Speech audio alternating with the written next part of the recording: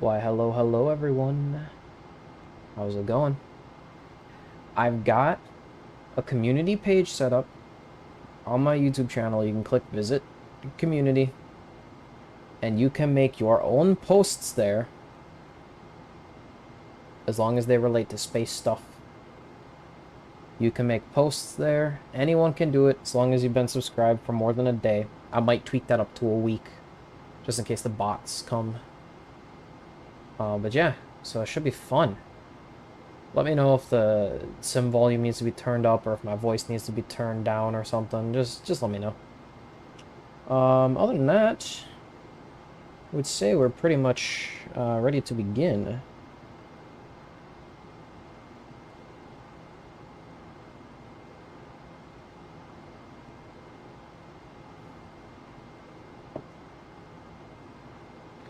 So we'll put up the old chat monitor.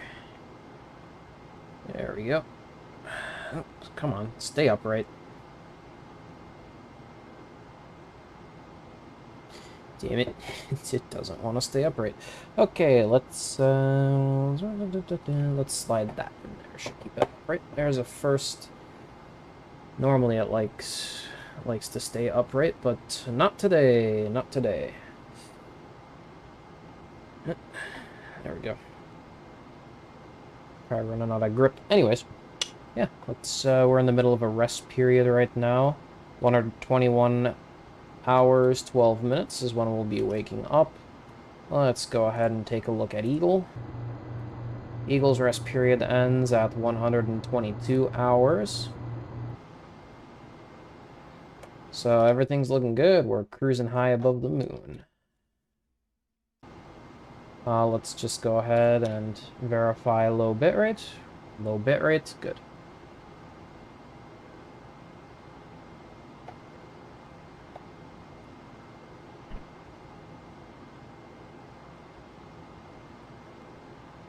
A little bit concerned about my fuel consumption. We used up a lot of fuel in, there was a, I don't remember what caused it actually, but we made a mistake or had some lag or something that used up a lot of fuel. So I think, oh, it was time skipping with a certain DAP configuration used up a lot of fuel. So I'm worried about Alpha and Charlie, but I think we'll be fine.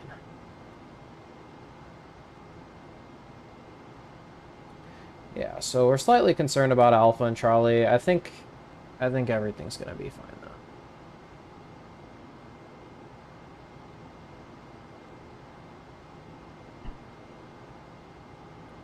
Yeah.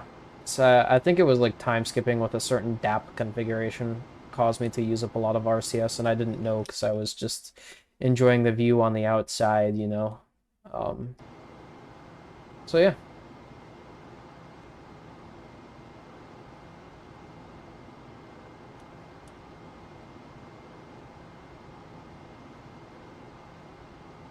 Anyways, I think actually I will go and real quick while we're sitting around doing nothing.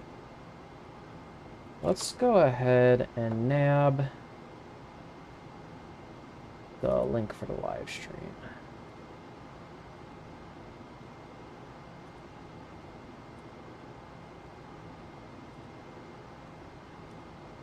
There we go.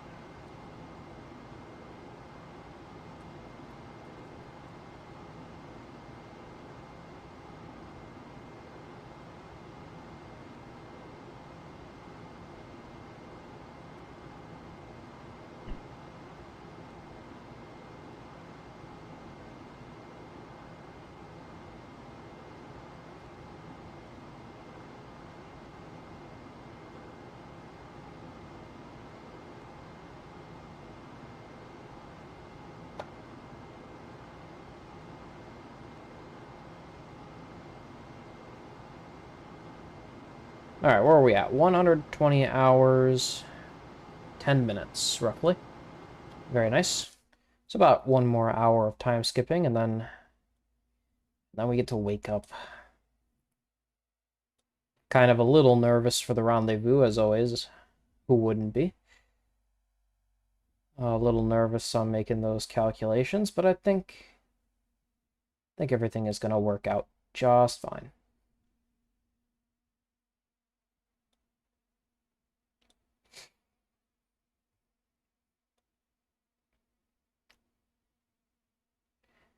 Well, it looks like we're going to wake up on the dark side of the moon.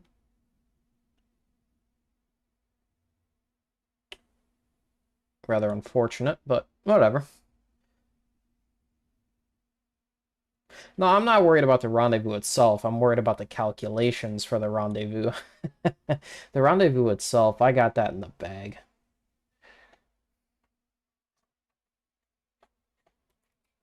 Okay, 121, 12 minutes. We will not set the LEB timer to nominal liftoff time just because I haven't actually calculated that yet. Let me just go ahead and make sure the alt screen works. There we go. Check our GDC. That looks perfectly fine. We're not asking for perfection here.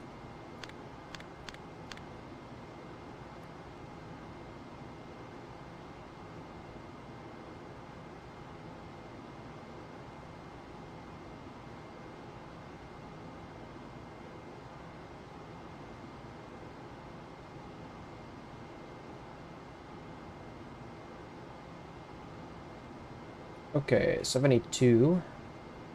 Looking at... We are roll 90, which means this is 60. So 60, 65, oh, just coming up a little bit here. 70, 71, 72. Proceed. We will go ahead and preheat the transponder for the rendezvous. Not the ground transponder, it's a rendezvous transponder. It is a completely separate system from the ground transponder.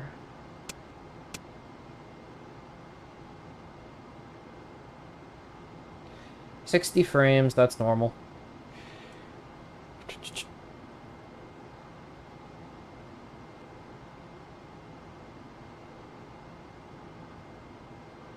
Yeah, it did break off. Yep, I do remember that.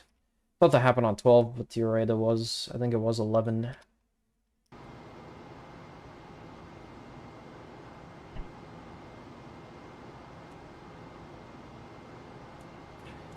Okay, so Alpha and Charlie are now no longer in use for the roll axes.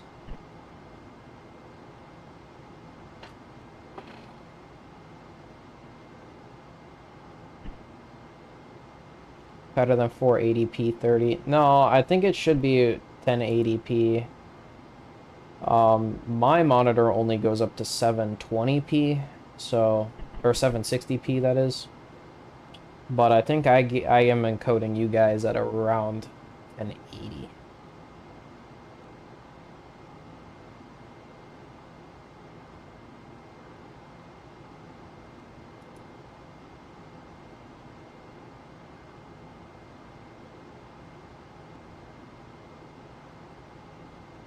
Don't worry, eventually we'll get back on a 4K screen. It's just, you know, I just don't have the 4K screen with me.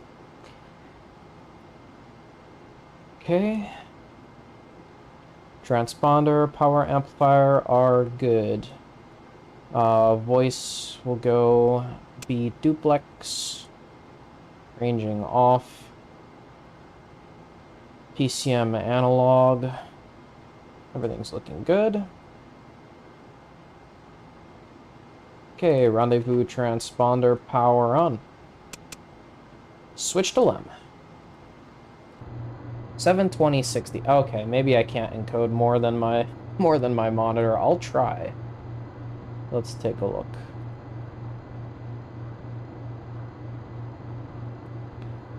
Stream output. Streaming bitrate. Video encoder hardware. Yep. Okay. Yeah, I probably can't output more than my monitor. That's fine. That's fine. 720p is not bad. You just have to live with it. Honestly, it really doesn't matter with the sim from, from 2016 anyways, is the last update. For graphics-wise, the graphics engine, so really 720p is just not going to look that much different.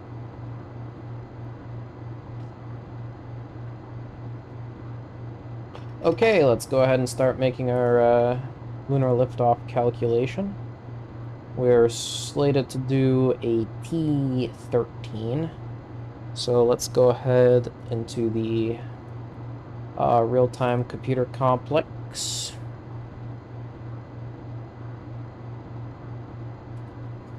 T13 should be about 124.22. Let's go ahead and just review my notes for that. Here we go. Apollo 11 RTCC notes. Targets, rendezvous, TPI. So first we need to calculate the TPI.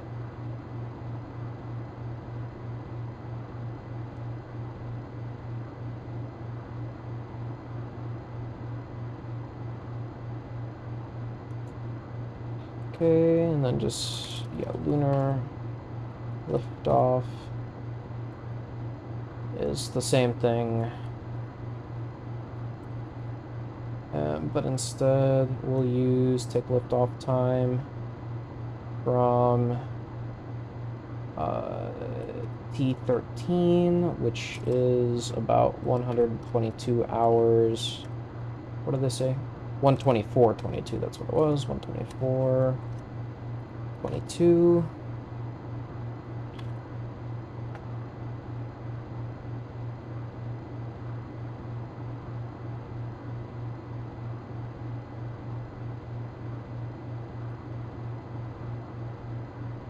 Alright, let's go ahead and try this.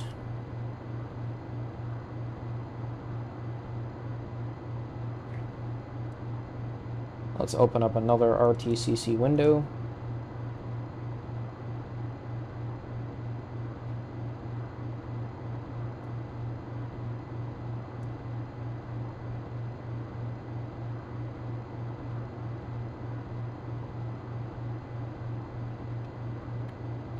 So, mission planning table initialization, auto config, update,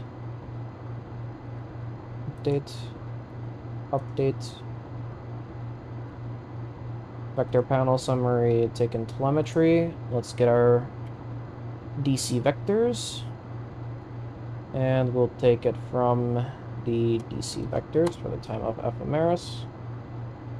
And let's go ahead and do the same for the lunar module.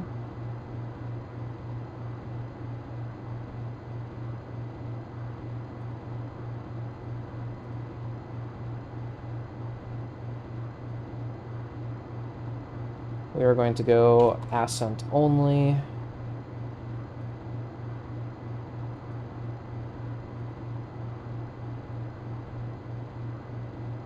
Apparently not. Can't do that. That's fine. Update.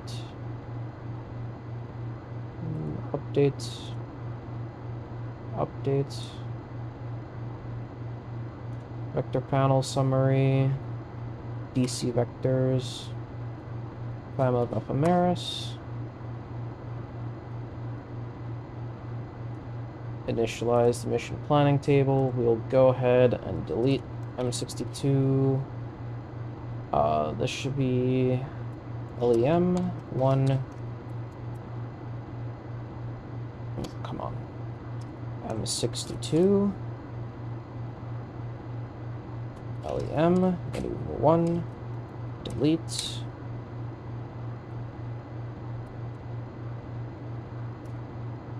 There we go. Okay, target, rendezvous, TPI time. Target is going to be Columbia. TPI is going to be X minutes before sunrise. 23 minutes. And we'll need a guesstimation for TPI. Let's go ahead and get a guesstimate. It'll be...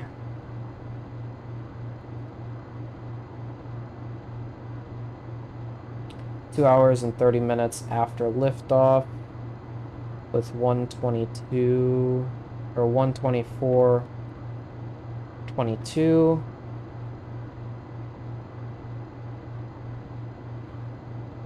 $126.54 will be our guess. 126.54. Let's go ahead and calculate. 127.06.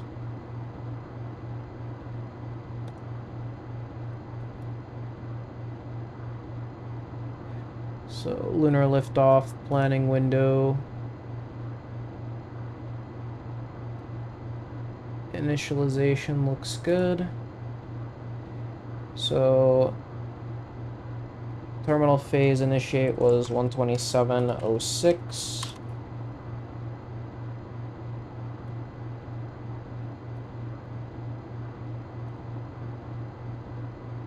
Oh, 01. 601. 127.0601. Vector time, we will choose 127. Actually, let's choose 120. 124. Because we'll still be on the surface.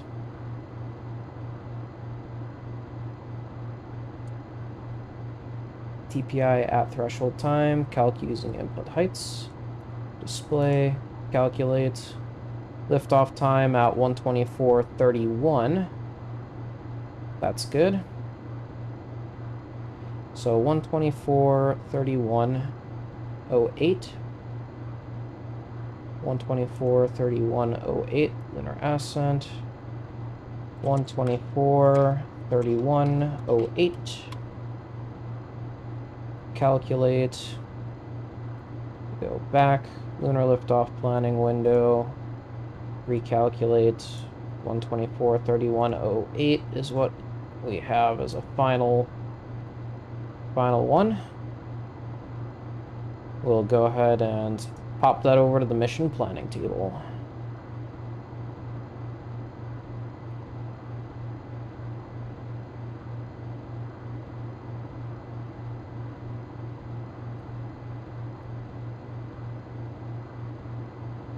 GET of CSI is 125.29.34. Let's go ahead. Rendezvous. Co-elliptic sequence processor. Chaser is going to be the LEM.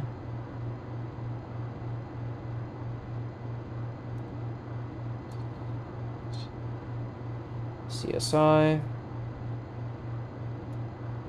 We will choose something after liftoff, so let's choose...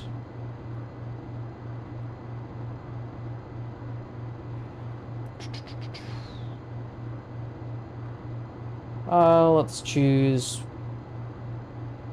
125 hours. That sounds good.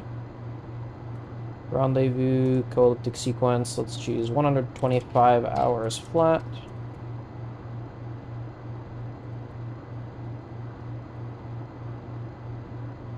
With a predicted GET of 125.29.34. 125.29.34. 120.34. Calculate.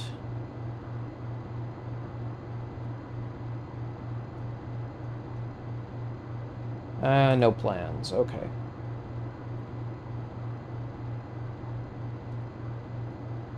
All right, because we need, yeah, fixed time. That's good. So let's initiate. This is 130, 15 nautical miles. Here we go. We forgot to put in the TPI time. That's right. What was the TPI time?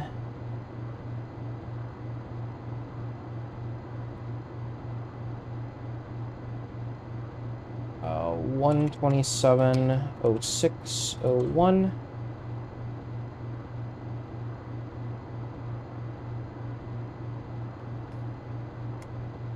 There we go.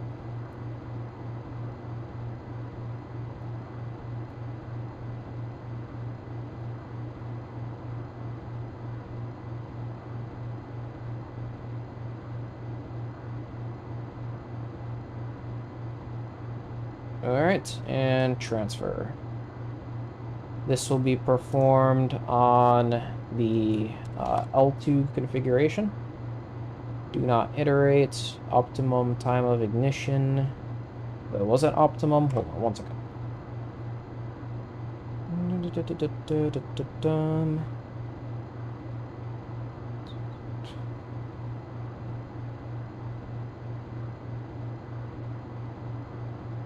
Impulsive time of ignition, that's what it was.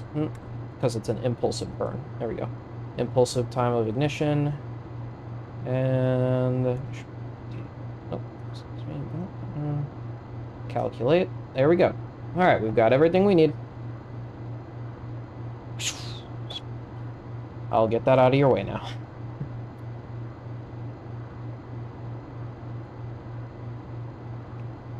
Okay, time of ignition, 2 hours minus 30 minutes, so 1:22:01. We're 5 minutes behind, but that's A-okay. Circuit breaker, AC bus B, AGS close. AGS status to standby. Operate, that is. Caution warning reset. AC bus A. The sky flight display. Alright. Circuit breaker configuration for surface. Here we go.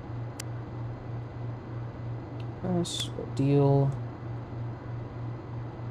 We'll need the system engineer FDAI.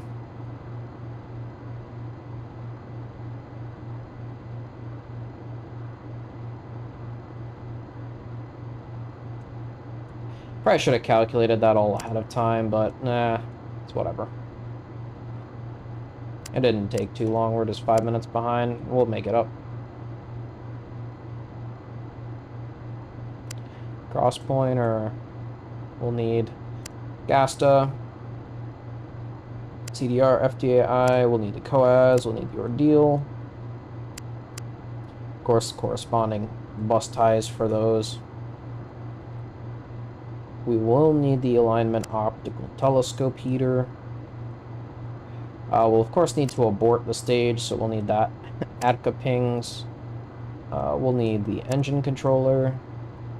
We'll need direct attitude control. We'll need a starter override. We'll need our explosives for staging. The cabin fan one we will not need. We'll need the glycol pump auto transfer to be open now that we're awake.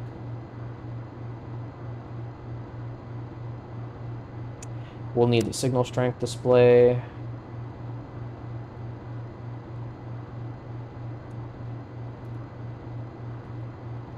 Okay, next up we'll need a flight timer. We'll need a cross pointer. We'll need the ascent feeds, isolation valve, cross feeds, the display flags, propellant quantity gauging, and a main shutoff valve. We'll need the engine override logic. We'll need the helium regulators. We'll need the tracker light. We'll need the explosive. We'll need to be able to arm the engines. We'll need the ATCA, Attitude Translation Controller Electronic, or Control Actuation, I believe is what that stands for. Abort stage, we'll need ATCA eggs. We will not need descent engine anything, so that's good.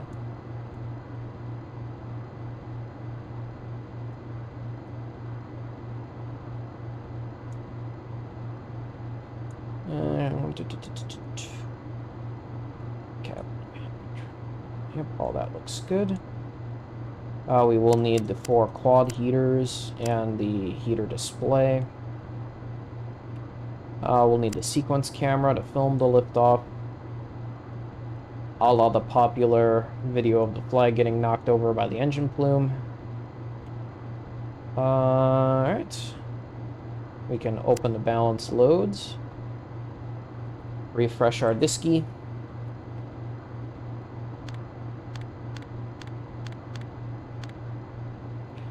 Give us a verb 35.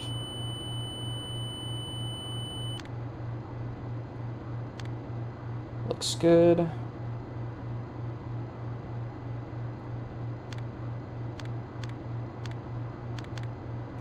No attitude, light off plus 20 seconds, doesn't matter since this is, we haven't powered down the IMU, that's just a generic checklist used from activation that they queued up again. 65. Let's go ahead and do the self-check.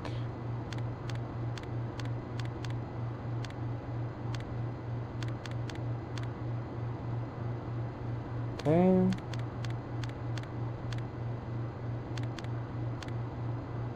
Register 2 is greater than register 3 within 78 seconds.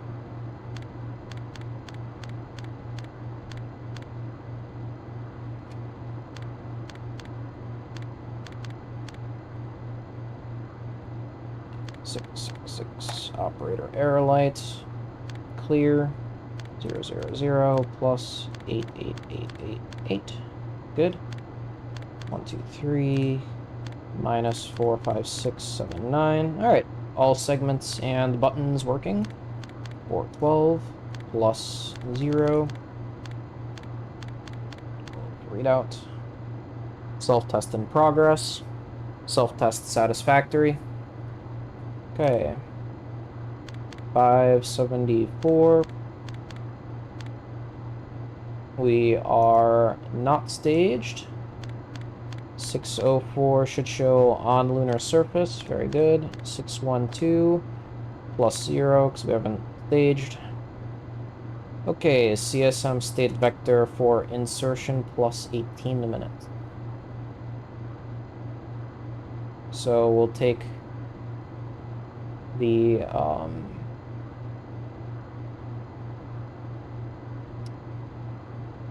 preliminary advisory data, maneuver pad.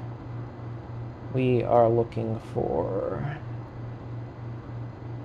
terminal phase initiate TLI, PDI.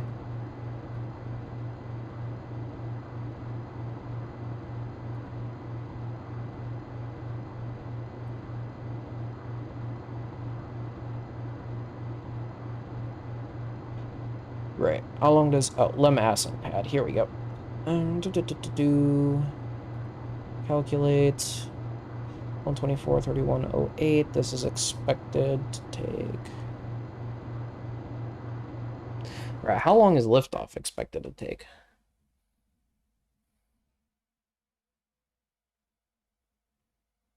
I forgot how long lunar liftoff is.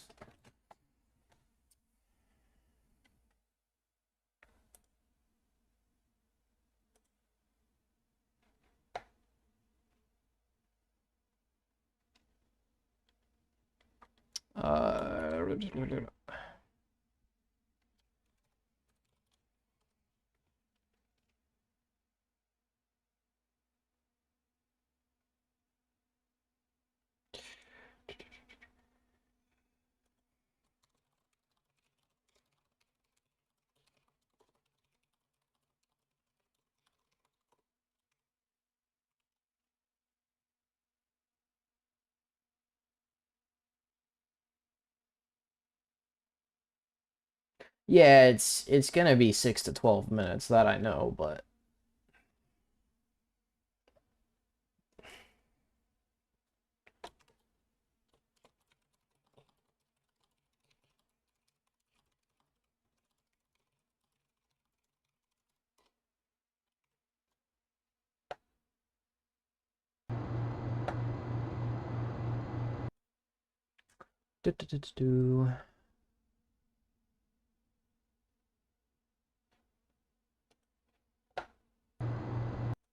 we know our ignition time.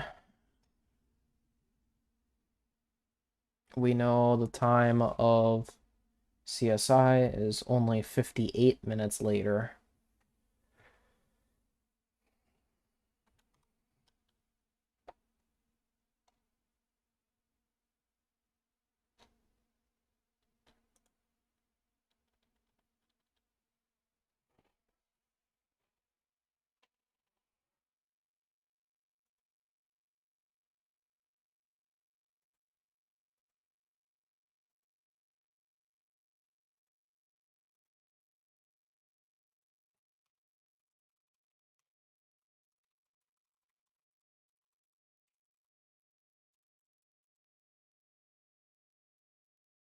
Well, before I go pinging someone, let me check the flight plan. Apps Liftoff. Ah, here we go. Burn time, 7 minutes, 18 seconds. Okay. With orbital insertion at 124.30. Okay, 7 minutes, 18 seconds. Roger Dodger. So we just take 124.31. We take 31 plus 7, and that's 38. 18 plus 8 gives us 26. So then 38 plus 18, that gives us 124, 56, 26. 124, 56, 26. Okay, let's go ahead and prepare a state vector for that. Uplinks, LGC, CSM navigation update. We are going to go at a time of 124, 56, 26. Calculate.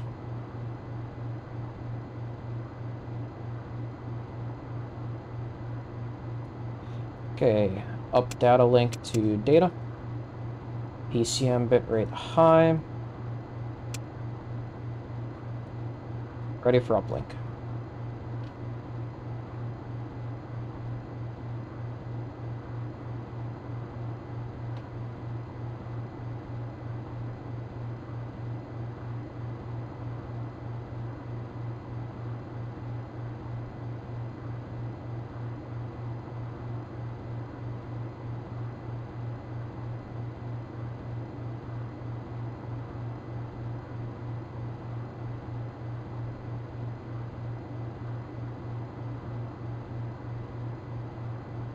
Alright, that's in.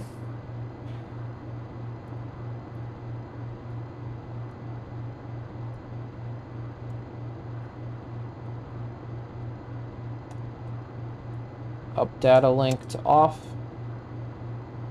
Okay, verb 16, noun 65. We need a 120-hour bias. So let's say 120, that would leave us at 2 hours. Times 60. So that's still 120, and then we'll add, let's add 18 to that with 138, and then 0.03 divided by 60 yield us that. So it should be 1380. So 377 plus 0, 1380.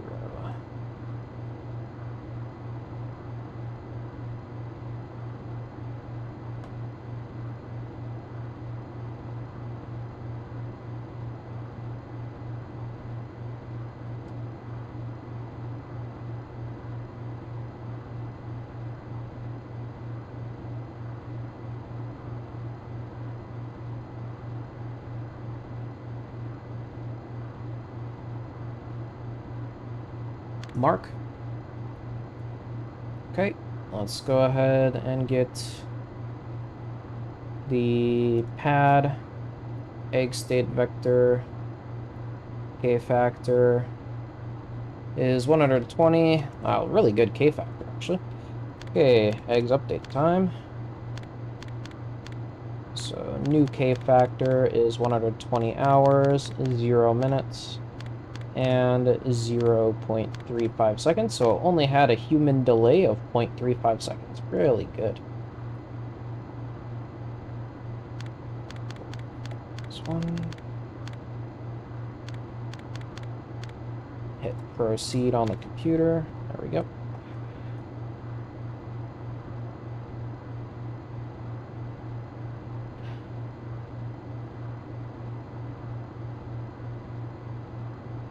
So right now we're just passing down data from the LGC to the eggs.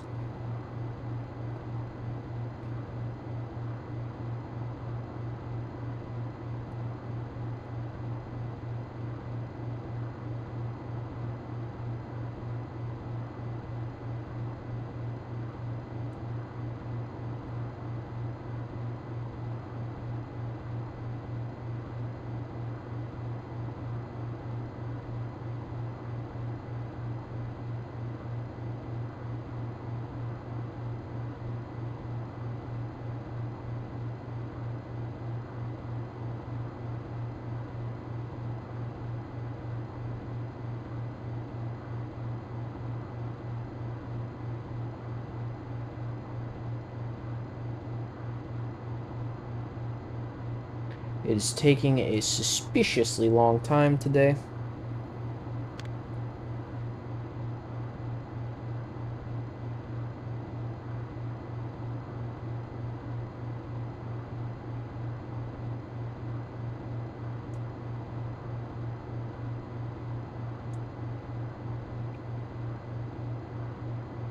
I think we're running into some CSM state vector integration since I just did that uplink.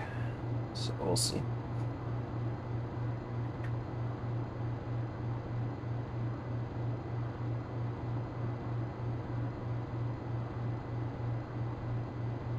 Yep. That's for sure what it was. Okay. Downlink on the eggs is complete. Computer's just going ahead and cleaning up now.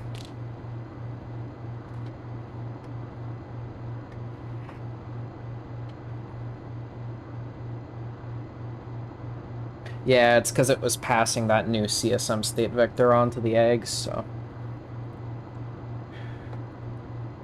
Proceed. Okay. I don't think we'll have any star occlusion out of the forward optics. Oh, looks good. Okay. Verb 37, enter. 57, enter. We will proceed on refs mat. And our specific technique is going to be 1 gravity measurement and 1 star measurement.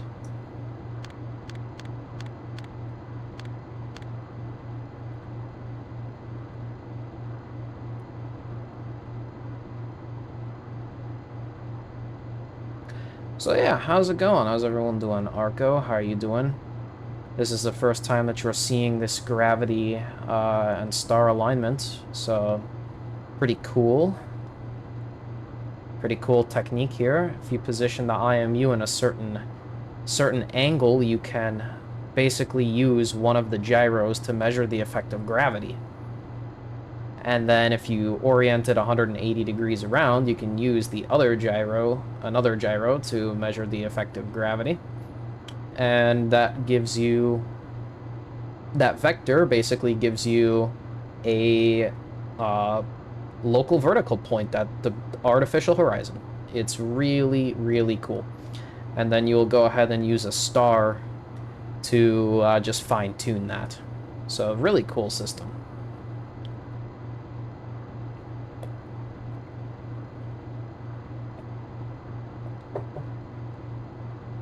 And doing it this way allows you to measure as well if you're on any sort of sloped incline.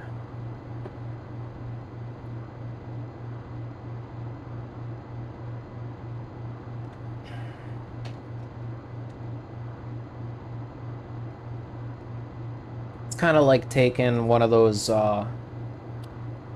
level tools with the bubbles in it.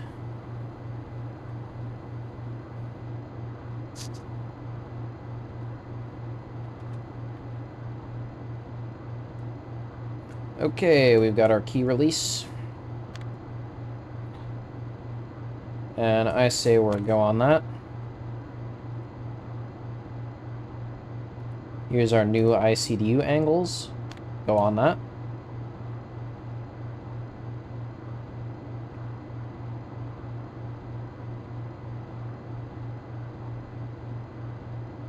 Whoop. And there's our liftoff attitude.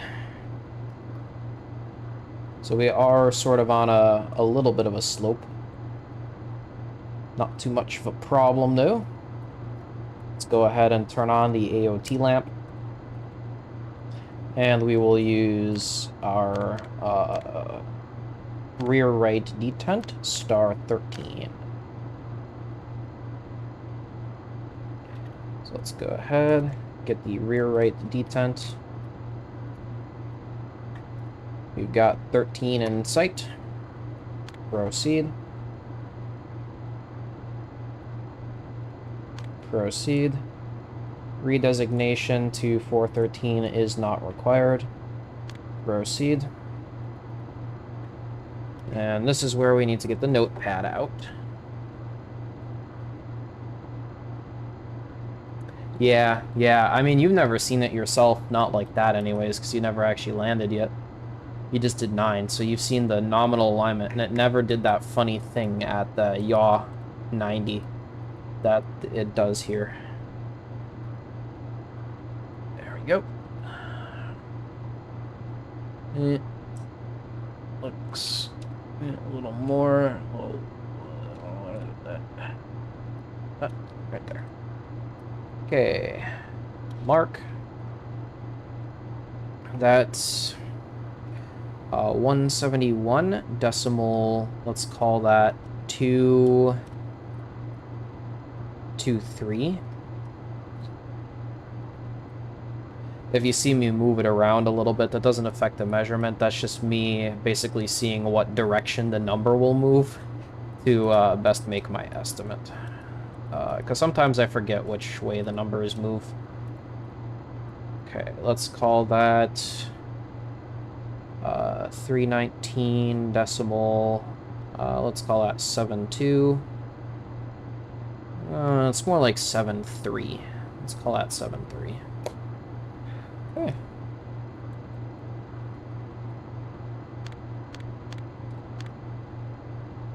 So plus 1, 2, 3, enter, plus 319, 73, enter, recalculate.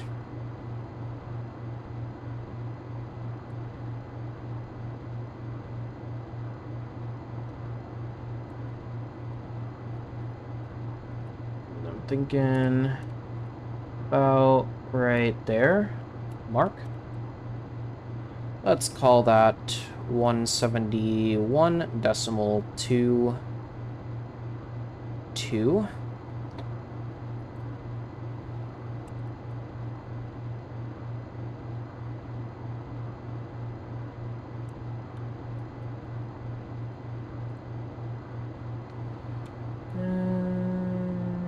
Yep, that looks pretty good. And let's call that 319 decimal 45.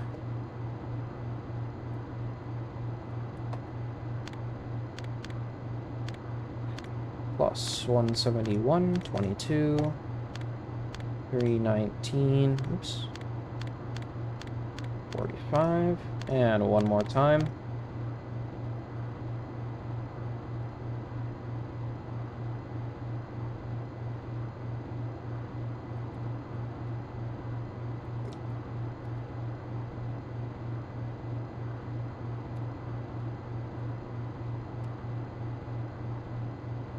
Mark. Let's call that 171 decimal 19.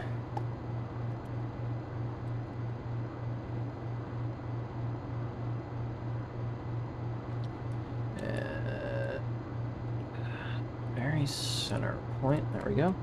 Let's call that 319 decimal 27.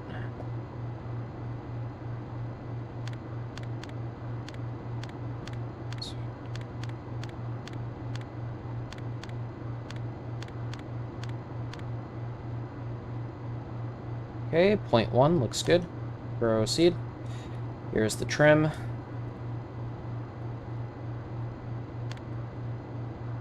And trim's complete.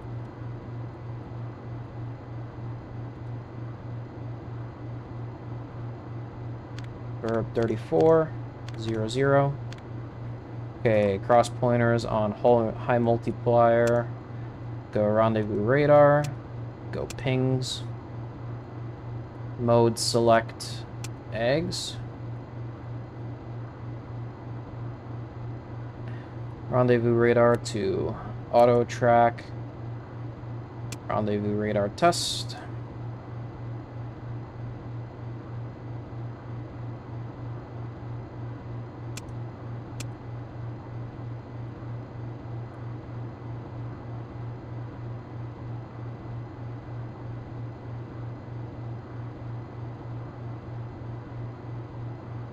Oh, of course we get no information, because, hold on. Radar was never powered up.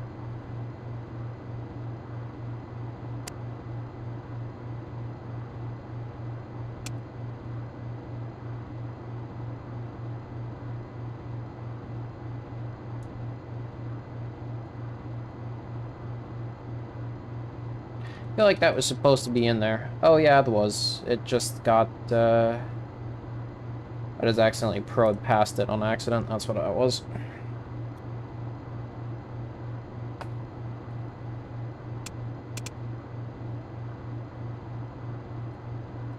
Okay, looks good.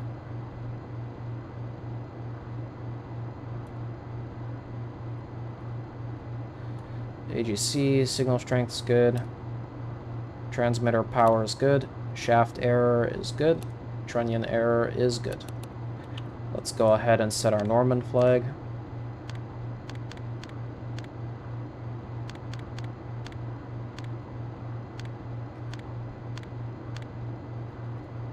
Norman flag is in.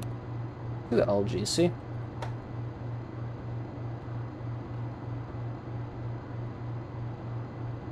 "10 seconds, it's good.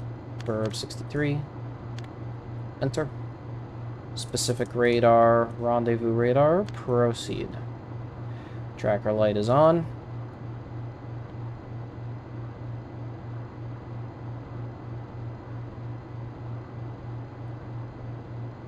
Tracker light is off. We've got ranging. Variations at 1/2 CPS, very good.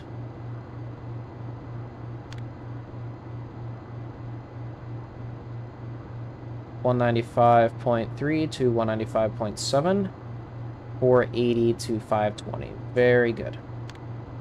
Verb 34, enter. Radar test off.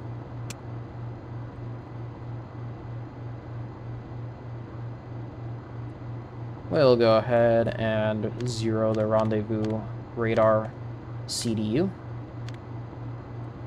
And will give us an eggs and pings align.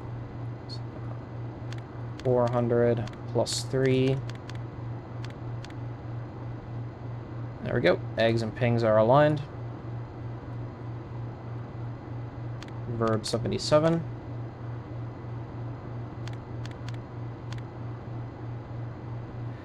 Verb 15. Noun 1.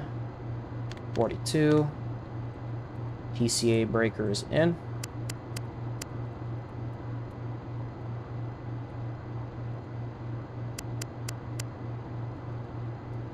Out of detent. Pause at null. Pause. Pause. Okay, good. Good. Good. Good. Good. Good.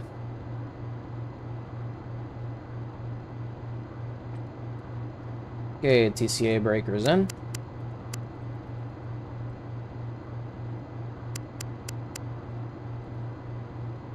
Verb 76, verb 11, noun 10, 31, oops, 31. Guidance control to eggs. Eggs at hold. ACA 4 jet enable. Slowly deflect till hard over. Good. Master alarm. One more. There we go. Alright, master alarm, shut up. That's good. Pitch up is good. Pitch down is good. Yaw right is good. Yaw left is good. Okay. Guidance control to pings. Eggs mode control to auto.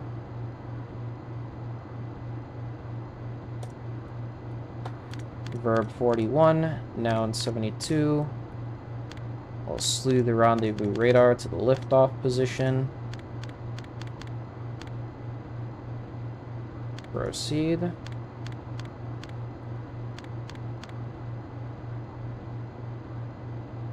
Yep, it's already pretty much there. Okay. Open. Open. Verb 44. Let's go ahead and get our 413. 544. 545. 546. Okay, 400 plus 6. 400 readouts.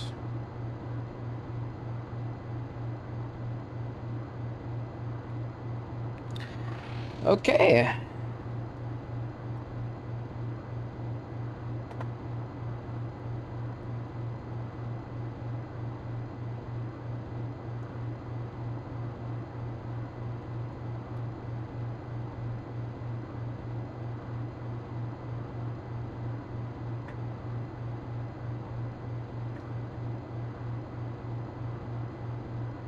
Let's go ahead and switch to CM while we're waiting.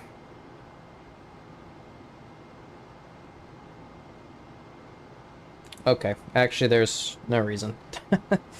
Lem state vector plus 18 minutes. Okay, good. Yep. Well, fortunately for us, I've already calculated that. Let me just go ahead and write that down on paper, actually. I didn't know I would need that multiple times. So let's take that was 124 5626 124 5626. That is our LO plus 18, liftoff plus 18 minutes. Or, excuse me, not liftoff, that's insertion plus 18. It's plus 18.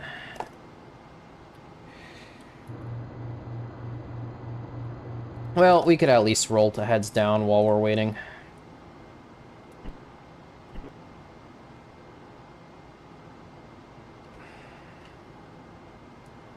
And let's go SCS for this.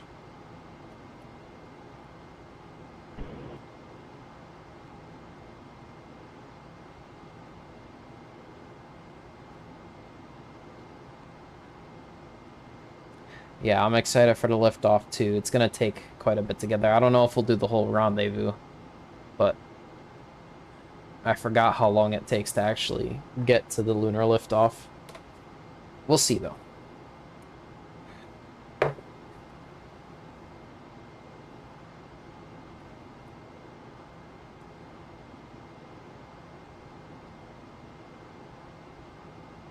Pretty soon though, after Apollo 10, you'll be making lunar landings, so it should be exciting.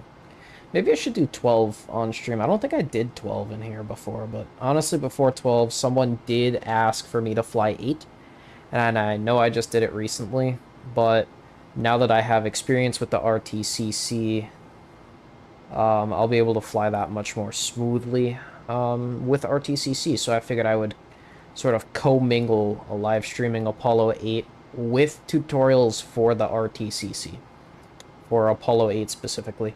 So I think that's going to be the plan for that. And they asked me to fly it, so I figured, what the hell, we'll fly it. They're asking, so I shall give.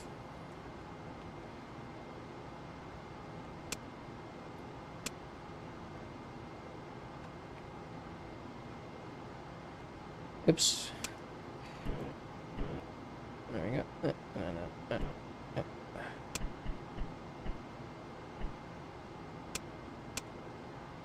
Okay, we are now rolled to be facing heads down. We'll get another CSM state vector. That's great.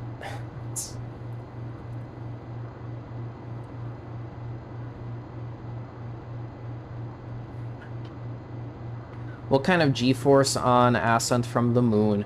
Believe it or not, I don't remember off the top of my head, but I'm very certain it's close to 1G. I think it's going to be really close to 1G. Because the ascent engine is not that powerful. Honestly, you could think of it like a very large RCS jet, and that's basically the ascent propulsion system in a nutshell. In fact, they even use the same fuel. Interestingly enough, our current thrust to weight ratio is 1, despite the fact that we are very much not thrusting. Um, I believe that just to be due to lunar gravity.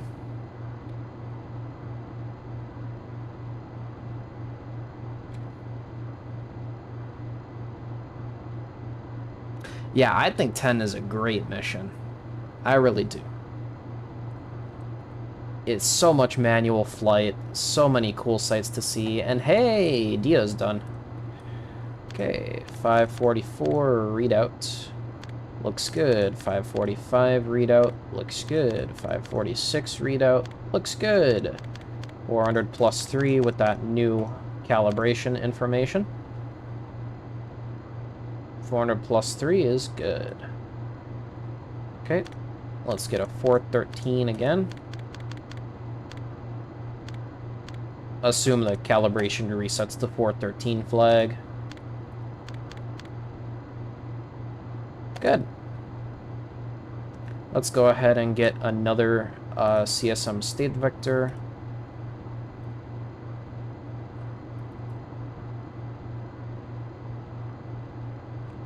Actually, let's...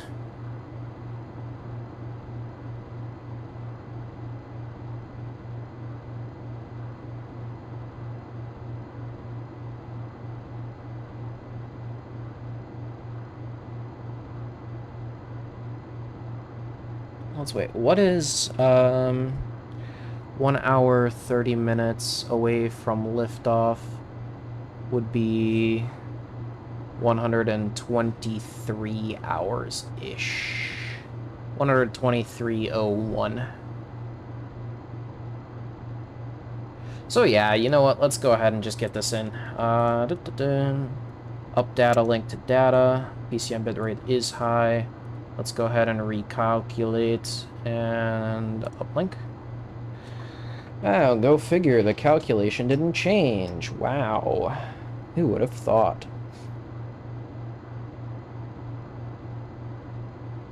I don't know why this is listed twice, but listed twice.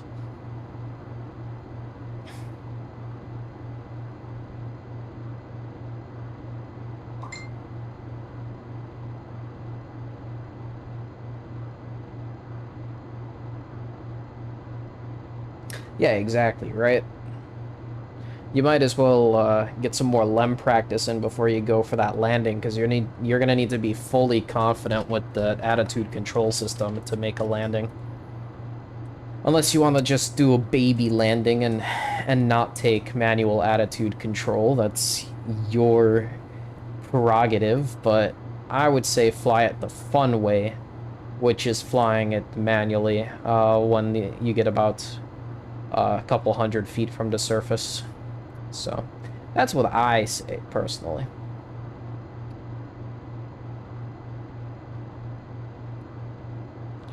Well, maybe it would be smart to actually get a state vector for the lunar module at present. Pig. Oh, nah. We'll back out on that. Okay, switch to CM. That 122.50 will get our 2 state vectors, and then we'll do our P52. So we're actually now slightly ahead of time. Very good. I'm gonna go refill my water and use the restroom real quick, and then we'll be back.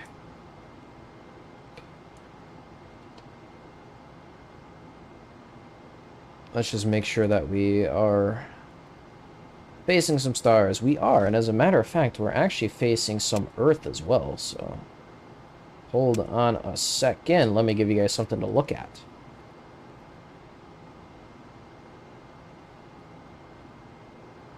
There you go. Watch that fly by. I'm gonna be right back.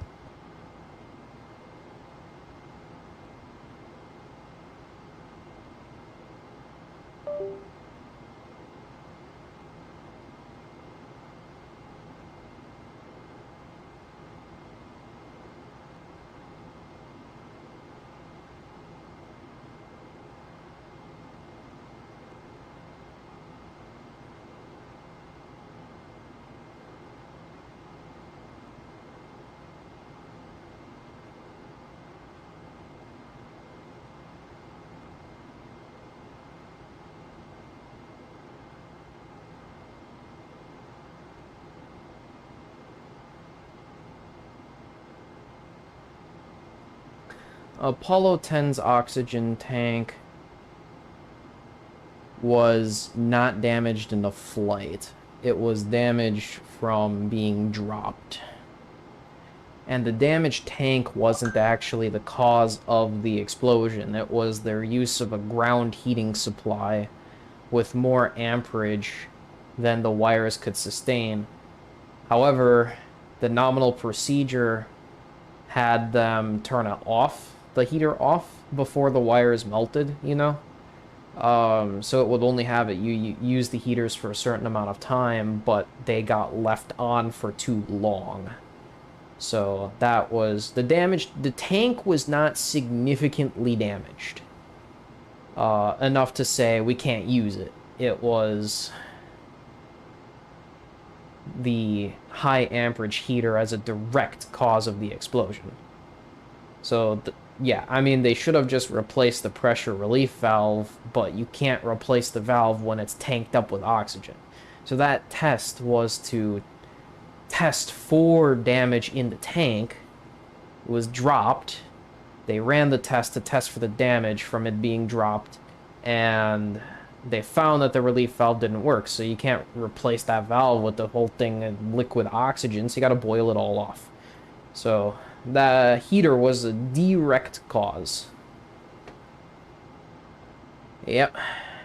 Not the damaged tank, because that valve got replaced before the launch, but the heater had already done the damage that they didn't know about, so yeah. Anyways, give you guys something good to look at while I go grab myself a drink and use the restroom. So, first time we're seeing this as a sort of crew on break screen. This is just coincidentally the Earth was there, so I figured you guys would like to see it.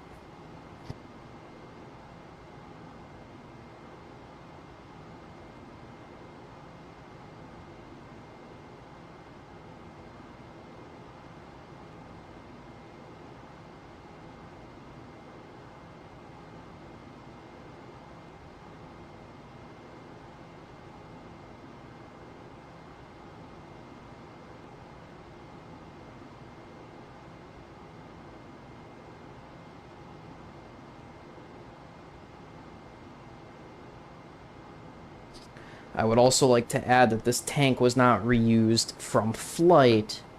It was reused from a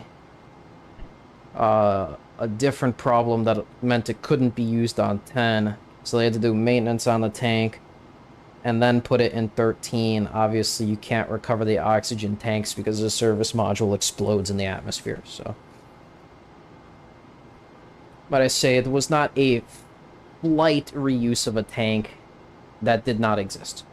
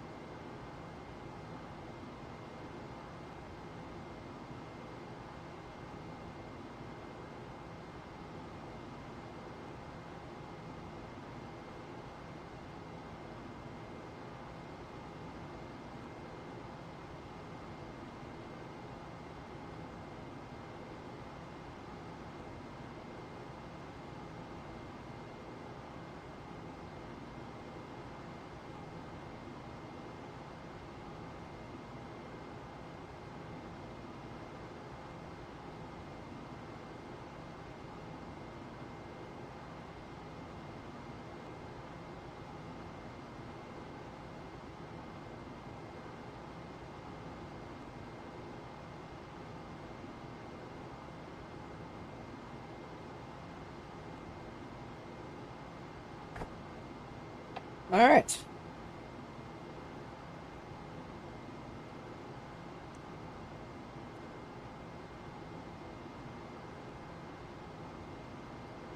Let's go ahead and get our state vectors in.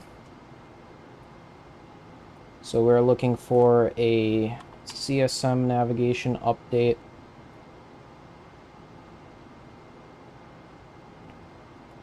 Time is going to be 1:24:56:26.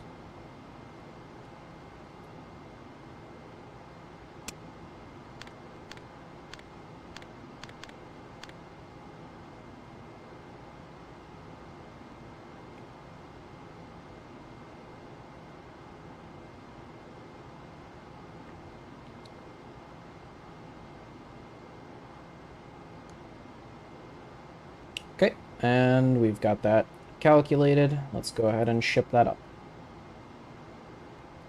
In the meantime, we'll go ahead and calculate the lunar module navigation update, factoring in the insertion time of 1:24:56:26.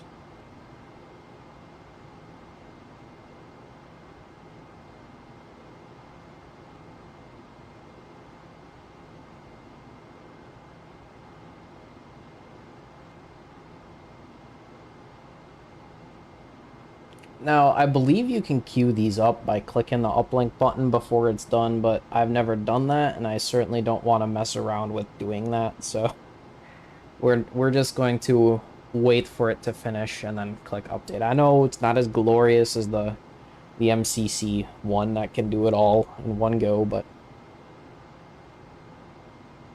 I just don't know the capability of how the uplinks actually are queued in. In real life, they're queued in by just sliding a tape through with hole punches in it that get transmitted as high and low frequency radio signals and pulses, but I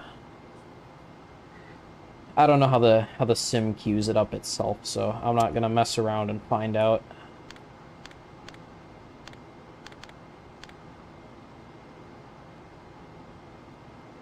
Okay, verb 45. And let's go ahead and queue up P52.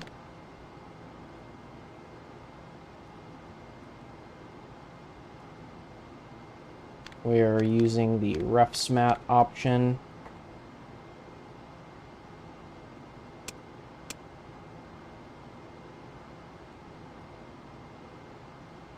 Proceed. Proceed.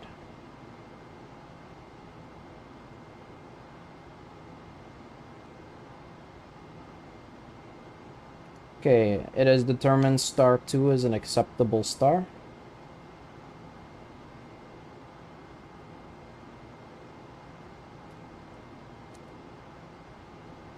Uplinks one at a time. Okay.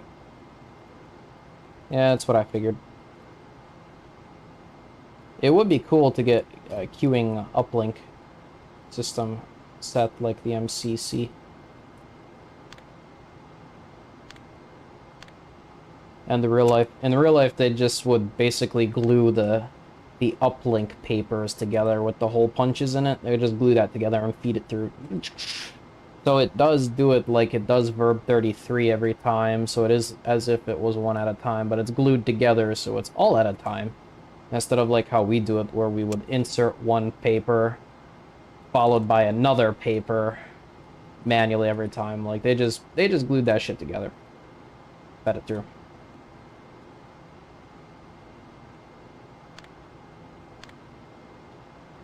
Oops. 5 balls. Nice. Of course, it didn't literally glue it together, but you know what I mean.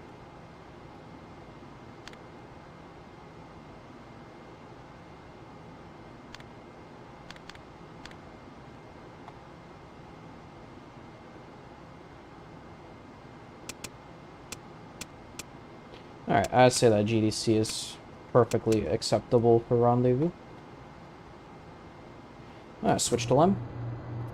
Time of ignition, T-minus 1 hour and 30 minutes. So, time of ignition is 124.31, so that would put us at 123.01.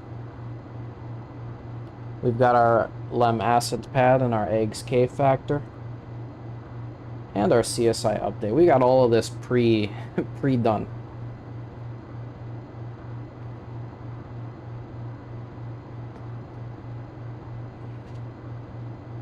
So it wasn't a teletype. It was a paper tape. It was definitely not a teletype. Let me tell you. That thing literally was just a line of holes, either punched in or not punched in, and a needle that would rock up and down, or a light, depending on, you know, whatever method you were using. And that literally just straight up broadcasted high frequency and low frequency. When I mean high, of course, it's around the same frequency, but slightly higher and slightly lower frequencies through the air. There's no teletype. It's just direct paper to transmission. Away you go. And then if you had the switch set to data or the uplink accepted, the computer would be looking out for that. And then it would be like, oh my god, hey yo, the unified S-band is receiving something. And it's not just like ranging data. The unified S-band is actually sent something out. And then the unified S-band feeds that into the computer, and the computer interprets that data as literally, believe it or not, direct key inputs. The entire uplink can be done manually with direct key inputs. So it's really cool. It's the very first remote desktop connection with the capability of doing anything. Like, they could type in verb 37 enter 00 enter if they wanted to, or they could type in like verb 66 if they wanted to. It's completely remotely.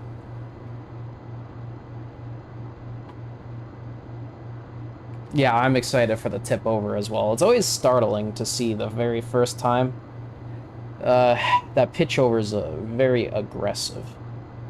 But of course it doesn't need to be slow. The only reason pitch overs are slow on Earth is because Earth is really big.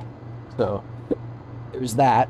But the reason why rockets don't just go straight up and then pitch over heavy and horizontal like the lunar module does is because there's an atmosphere. You can't just do that. Like, you'd snap your rocket in half like a twig. So you've got to start your gravity turn early, and you've got to do it very slowly throughout the whole ascent.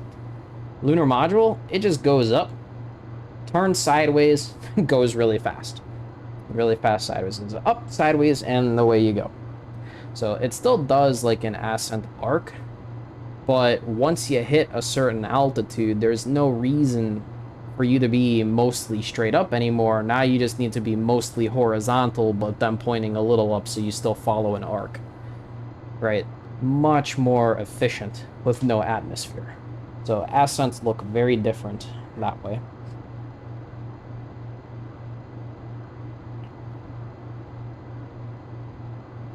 Should we see it from external or internal? I usually like watching it from the internal, but I don't think I've ever shown an external liftoff view here. But, you know, you could see that in Apollo 17's footage. Who cares? Cycle COE real quick to get rid of those red talkbacks. Alright, let's just go ahead and plug this stuff into the computer now. I'm tired of waiting. Let's go to... not maneuver targeting, excuse me. Add lunar module ascent. Calculate. Yeah, fluctuates sometimes.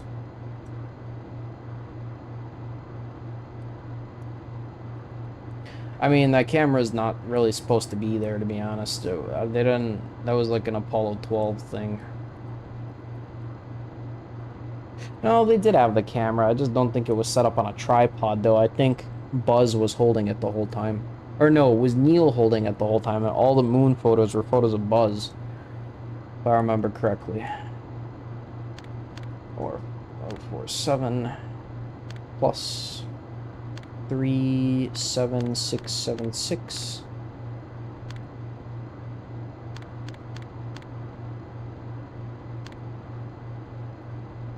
Oh, 53 plus 02665 225 plus 58658 226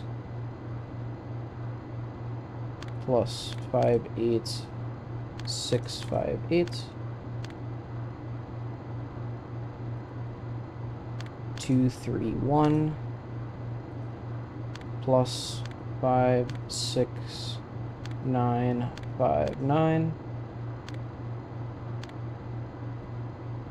We've got our CSI pad,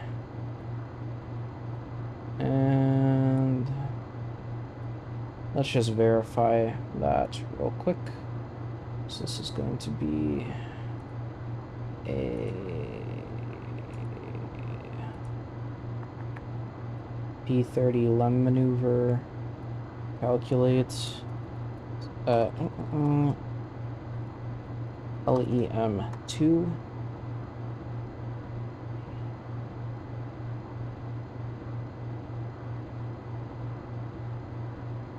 This should be heads down.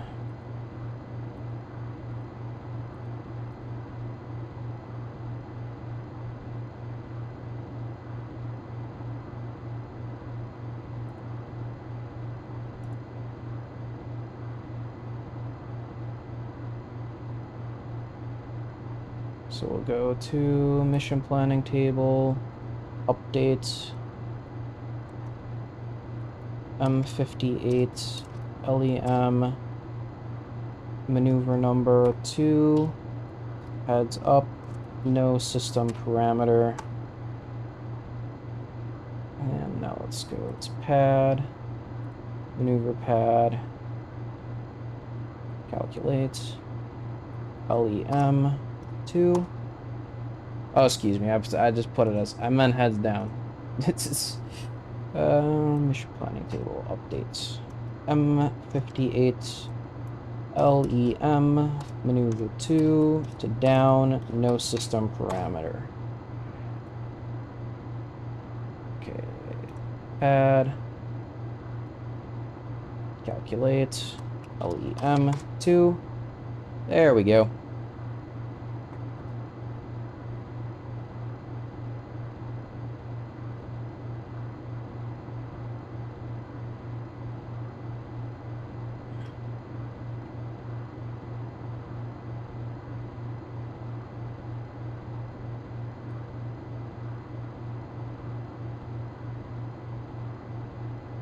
Alright, switch to CM. We need to wait for loss of signal and then roll to 0 degrees. So 31 minus 45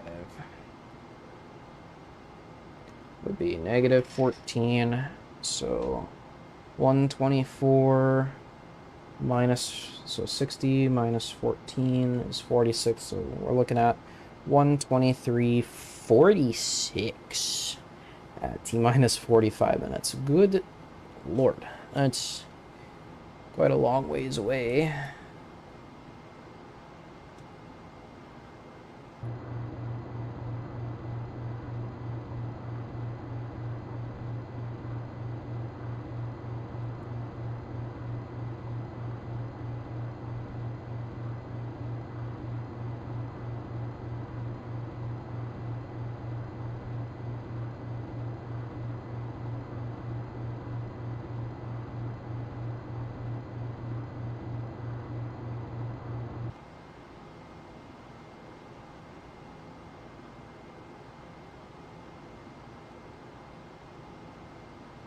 Alright, let's go ahead and time skip till LOS.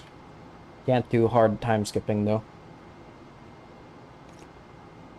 Not while on the moon.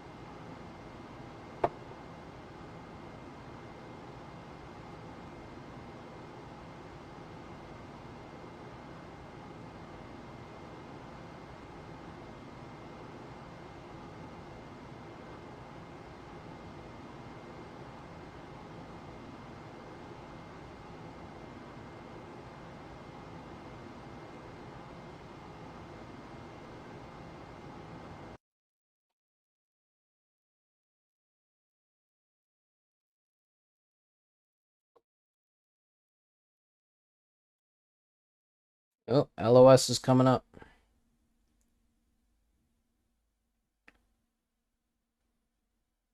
Goodbye. We got loss of signal.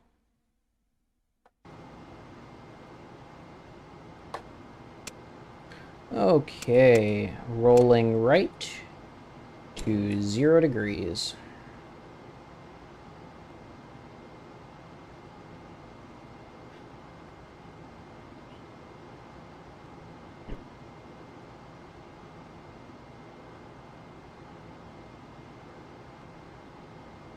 Westinghouse TV camera on the tripod. And the still cameras were Hasselblad, that I knew. Yeah, also, it's interesting, Westinghouse TV cameras. Do you know Westinghouse makes nuclear reactors? Did make nuclear reactors, anyways.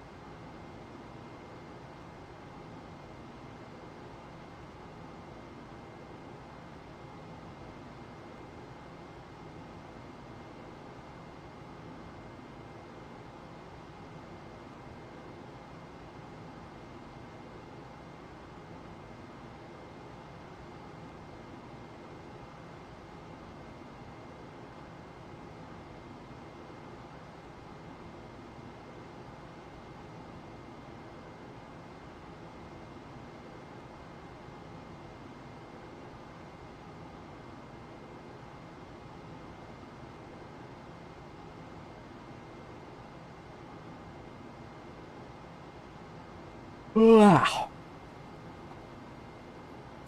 Alright.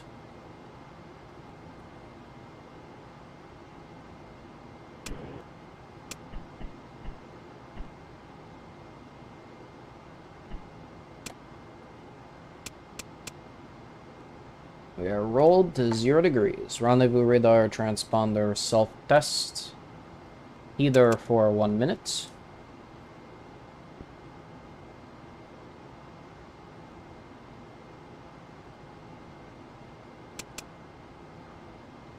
Okay, transponder. Transmitter output power is 4.9. Good.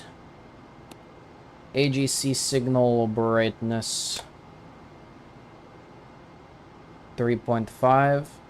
Good. 0, obviously. Rendezvous radar transponder frequency lock should be under 0.8. Very good. Bravo. Rendezvous transponder power off. Rendezvous transponder power on. Alright. Fuel cell O2 purge.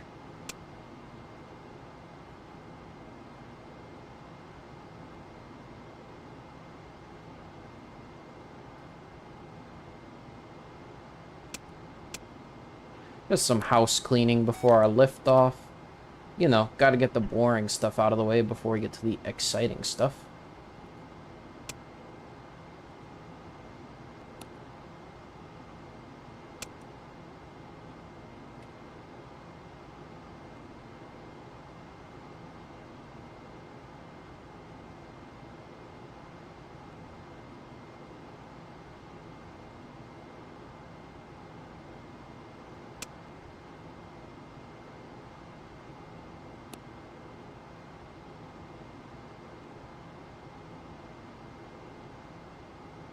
Okay, back to the limb.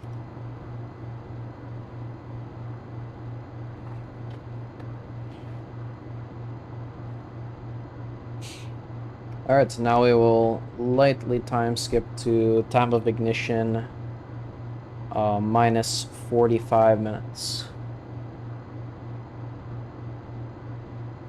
Do they have a small vacuum to suck up the dust? I don't know about that, honestly. I don't know much about the lunar surface equipment. I just know how to fly. Brain C switch, I flip switch. I love how the camera's pointed, like, directly at the flag, seeing absolutely nothing else because the flag is dominating the camera's field of view.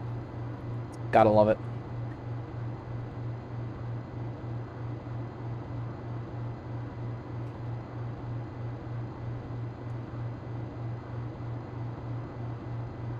They had digital cameras. Those are not digital cameras. No. Those are completely analog cameras. However, they had pieces of equipment in there which could convert the camera signal into radio waves. So yeah, I guess if you consider that to be digital, then yeah, it's not exactly digital because it's radio waves, but if you would consider that to be digital, I would sort of consider that to be digital, so.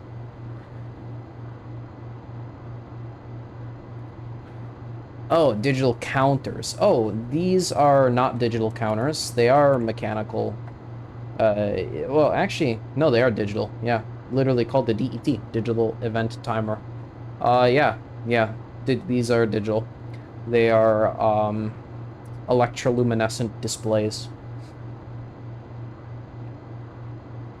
And they're run off of something called the CTE, or the Central Timing Equipment. The event timer runs on its own thing. This is run off the CET, Central Timing Equipment. Switches to control the mission elapsed timer are here. Make sure not to touch anything. Although I'm pretty sure these switches are probably locked out when the timer timer control is in the start position, but just in case, we're not going to fuck around and find out. Here's the controls for the digital event timer. Yes, this is Orbiter, exactly.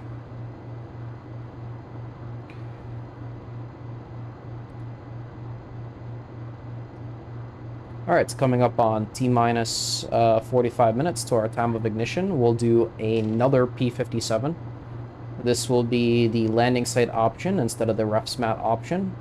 We will take 1 gravity measurement and 1 star reference measurement.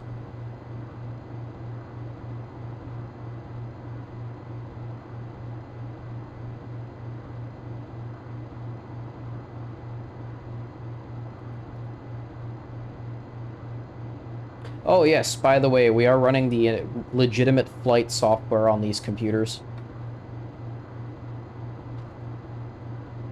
By the way. This is the flight software that actually flew people to the moon and back.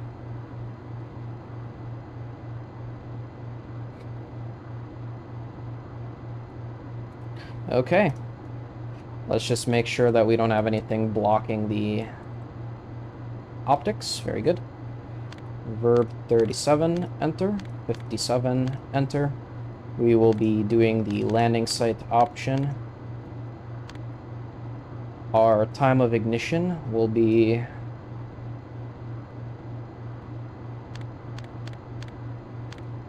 calculated with the real-time computer complex. We've got 124 hours, 31 minutes, and 08 seconds on the dot.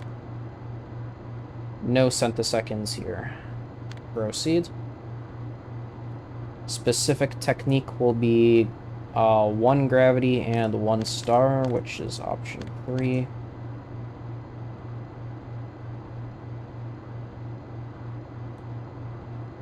We will go ahead and proceed. Okay.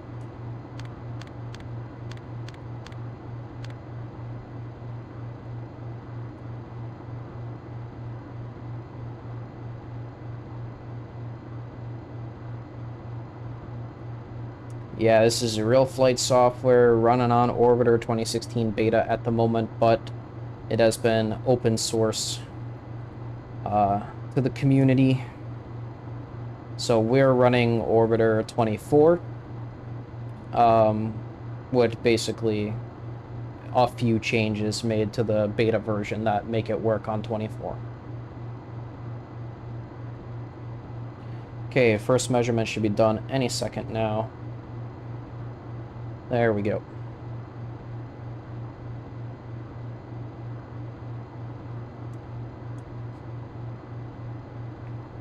Starting our second gravity measurement now. There we go. So each gravity measurement is composed of two individual measurements.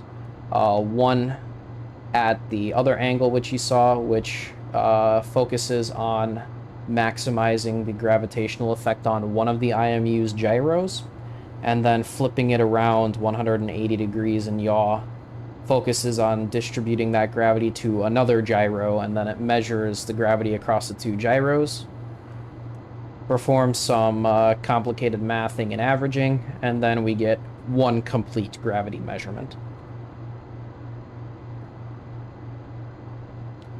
Oh, yes and no. Nothing to this caliber. Absolutely nothing to this caliber. SSV is so far in development that I can really hardly recommend it at this point. That, and it's so covered by ITAR that it's not even funny. Like, there's just not enough knowledge about shuttle to make something like this possible because of how ITAR'd it is. Give it another 20 years and then we'll have a good sim of a shuttle when everything's not so ITAR. There we go. So there's our initial course line using gravity measurements. We'll go ahead and take a measurement on star 13 with detent 4. We will not need to redesignate. Proceed. Okay, star 13 with detent 4. Detent 4 is the rear right detent. We've got it. Star 13.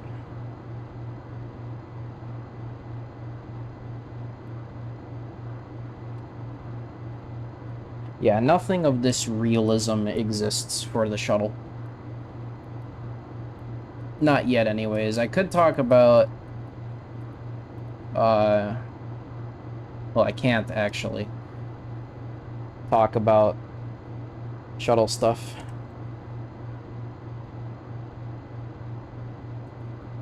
Not yet.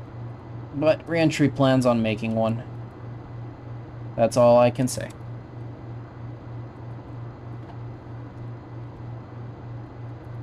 Mark.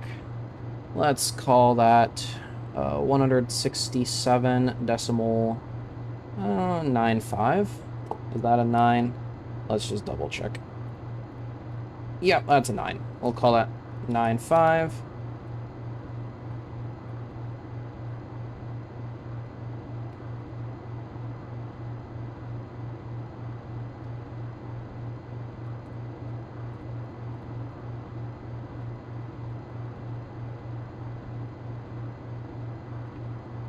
We will call that 315.31.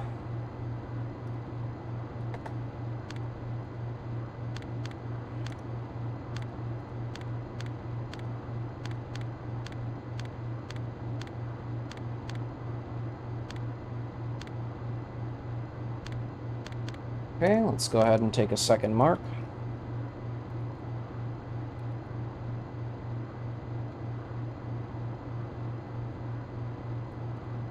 Yeah, Delta glider and stuff. I like flying the realistic stuff. I got a Vostok in here actually. I like Vostok. Mark. Let's call that 167.9. Let's say that was about 9.2. And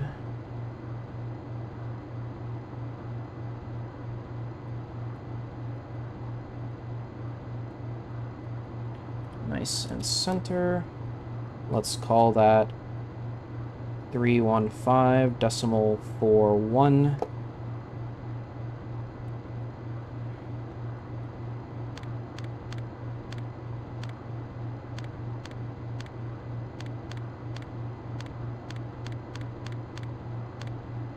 And one more.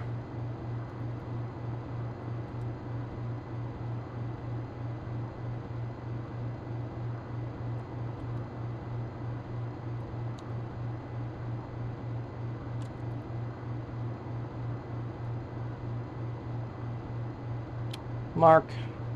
Let's call that 167.96. And the curve. We've got a cursor and a spiral, basically, and that's what it's called. Cursor, you mark on the star, you write the number down, and then the spiral, you just maneuver to the star, and then you write the number down again. Let's call that 315 decimal 37.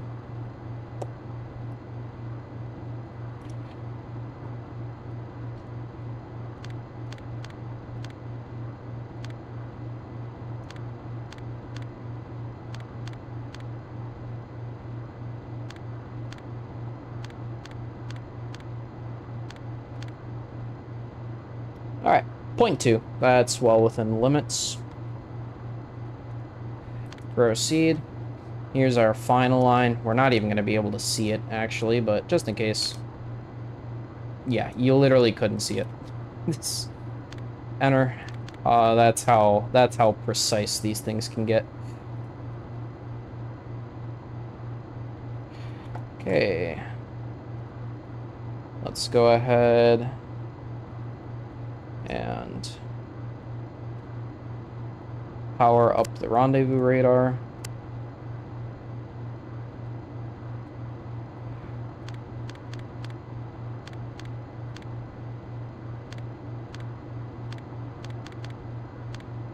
And get it in the liftoff position.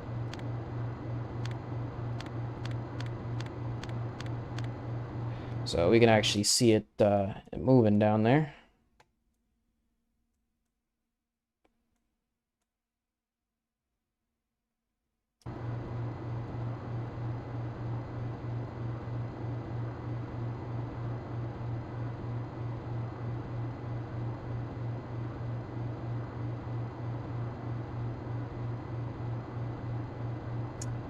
Planetary surfaces can be rendered with 3D terrain.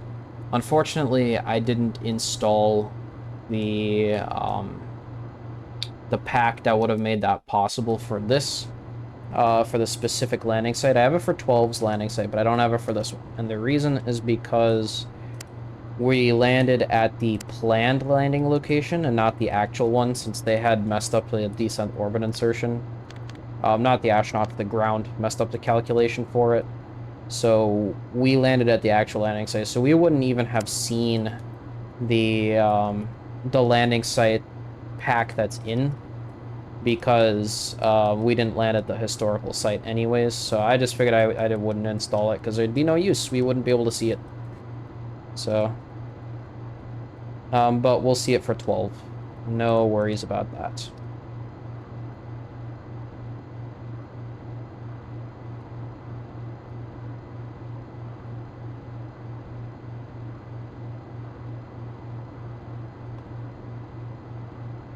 Okay, go ahead and don helmet and gloves. Let's select Project Apollo, ECS, helmet and gloves. We are in the suit. Attach hip restraints. Hip restraints are attached. The computer worked in metric, however, all readouts on the computer were... So all calculations are done in metric. All readouts on the computer are imperial, and all readouts on gauges are imperial. So only the computer's programming worked in metric. Other than that, everything the astronauts could see, computer or gauge, was in imperial.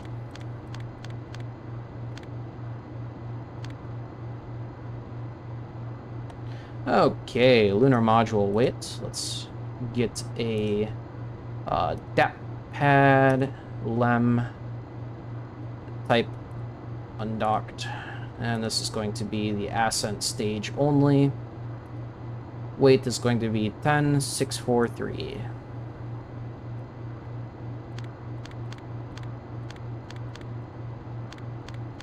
So really close to the computer's estimates. Proceed. Guidance control pings. Mode control pings to auto. Verb 77, enter. Verb 37, enter. 12, enter. Time of ignition 124:31:08. I have no idea how the computer actually got that because I don't ever recall uplinking the ascent data. But here it is, and that is a completely accurate 124:31:08. I'm very impressed that the computer just got that.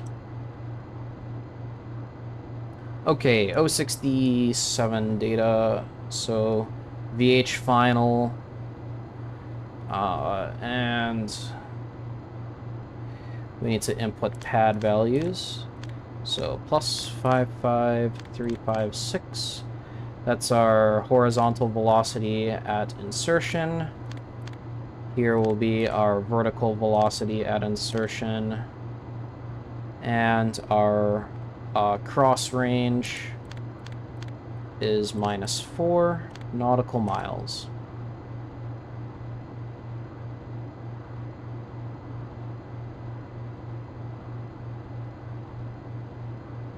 Did the conversion take extra processing power? Not really. They had somewhat of a virtual machine called the interpreter to handle all mathematical calculations. So the computer could just throw that into the interpreter and then come back and check on it later. So it's actually saved a lot of processing power to do it this way. Alright. Checklist says to start the TIG counting down. However, you all know my opinions on TIGs counting, or counting up, that is. You all know my opinions on TIGs counting up, so we're just going to go ahead and use the count down instead.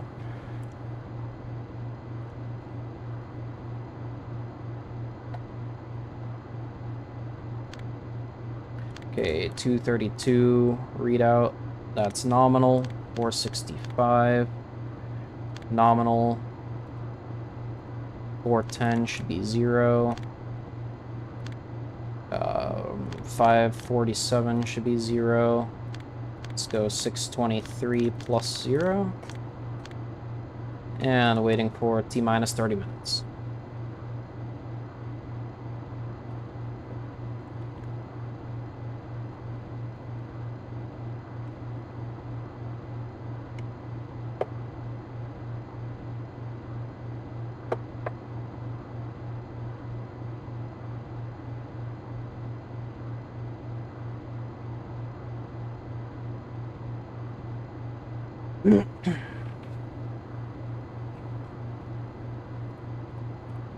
Okay, 400 plus 4, so we get the liftoff guidance. And we will close our TCA breakers. AELD. Inverter 1. Descent helium regulators and vents. TCA breakers. AELD. High multiplier, you'll go to eggs. Landing radar and computer. Landing radar and computer. Altitude rate. ACA prop. Enable. Attitude translation 4 jets on, balance couplers on, 2 ascent helium regs, gray, abort stage reset, engine off, reset. All quad valves are gray. Feeds barber pole, cross feed barber pole, shut off valves, gray.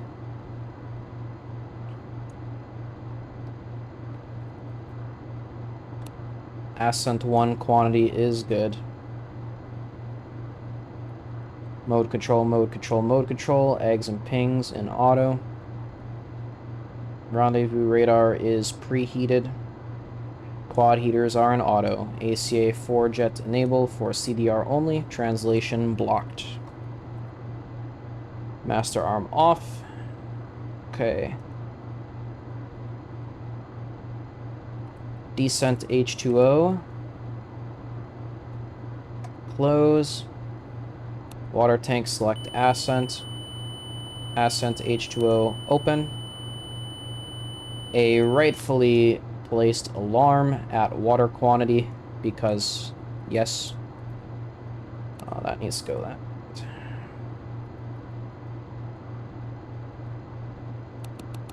Cycle heater. And CW reset. There we go. Descent O2. Close. Ascent O2-1 open. Cabin repress close. Suit gas diverter pull. Pressure regs to egress. Fuel and oxidizer vents for the descent stage. Pull open.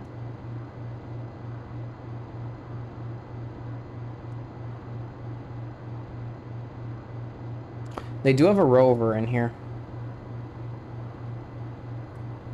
There is a rover.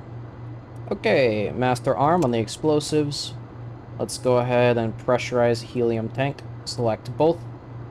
And helium press, ascent, fire. We've got helium pressure. Safe. Master arm off. We are ullaged by gravity, so we don't need plus X ullage because we've got gravity for us. So here we go. Feed 1, open. Feed 2, open. Talkbacks, gray. System A manifold pressure is good.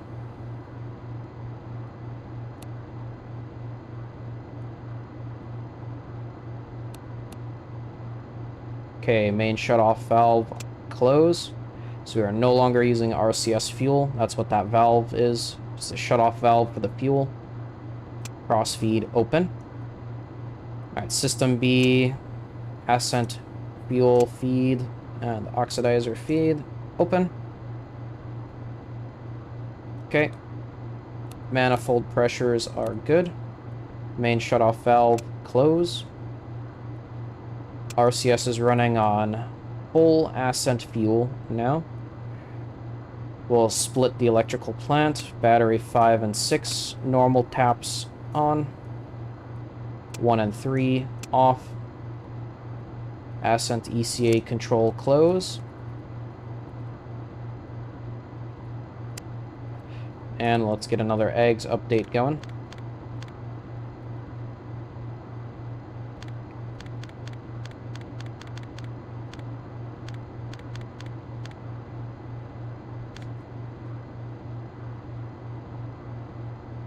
Hello, Hein.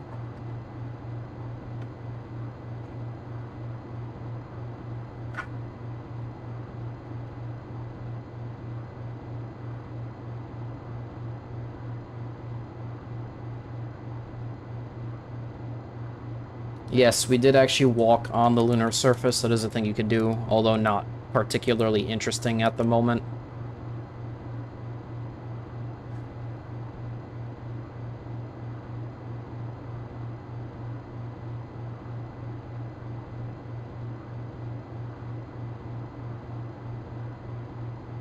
There are barber pole indicators damn near everywhere. Oh, there we go.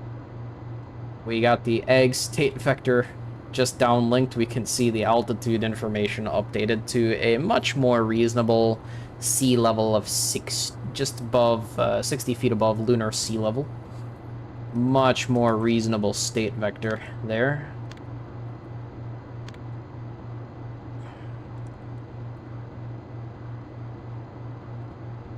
All right, switch to CM. Verb 37, enter, 00, enter. Verb 64, let's acquire misfin. 71, 170.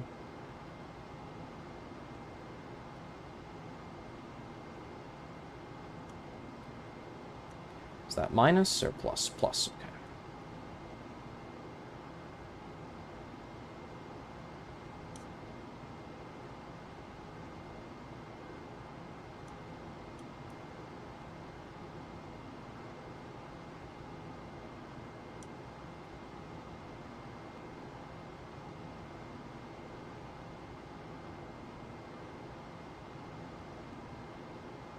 Yeah, we are struggling to get that full lock here, so we'll go...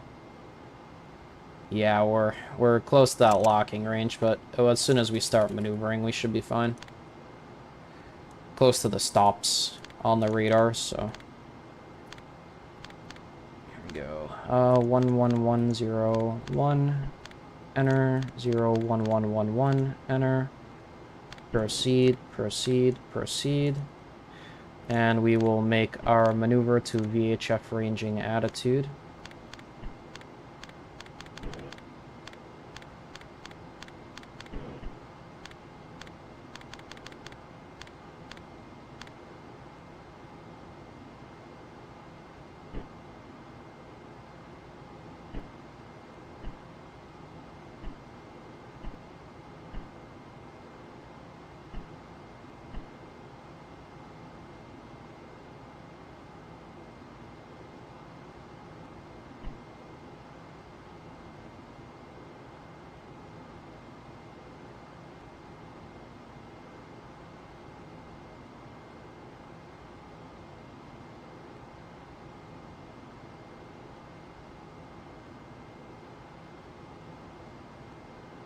Alright, so we're about to enter VHF ranging attitude, so we'll be able to see our closest approach right at the liftoff. We'll be able to see this ranging number tick down.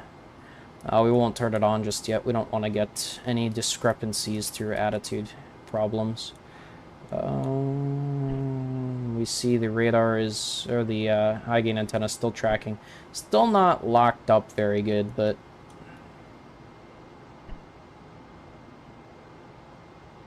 let's see if we can tweak it just to get a little bit of a better lock here.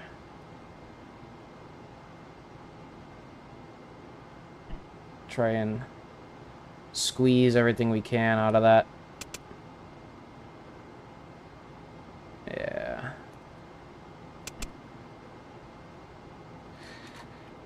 There we go.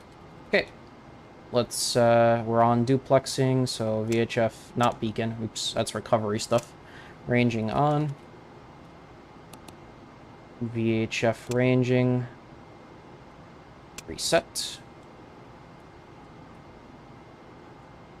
Alright, we'll get the liftoff attitude preloaded.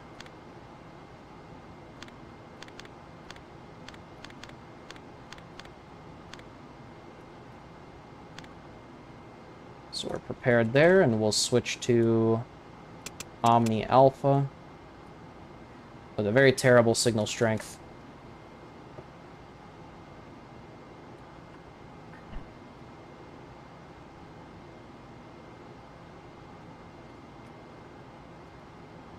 Yeah, it looks a lot more window space. I'm gonna miss the window space, but I'm gonna appreciate the new hatch texture and model.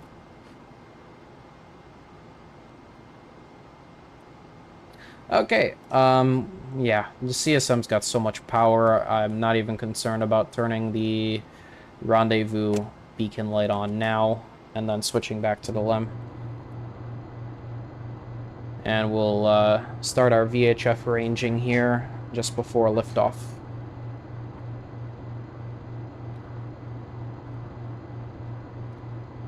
Some very light time skipping.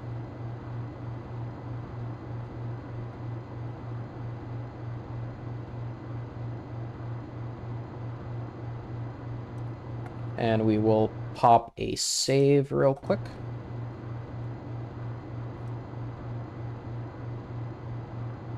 T-minus 17 minutes. Up data link will go to up voice backup. Alright, voice and ranging. A receiver on.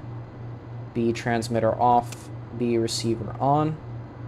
VHF-A will go transceive and receive. Transceive and the receive. Track mode to auto.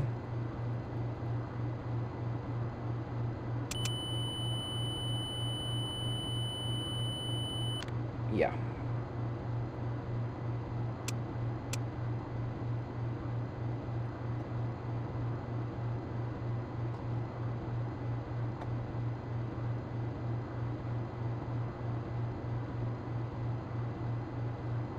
Okay, our circuit breakers should be mostly set now. We've opened a fuel vent, so we can go ahead and unpower that circuit breaker.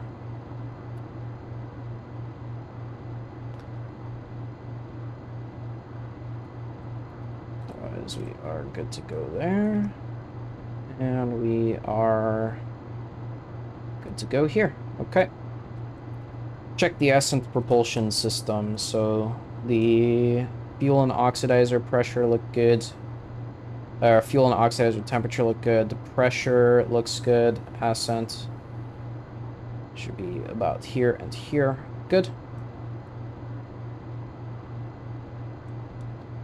The helium temperatures and pressures look good. RCS. System A and B. This should be just enough for a rendezvous. Pressures look good. Let's take a look. Oxidizer manifold is good. Fuel manifold is good. Propellant temperature and pressure are good. Helium pressure is good. Okay, environmental control system check. Temperature in the cabin's a little low. Temperature in the suit's a little low, but survivable. Cabin pressure is nominally low since we've stopped the cabin repress for the liftoff. Suit pressure is good. CO2 partial pressure is good. O2 and H2 quantity are good. Glycol flow and temp are good. Electrical power systems check. 1 is no current, that's good. 2 is on. 3 is no current. 4 is on. Battery amps and volts on 5 and 6 are good. CDR bus volt is good. System engineer bus volt is good. AC bus volt is good. On inverters 1 and 2 are good. Explosive device batteries A and B are good. Okay. We've got VHF ranging configured now, so we should see the ranging information shortly after liftoff, that is.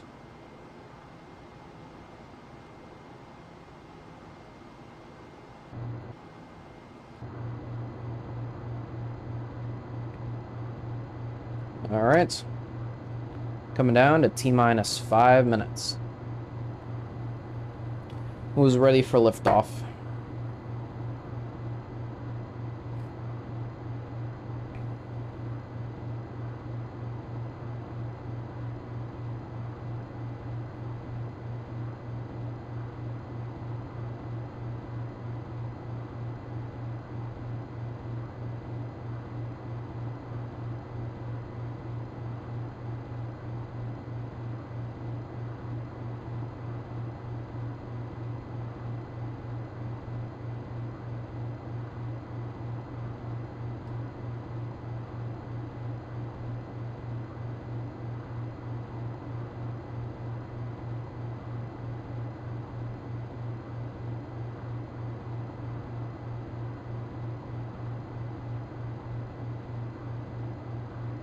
Oh, thank you for the subscribe, Sully Biker.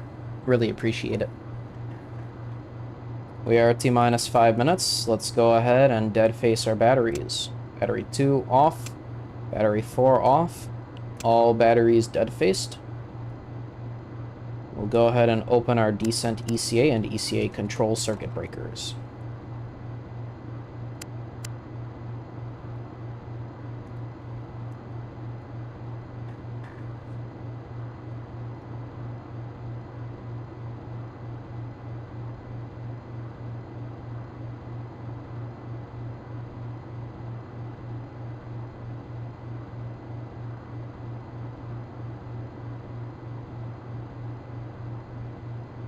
T-minus 2 minutes.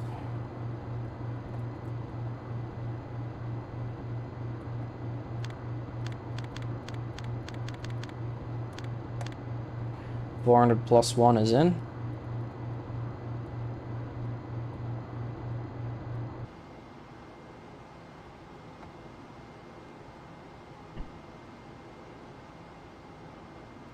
And we've got ranging. We're flying over. Okay, proceed. D-minus 1 minute. Master arm on. 500 readouts.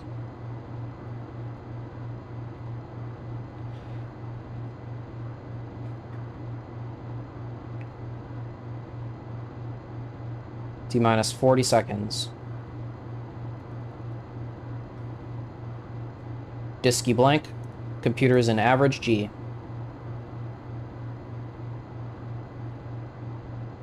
Engine arm ascent.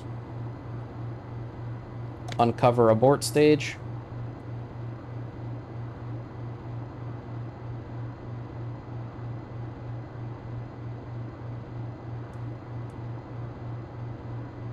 Ten, 9, 8, 7, 6, 5, verb 99, proceed, abort stage, ignition, engine start, push button, push.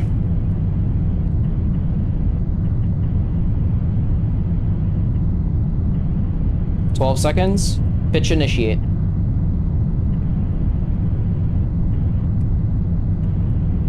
Nominal thrust to weight ratio. Balance coupler off.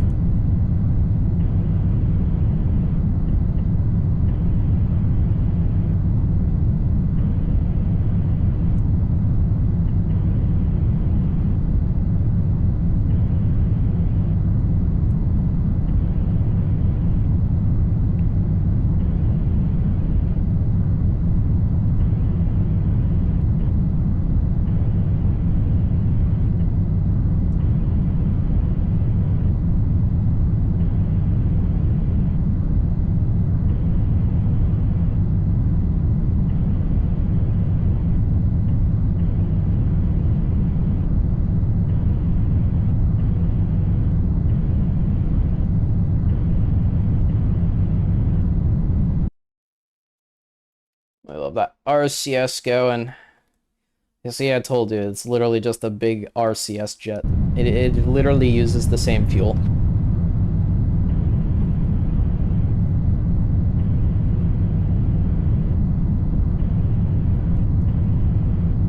Coming up on T plus 2 minutes.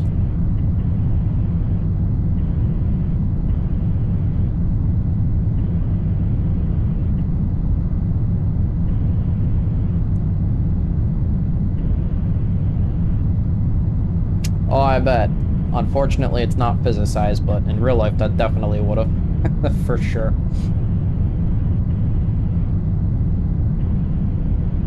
Okay, 14,000 feet. 175 feet per second in the upward direction. Our altitude rate, that is. Okay. Gauge we're looking at. Looking good. Should be verb 16, noun 76 to you.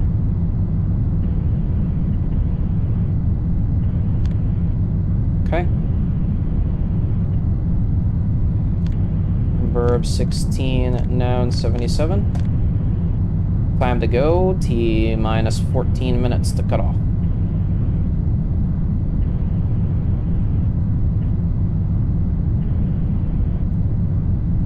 Okay, noun 85. Delta V to go. 37,000, Delta X to go.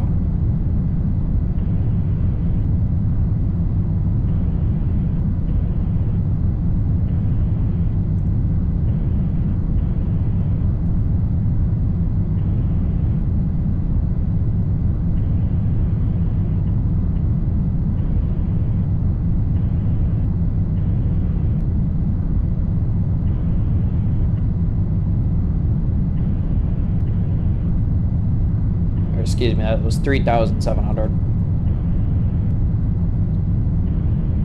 Okay.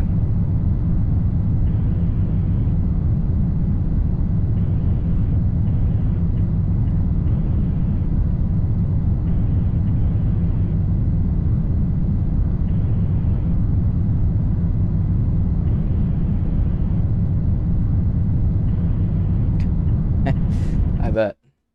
There we go.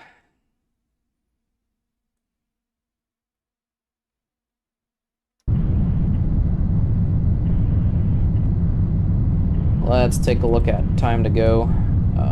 Now in 77. Time to go, 2 minutes, 52 seconds.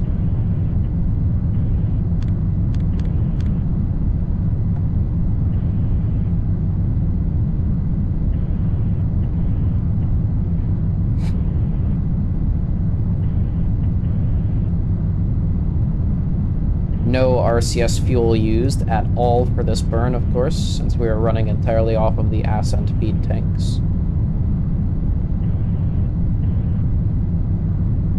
My favorite part of Ascent is that it is so fuel efficient on the RCS, despite the fact that we're bouncing around like no one's business.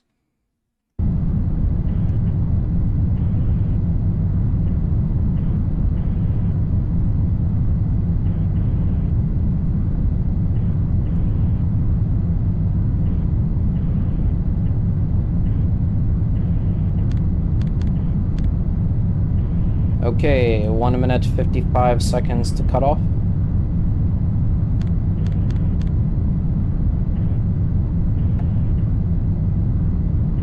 Altitude is currently 52,000 feet.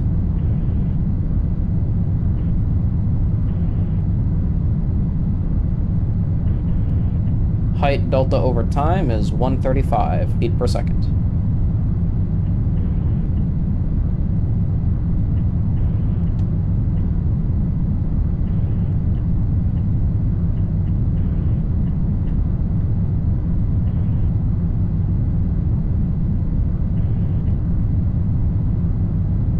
Altitude 56,000 feet. Altitude rate 115 feet per second. 1,200 feet per second to go.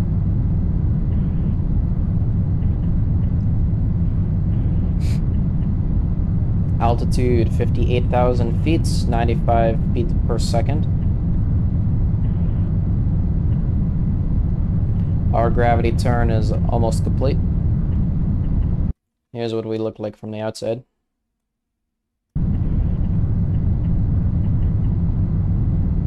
$60,000 feet per second, 60,000 feet, 75 feet per second. Coming up on cutoff now. 400, 300. Alright, 200. Main shutoff valves open. Ascent feeds close. Engine arm off. Shut down. Right on time. Abort stage reset. Engine stop push button push. Engine stop reset. Eggs and pings to at hold. Balance coupler on. Attitude translation 2 jets. Translation enabled. Translation.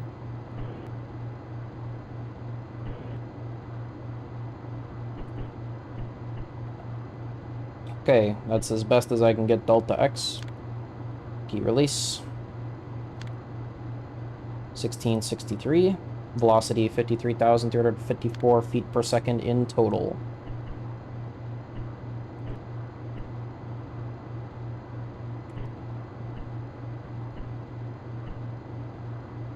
Okay, verb 82, enter. Okay, 315 readout. That's close enough. 403 readout. Close enough. 313 readout. Close enough. Okay, proceed. Proceed. 00, enter. Cross feed valve close. Switch to CM.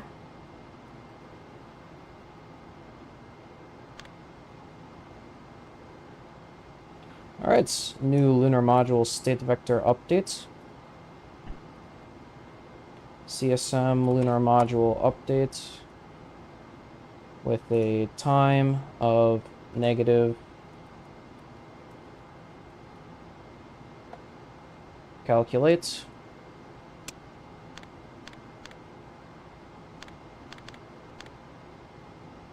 Uplink.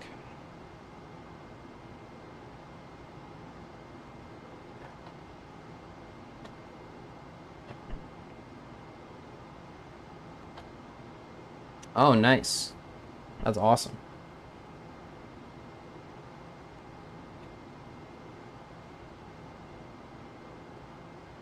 So how was that lunar ascent? I bet that was just exhilarating.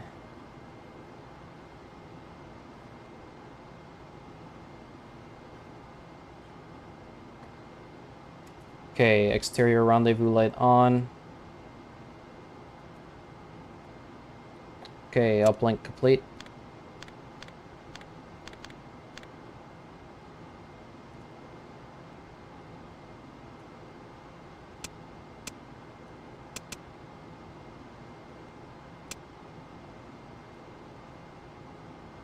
Manually rolling yaw to 0. Well, that's already done. Okay, let's get LEM active tracking.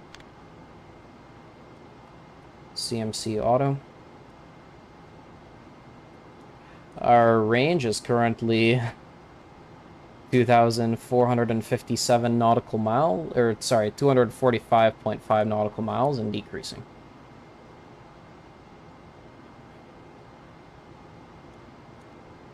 Computer is currently working through that new LEM state vector, propagating it to calculate a tracking attitude.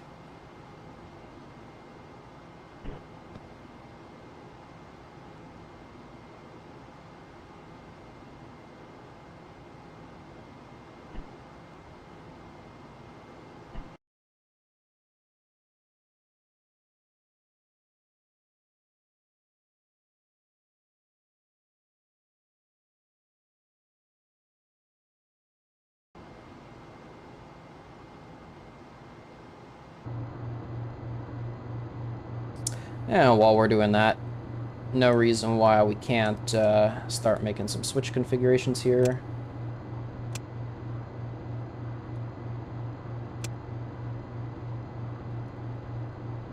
VHF forward.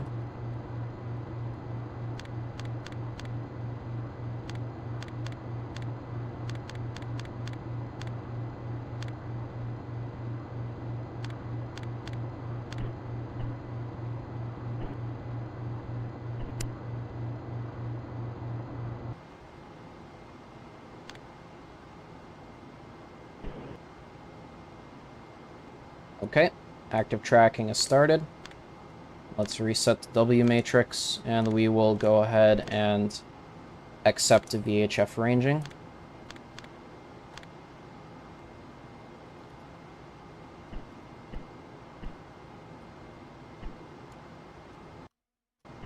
Okay. We won't be able to see it just yet. Our VHF ranging marks are currently trimming it down, so we definitely won't be able to see it just yet. Not to mention, we are ridiculously far away, so when we actually enter the range of the optics, we'll go ahead and check that. Okay.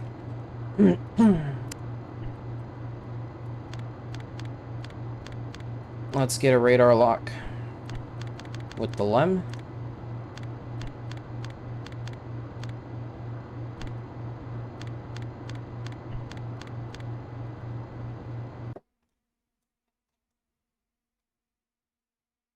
About to enter the night side.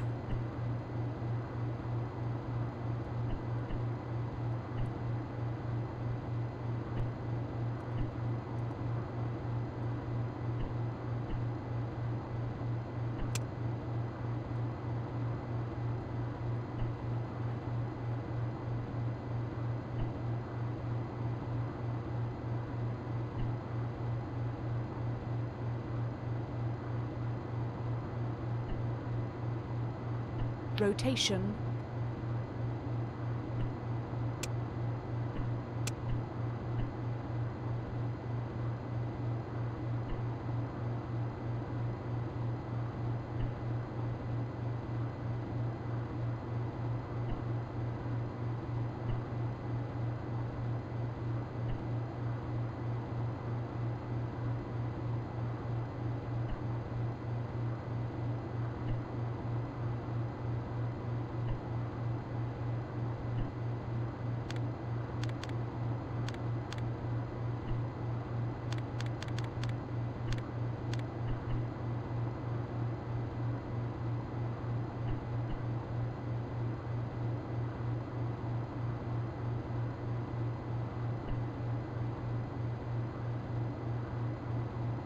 Okay, radar is in position.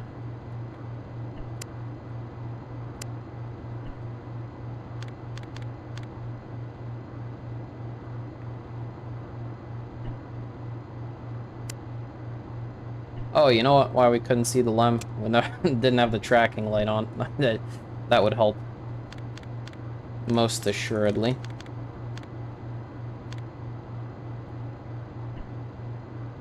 Okay, so we need the...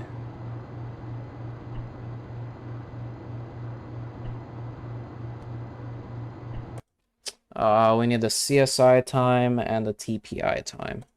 So we can acquire those with the maneuver targeting, rendezvous, co-elliptic sequence processor, Bayesian. So the CSI time, we need to convert that into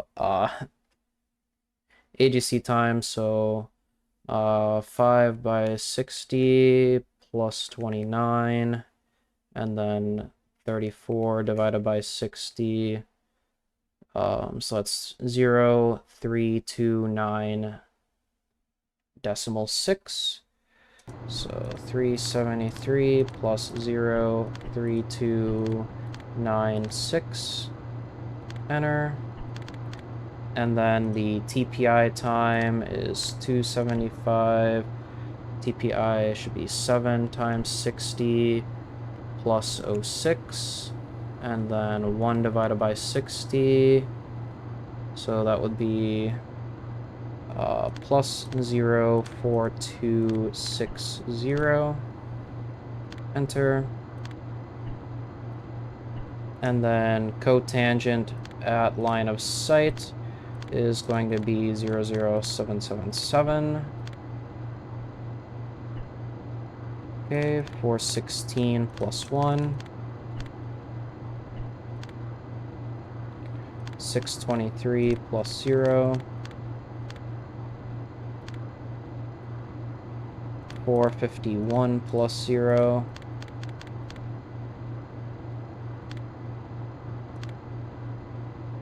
And 616 plus 4 balls 7. Okay, P52 IMU realign, everyone's favorite part.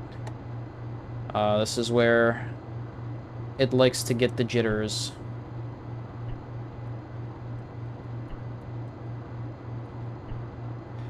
Okay, AOT lamp closed. AOT detent shall be forward.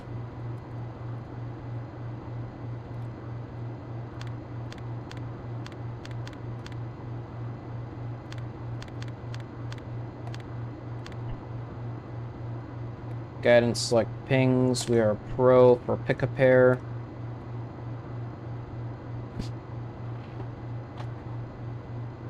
Yeah, we got a lot to set up for the rendezvous. Alright, proceed on that. 5018, eggs in auto, and we're go to auto maneuver to the star.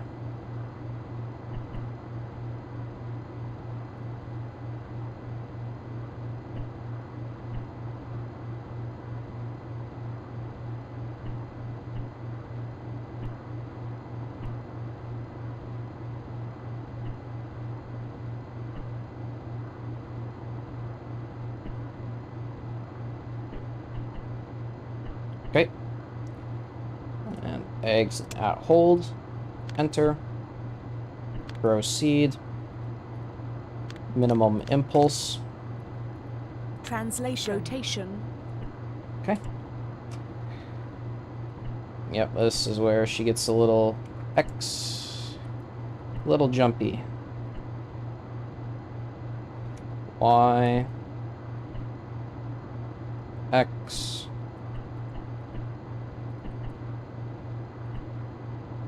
Y,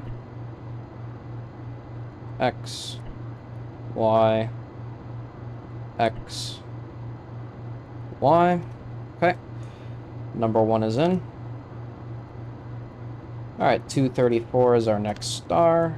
Or 34 is our next star, detent 2, that is. Proceed for the auto maneuver.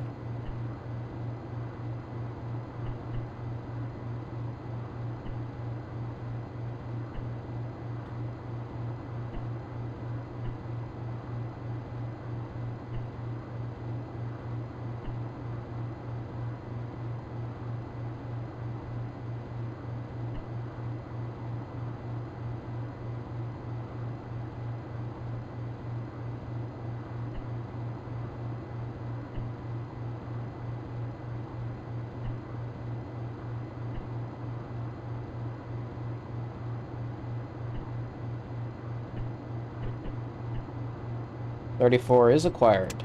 Things to hold, enter, proceed.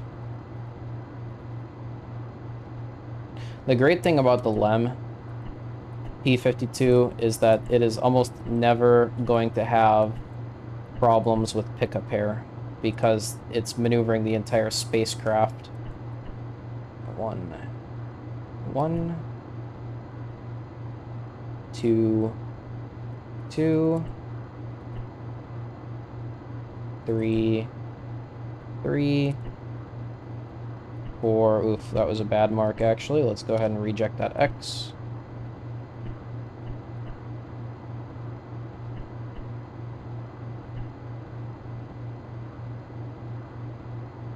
Four. There we go. Oh my god. Sorry, gotta take a picture of that. Hold on. LM ascent stage only P-52. 5 balls. Sorry, had to take a picture.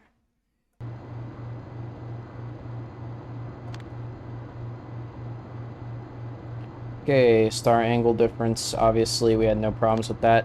Best accuracy we could possibly get.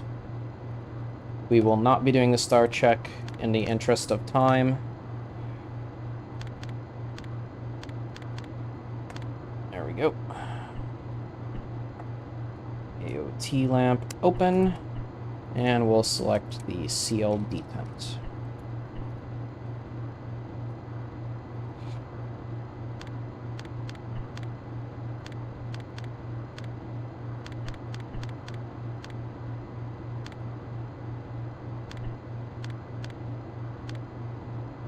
Roll and yaw to 0.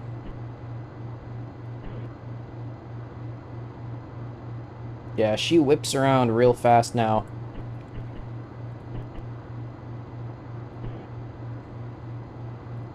Roll and yaw are more or less 0.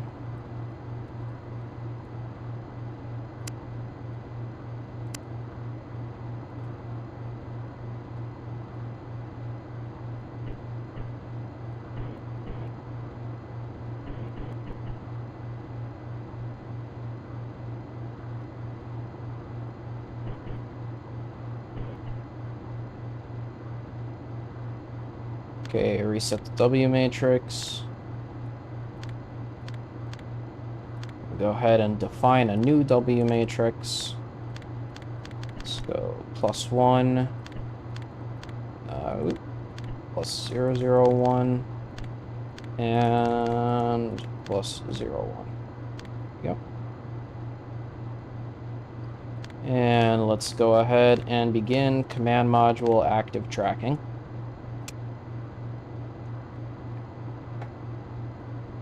Proceed.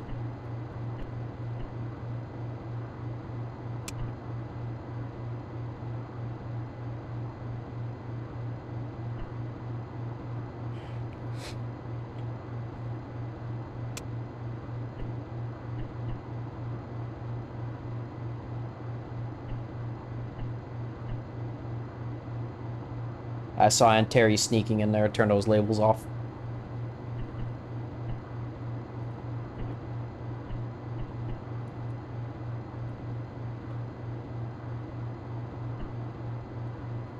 Okay, we're in. Enter.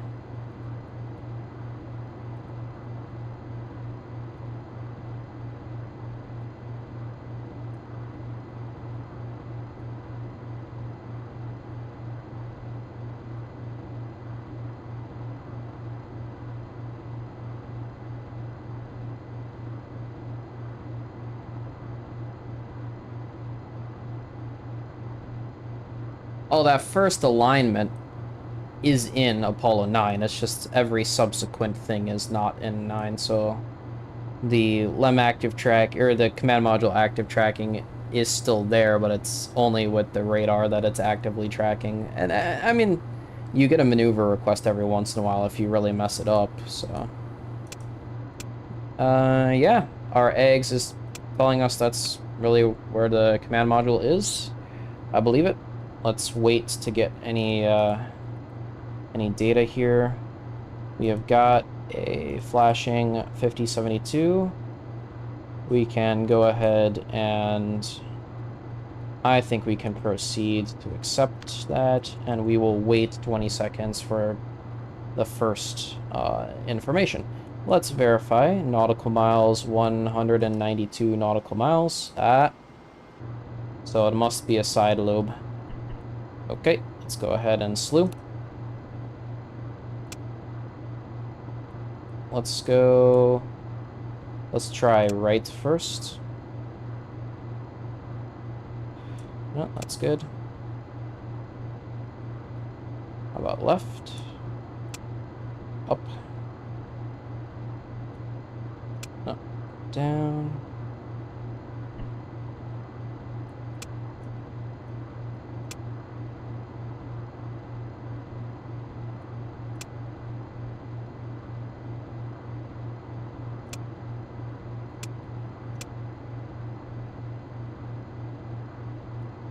It wasn't a side lobe, I guess, just a little discrepancy in the VHF ranging. Okay. That's fine.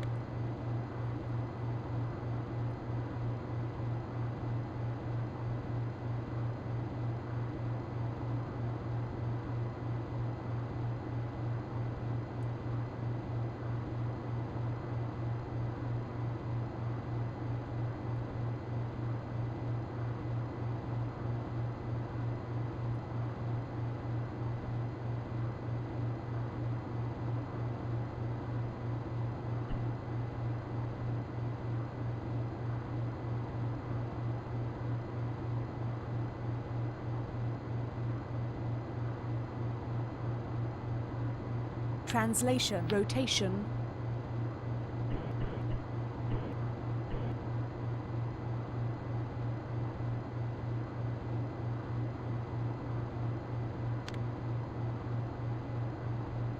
Okay, let's take our first mark.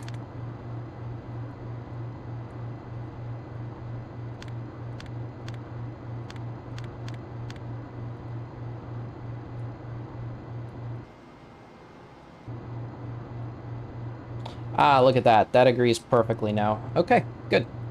So we must have just barely had a side lobe, like something really close to the main lobe.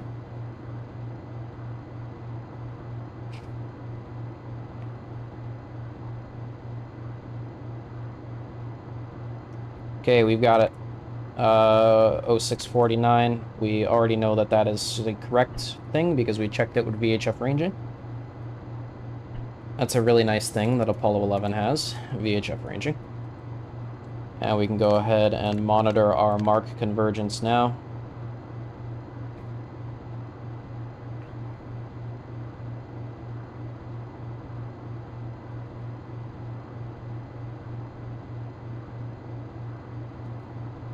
Okay. Yeah, everything is looking pretty good. Okay, CSI time. Verb 37, enter. 22, enter. Time of ignition of CSI.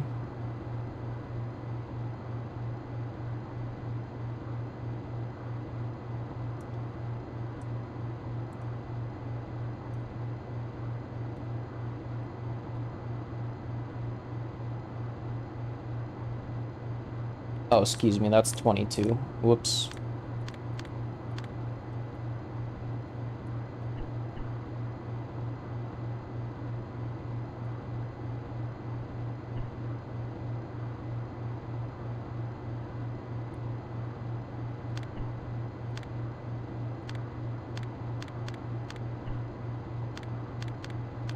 Time of ignition is 125 hours, 29 minutes, and 34 seconds. Proceed. Apsidal crossing at CDH. We've got a 5072. Go ahead and accept. Apsidal crossing. 266.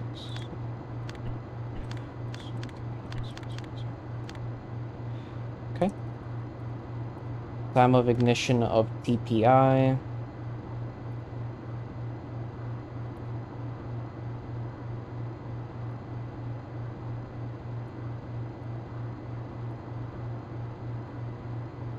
Let's just go ahead, re-verify. We're close to 172. 172, okay. Good. 0649, obviously, yeah, we'll accept that. We broke the lock, but the lock is still good. Go to accept. Okay, flashing. Now 37. That will be 127.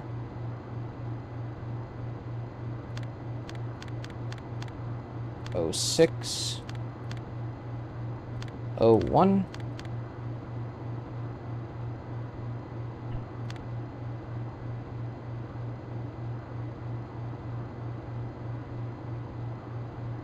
Proceed.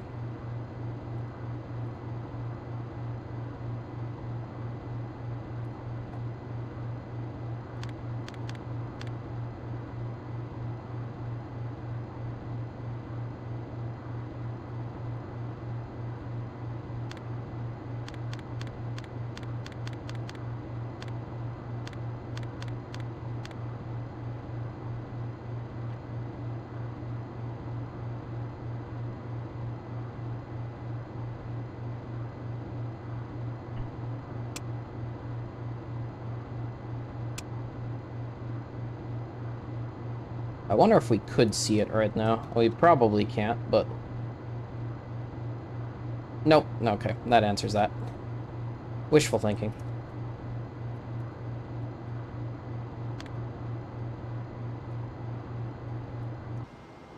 Could we see it in the optics? We can! There it is. Flashing away over there. Very nice. 167.2, 167.2. Yep, good. Everything's still holding up. We've got good lock on the radar despite my loading of P22. This.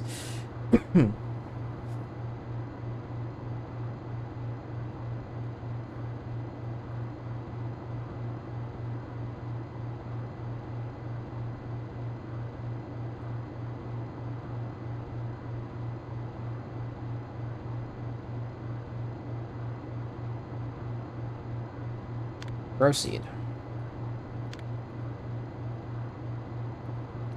Okay, we're at 3 marks.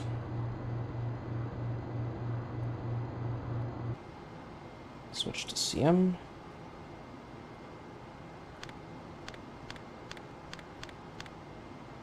Let's go ahead and just make a save real quick. Okay, CSI time. 125 hours, 29 minutes, and 34 seconds.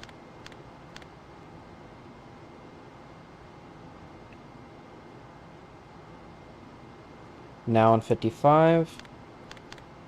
Apsidal crossing at CDH is going to be 1.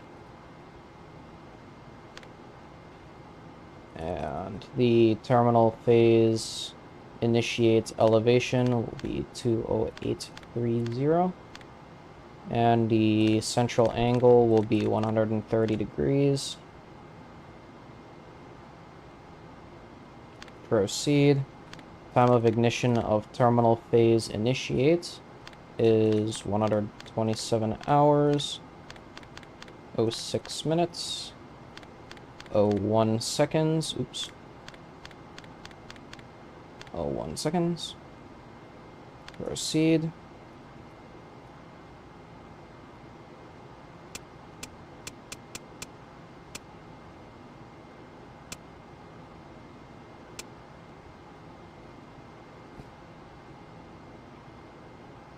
Oh.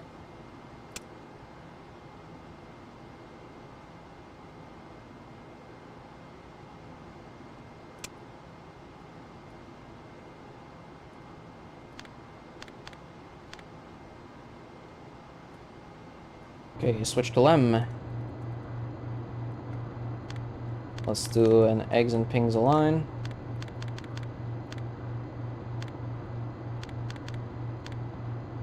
CDU transients nulls. Let's set the ordeal. So Lunar, orb rates. Fast. We are at 35 nautical miles. 10, 20, 35.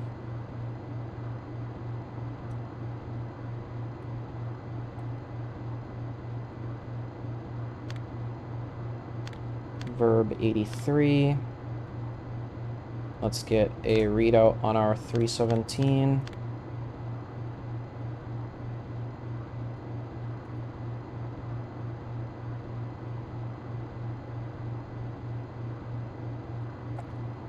Okay, looks good. 6 degrees.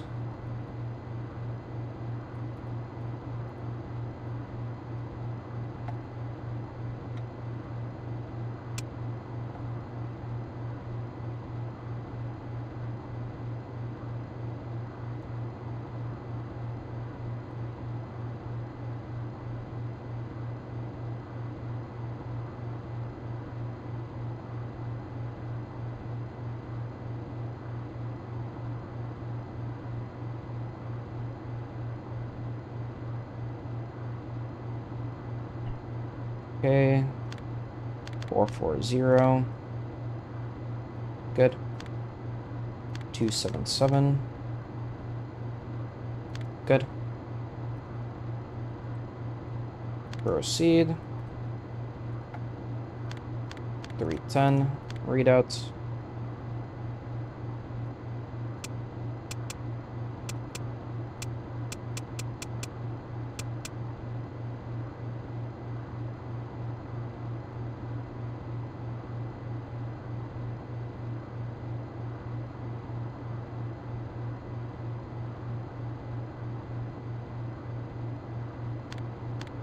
+2.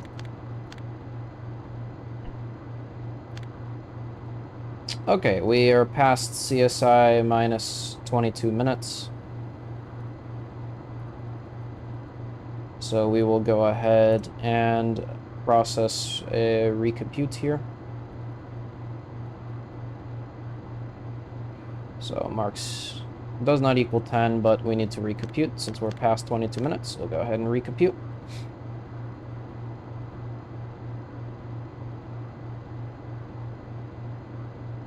P22 in the LEM is basically P22 in the CSM, but from the opposite perspective. The LEM becomes the landmark, and it gets a state vector. It can either update the CSM state vector or get its own state vector based on the radar track of the CSM and following the CSM as it arcs over the sky above the lunar module. You'll do it in Apollo 12. It's really cool.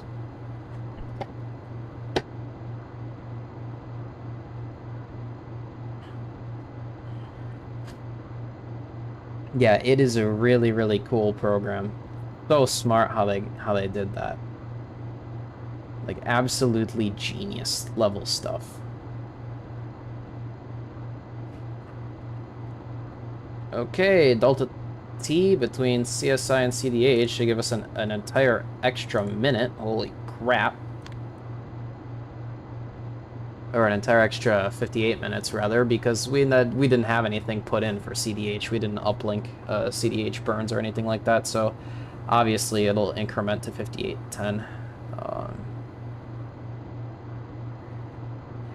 Let's go ahead and load our local vertical delta V at CSI.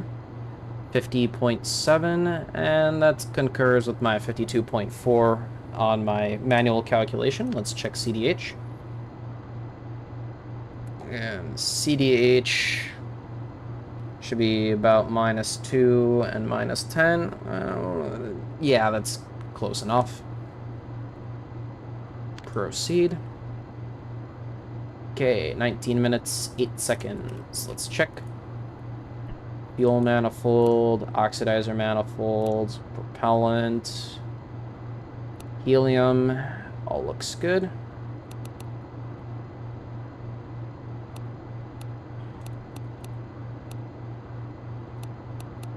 Okay, everything's looking good.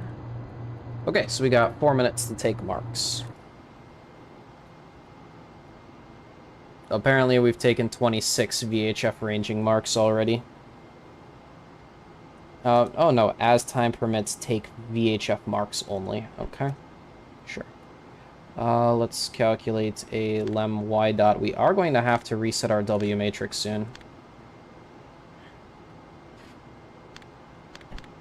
Okay, let's calculate lunar module y dot. Co-elliptic sequence initiates is slated to occur at... Are we still synced up here? 1802, 1801, 18.0. Yeah, okay. CSI looks to be fixed, so that would be 125, 29, 34.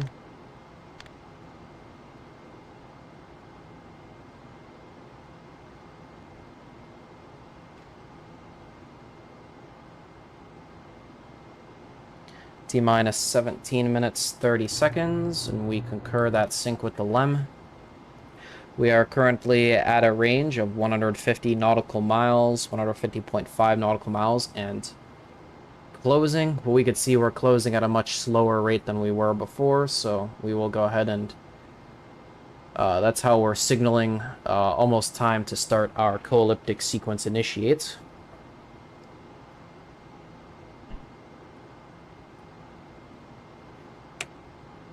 So CSM, the CSM LM Y dot.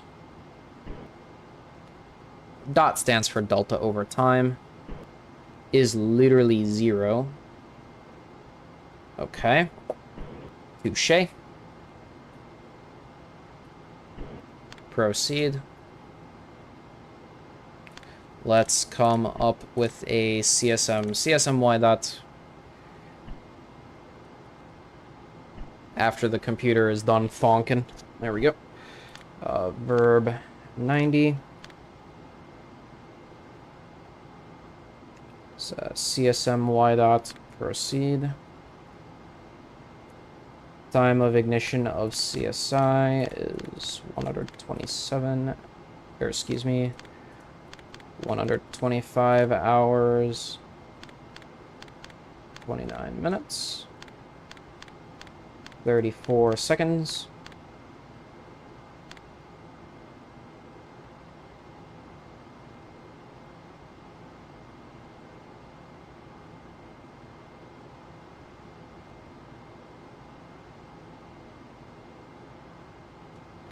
So this will be the CSM Y dot.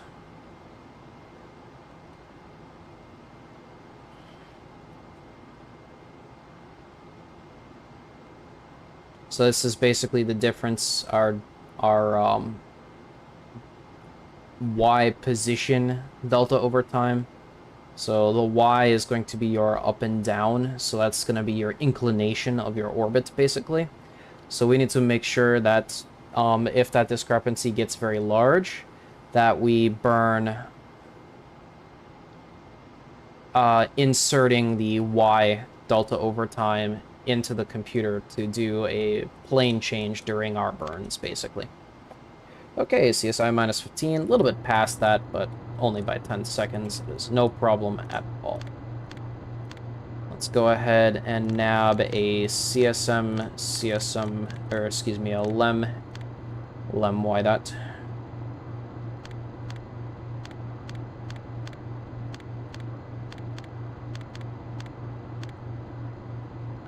So LM Y dot is going to be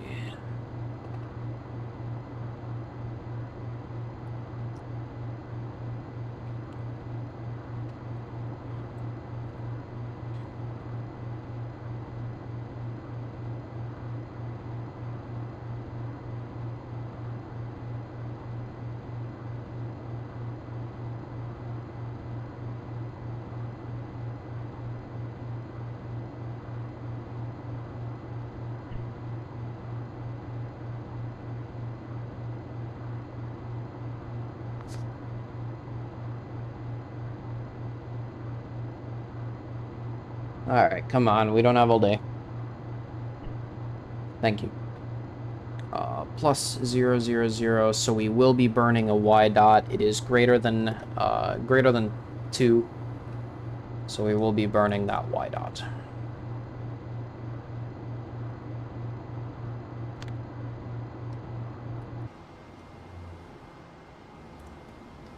Okay, terminate VHF ranging marks, and we'll go ahead and proceed for final computation.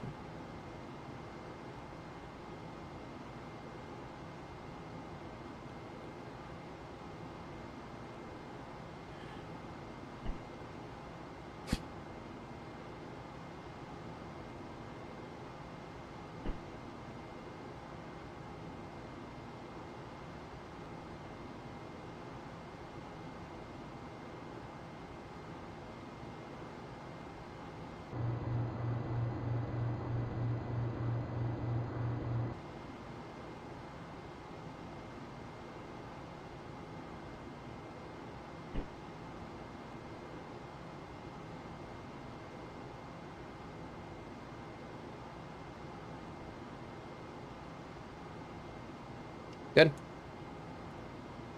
Proceed. Negative y dot would just be positive 0, so we're go on that.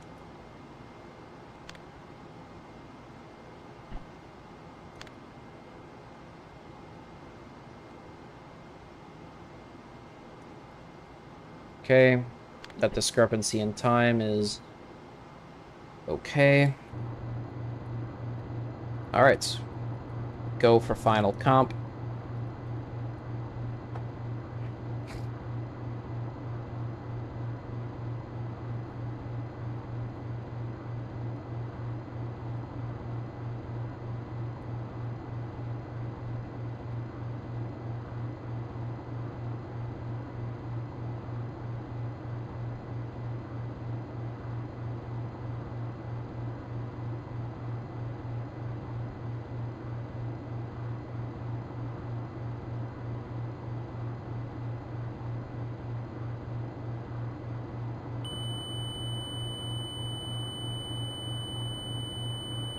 We've lost Miss Finn.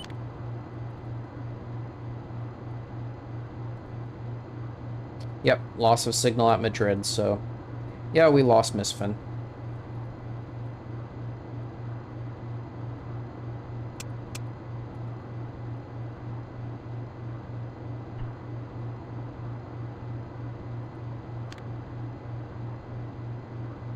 Okay, negative y dot.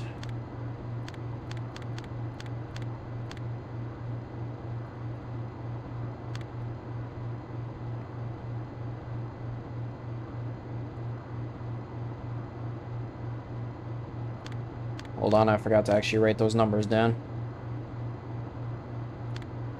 We'll have to get it later.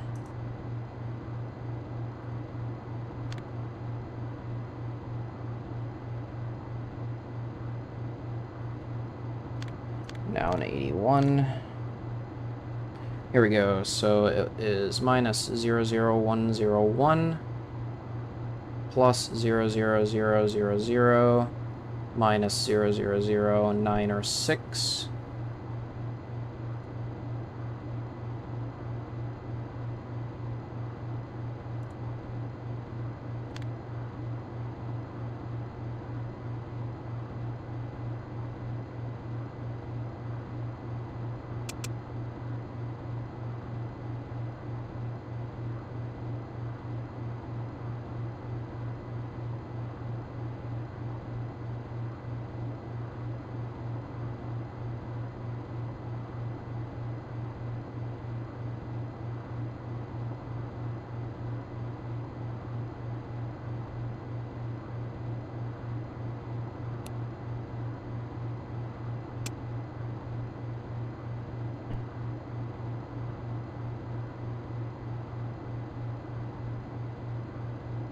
Okay, verb 47.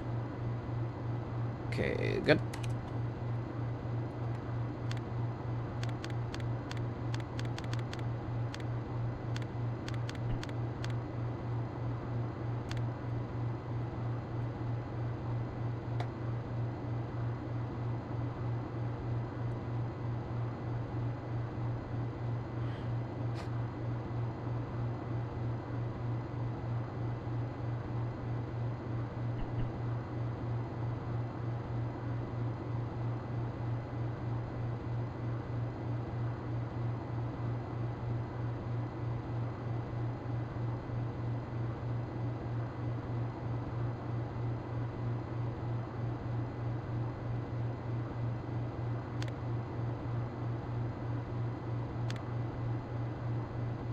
Okay, T-minus 8 minutes.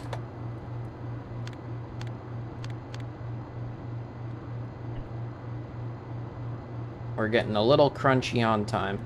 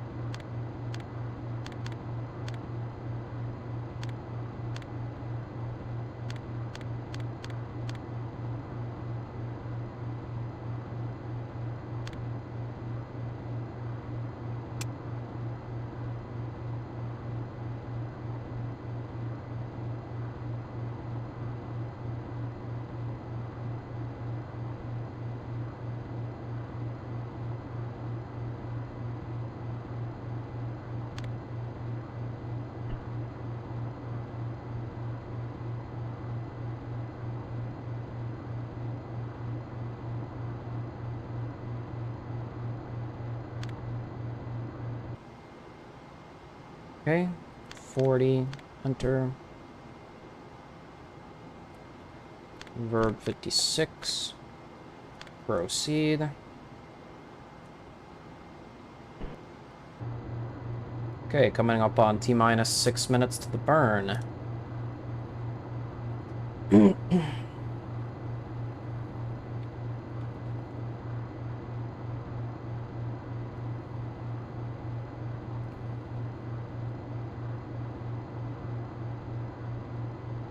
T-minus 6 minutes.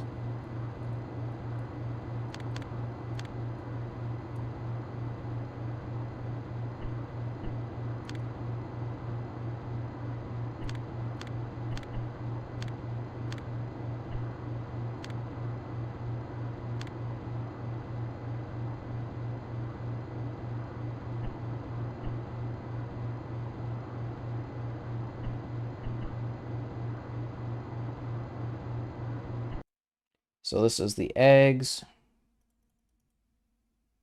Let's go ahead and write that down.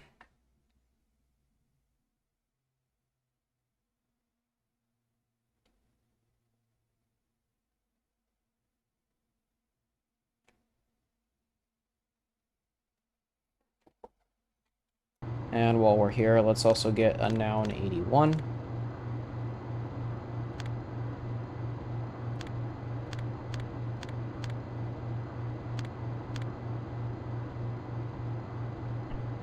Okay, which is the same. So we will use this one. Key release. Attitude hold. Pulse to drive. Register 1 and 2 to 0.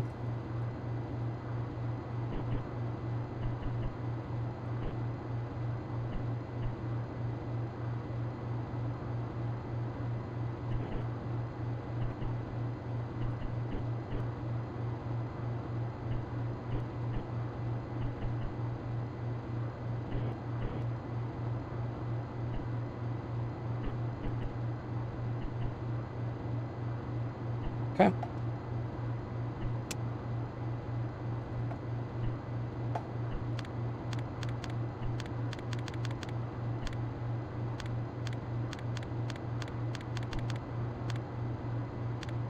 Let's get the eggs prepared for the burn.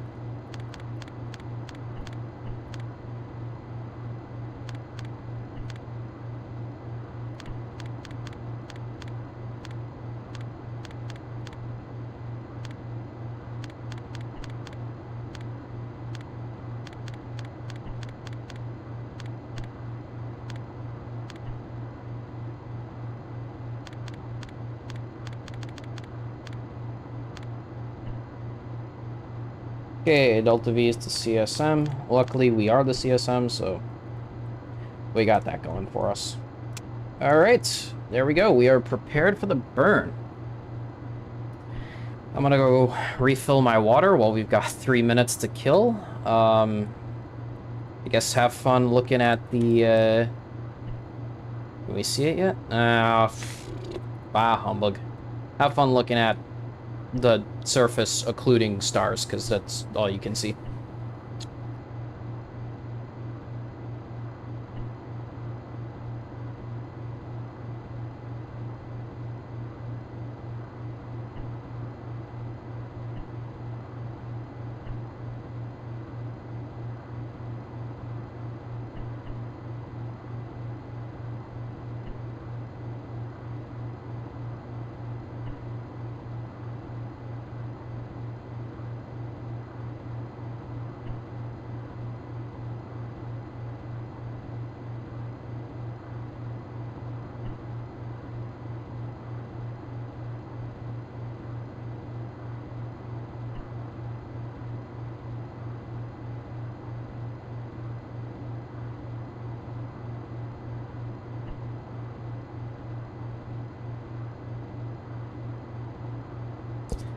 Yeah, load's more chill.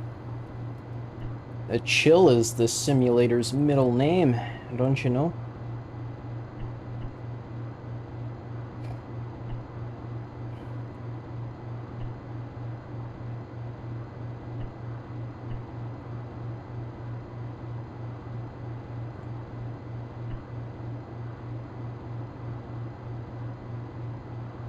There is a ridiculous amount of stuff to do at 35 seconds.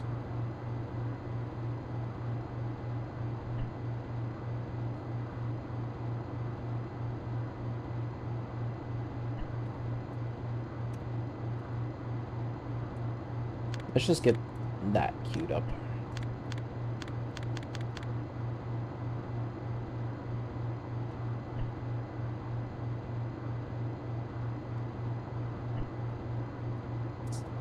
Yeah, this is a kick back and relax simulator. Look at that, we're even time dilating.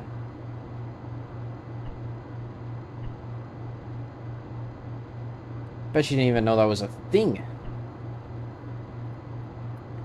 Based on how 9 is. Okay, T-minus 35 seconds. Disky blank, verb 77, enter. Eggs and pings to at hold. 407 is in. 502 readout. Translation.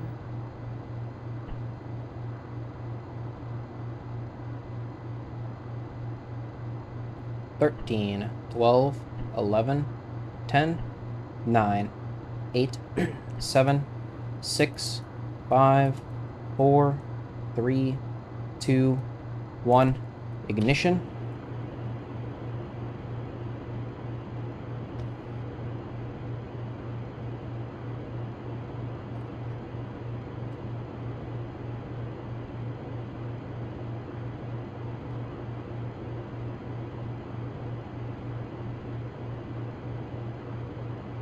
Yep, that's what we look like. That's how we do our burns in the old LEM at this point.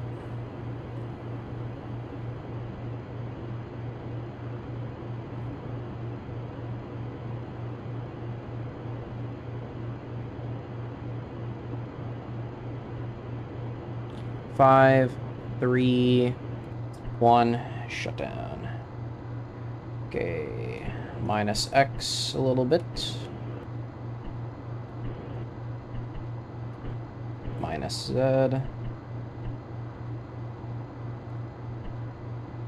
Okay, looking good. Proceed. CDH. Look at that, they have you disable Rotation. translation in this one, so you can't possibly mess that up. And a little reminder to actually switch back to rotation too, because it tells you to disable translation. Such a nice quality of life stuff going on in Apollo 11 that you don't get in the other missions.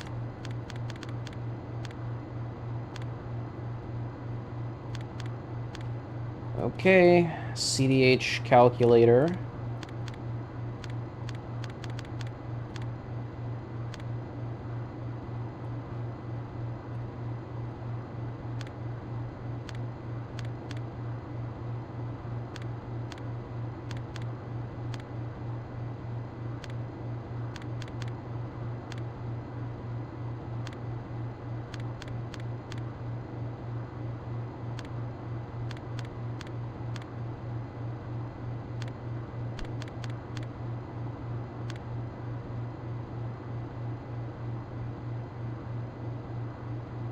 Alright, so time of ignition of CDH is has changed a little bit, so CDH, we won't write it down just yet, actually.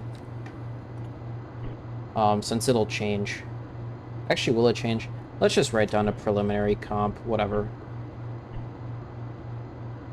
26, 27. I think this will change, but we'll write down a preliminary comp for reference later.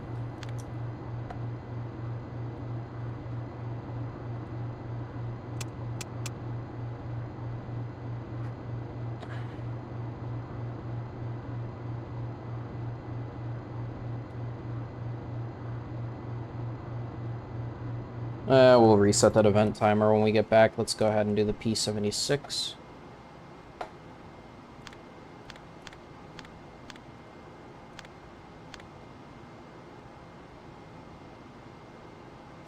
CSI Delta V's. Plus 00493 minus 00030.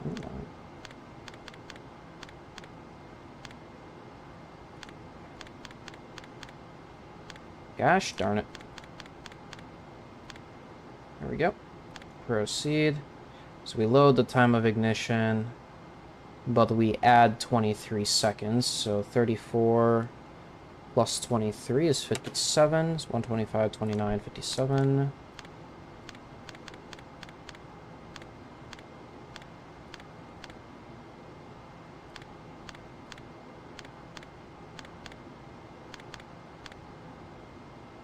Proceed.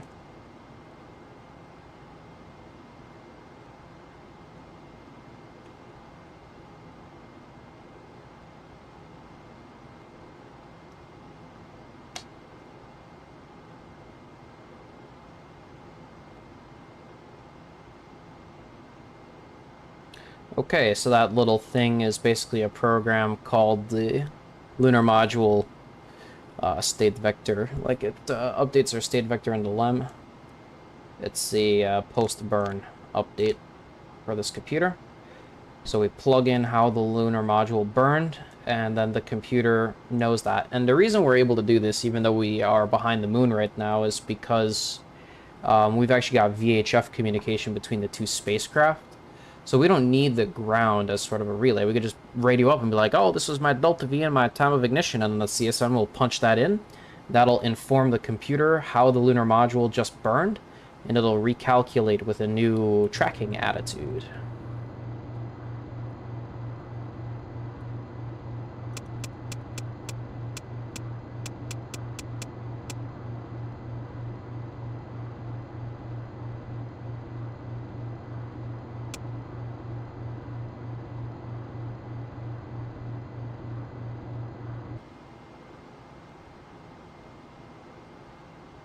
So here's our tracking attitude. I'm gonna go ahead and maneuver to it. And when we get there, we'll probably have a second, have to make a second maneuver depending on how big this change is. So we'll see. The VHF ranging is disturbed by attitude. It's not simulated here. Just because simulating physical radio waves is incredibly difficult. We've got like a decent simulation, but the VHF, unlike the radar physics, which are really good, the VHF physics are not entirely accurate at this point in time. So this data being read out would be disturbed by the spacecraft's attitude being incorrect. So that's why we halt our VHF marks when we change our attitude. And even though this is 100% correct right now, we're still following the realistic procedures and checklists. So it is possible we get a noun 49 on the first mark due to this disturbance, but and also the lunar module having just done a burn. So. Oh lord, look at all this time. I don't know what to do with myself. Seriously, right? We've got 53 minutes to the next burn. 51 minutes, sorry. Yeah, there's something you never also. Holy smokes, there it is. Look at that. Oh, it's so nice.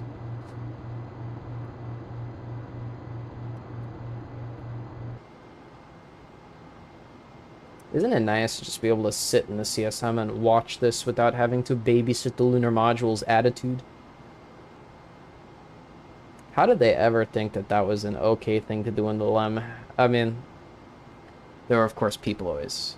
Does 10 have this too? VHF ranging? I don't think so. Don't quote me on that. It could.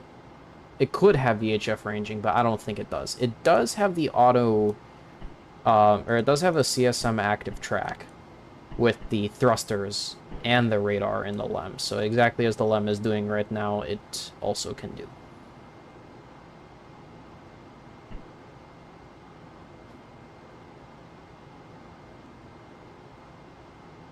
But VHF ranging, I don't think it had it.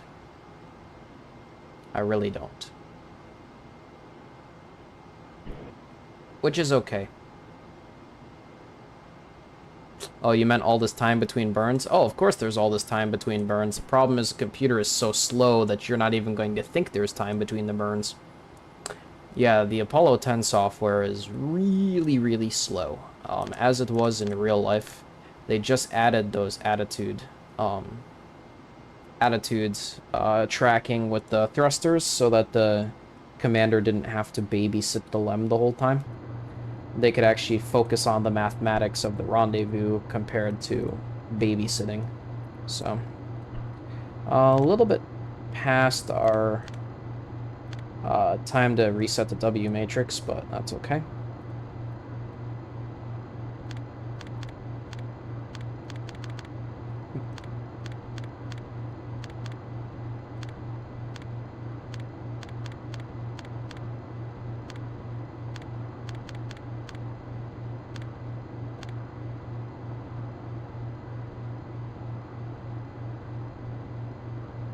It will be better than 9 for sure. I still have a really chill rendezvous in 10, so.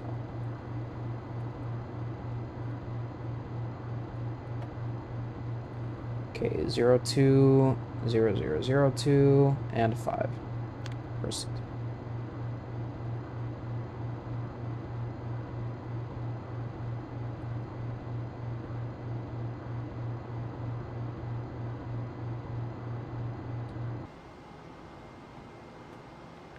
Okay.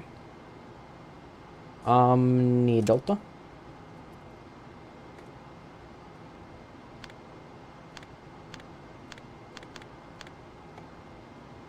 Okay. Time of ignition of CDH. 126.27, 20.23. Okay.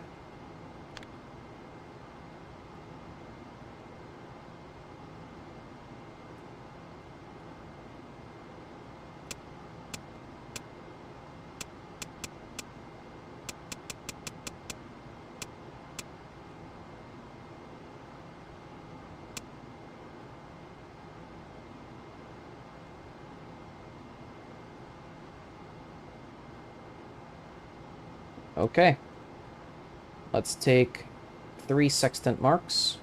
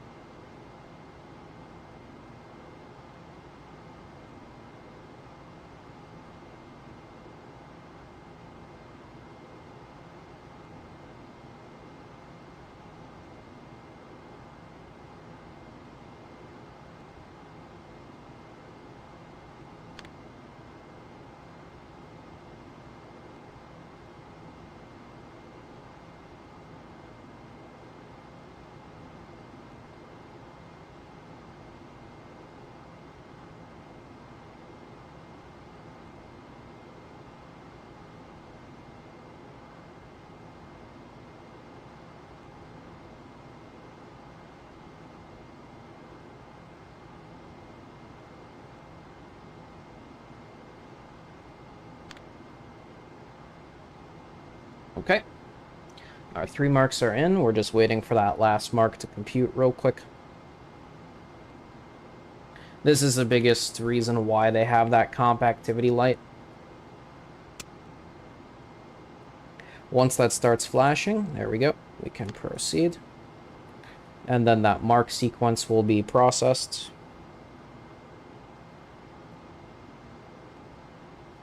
Once that mark sequence has finished processing, we'll see that 2 jump up to a 3.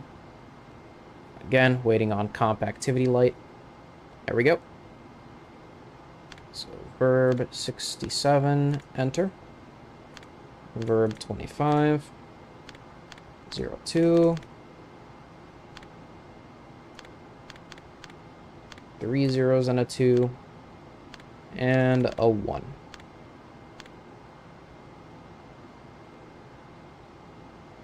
Yeah, I think he did fine in 9. For a first-time flyer of the hardest mission, I think he did fine.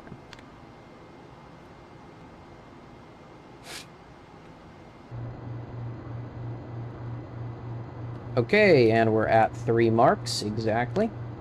We will go ahead and recycle.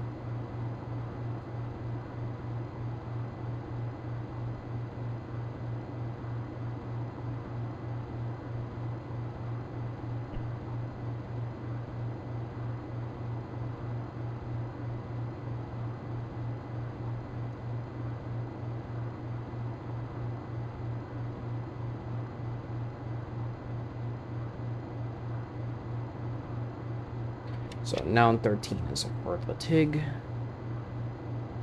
I'm just gonna write that down. Noun 13 or TIG. So I always forget that one. Okay. Waiting on a computer's computation.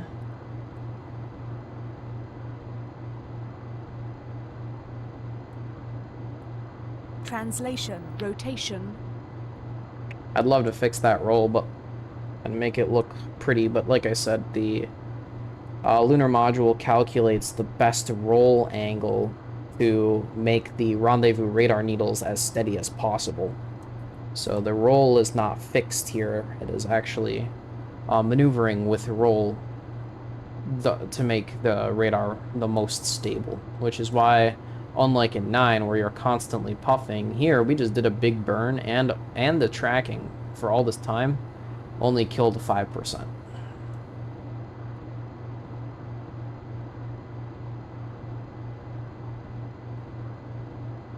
Oh yeah, absolutely. I don't know if we're gonna get there in this stream. I would like to, but it's already really late. Oh, and there we go. Roll is resetting itself.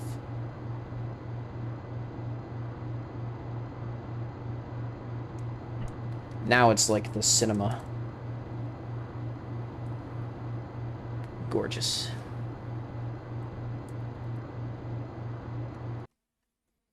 Left half goddamn spacecraft on the moon.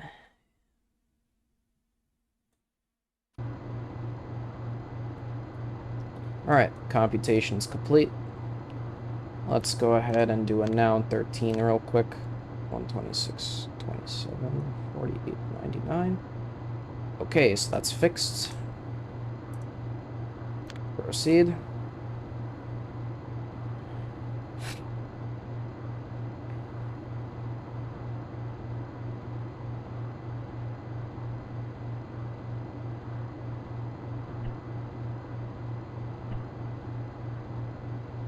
Now an 81. Good local vertical. Proceed.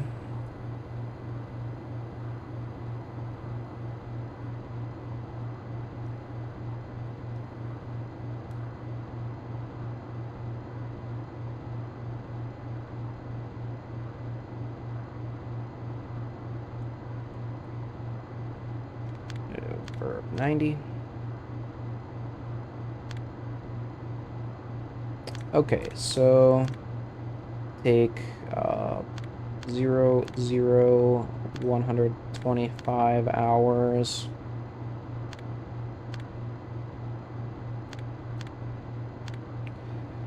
This would be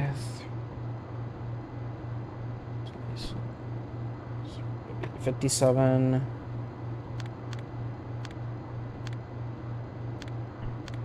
48.99. Alright, let's see if a plane change is required here.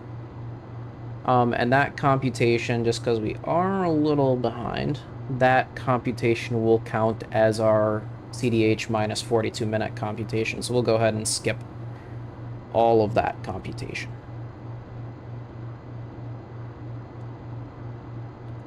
Okay, so CDH is... plane change at CDH y dot is going to be plus 0.00007. Cross that out, cross that out. Okay. Proceed.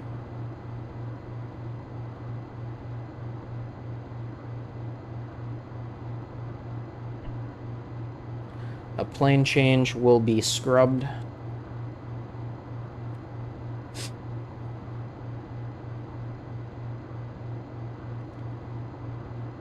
Now we are waiting for marks to equal 10. And this we can actually recomp after marks equals 10. We'll have enough time. So we're good. Yeah, we're right on time. It's at CDH minus 42. Mark should be 10, but we are so close to 10 that I think I'll just recomp. There will be 36 minutes. Then at 30, we'll reset the W matrix again. So we'll make it in time with another recomp. We'll be okay.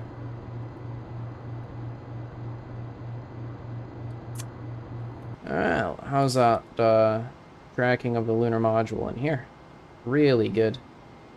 Extremely stable spacecraft attitude, pointing almost directly at the LEM. Very nice.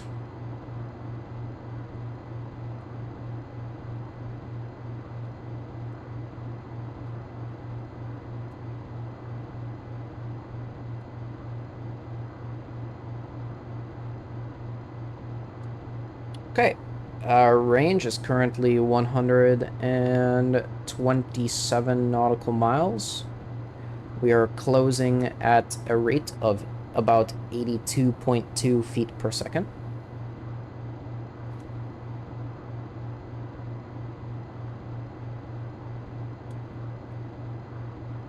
Oh yeah, part of the reason why 9 was such a rush was because it was in Earth orbit.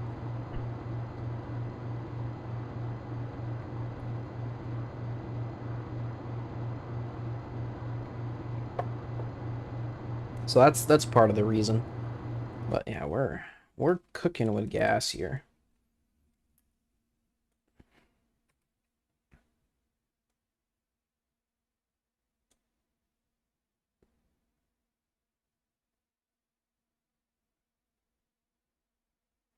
It's almost beautiful.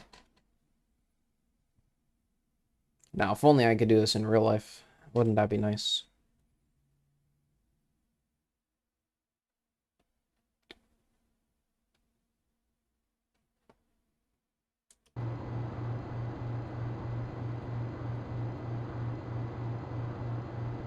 One final mark away from 10.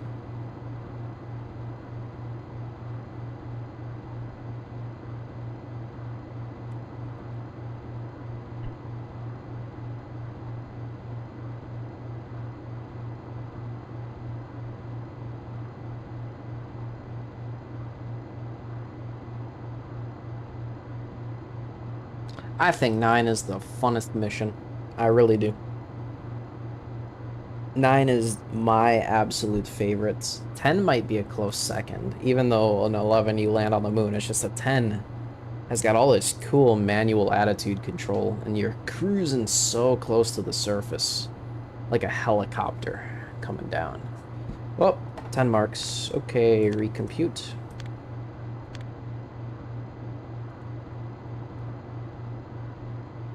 It's like a GPS. Recalculating.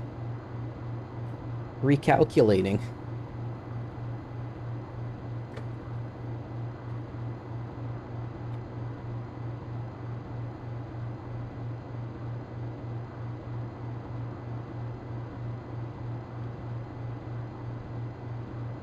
Yeah, this co-elliptic sequence, which you do in Apollo 9, it's really not designed for Earth.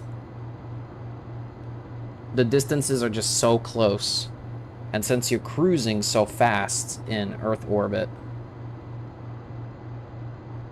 it's just, yeah, it's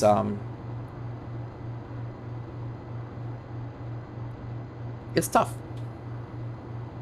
So, yeah, no, this CSI method of rendezvous wasn't designed for Earth. It's just they had to test it in Earth orbit to see if they could even do it in lunar orbit, obviously, to see if it was even possible. But the CSI method was specifically designed for the moon in mind. We have a different rendezvous method for Earth orbit missions. Just because the CSI method is so many burns in quick succession. So Earth orbit missions, due to the higher velocity and ground speed overall,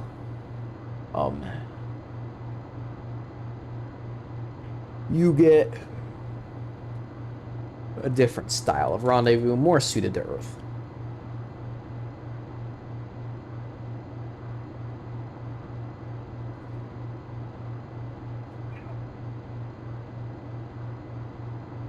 Well, once you get done with all the missions, to see which one you like the most, you're gonna have to fly them all again because your opinion of 9 is biased by the sheer rage of doing it for the first time.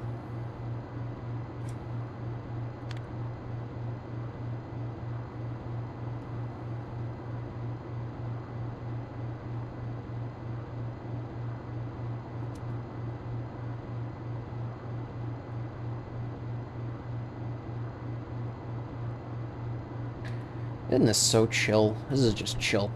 It's like spacecraft ASMR. You get to hear me flipping switches and stuff. Puffs of the RCS.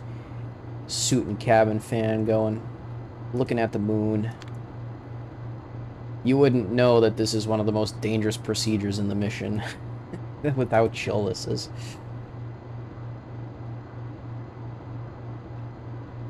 Oh, it looks like we did get a new time put in. We are scrubbing that plane change. And while we've got time to kill, let's go ahead and hit that now 13. Oh, nope, timing didn't change, just our display changed slightly. So we will, for that 1 second discrepancy, we will go ahead and resync the clock.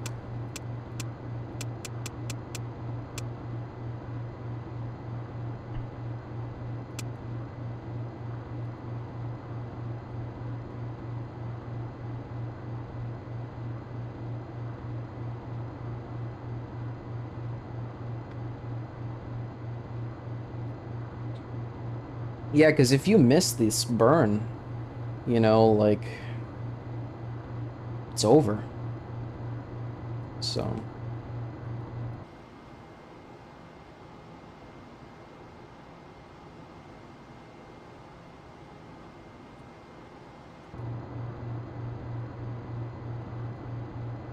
Well, while I've got 2 minutes to kill, I'm gonna go use the restroom. Have fun looking at the surface as we drift on by. Or would you prefer to look at the instrumentation? You know, I don't judge. Most people like to look out the window, though, but I totally get it. Switches, buttons, out my alley, so.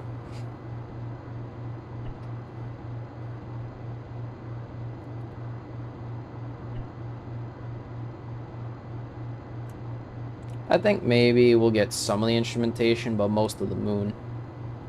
Or, nah, we'll just look out the window. What the hell? I'll be back.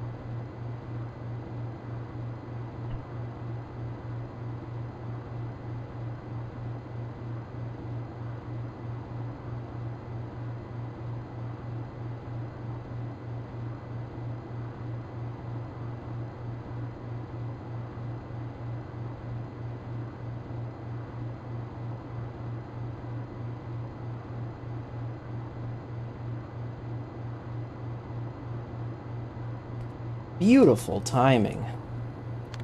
Verb 93. Switch to CM. Alright, let's take 3 sextant marks.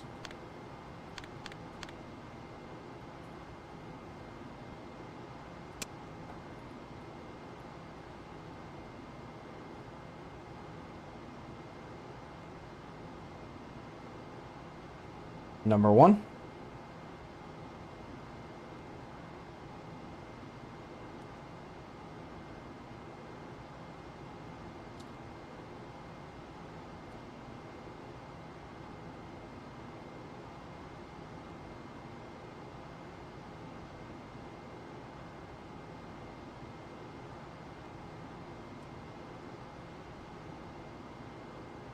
Number 2.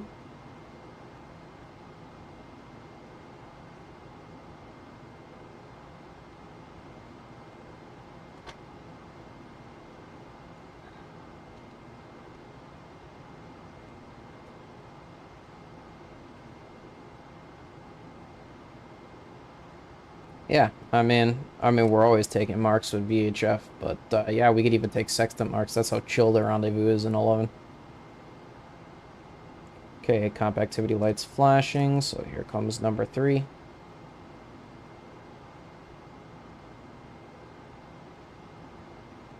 Number 3.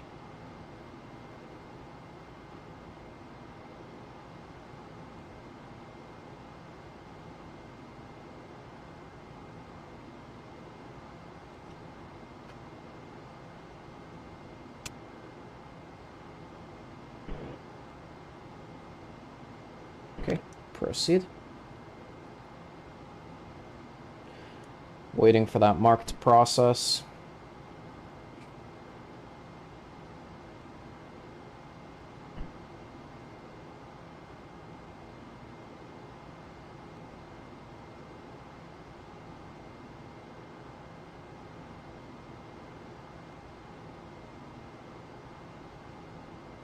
Now, don't be deceived. Mid-course correction time.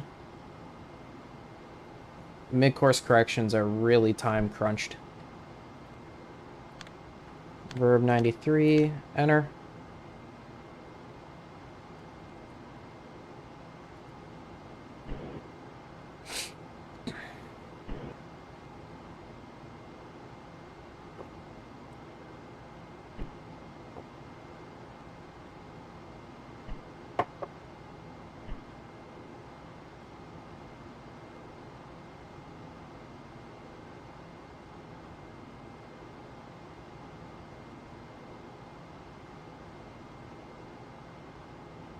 Okay, W matrix reset.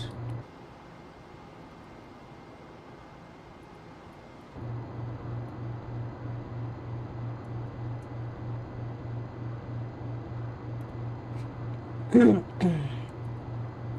are waiting for our 4th mark.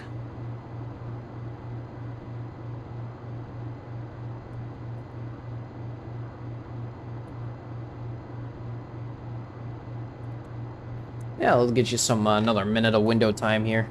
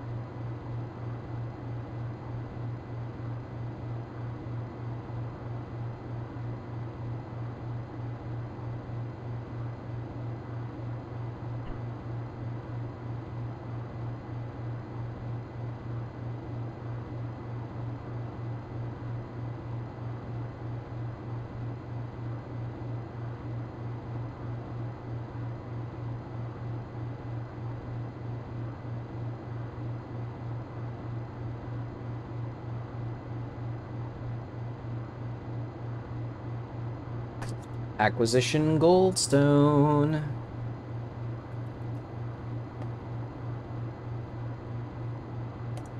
Okay, let's get that Verb 93 in, and Acquisition Madrid.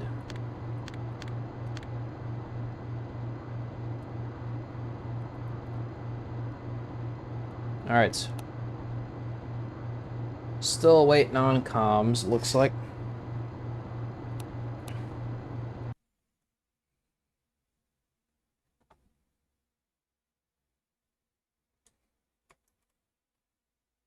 We should have comms. We were AOS Goldstone, which runs the LEM comms.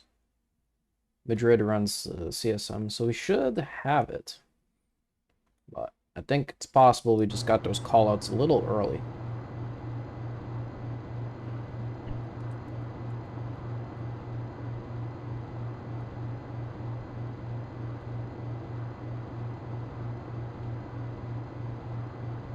Yeah, let's do a little light time skipping. Super light time skipping.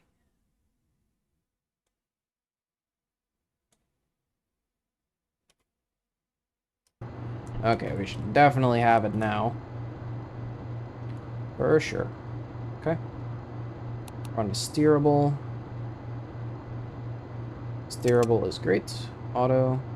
Biome at the right. Bit rate high.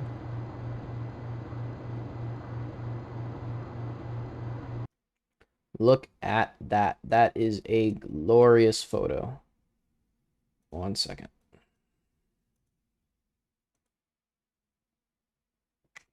Picture.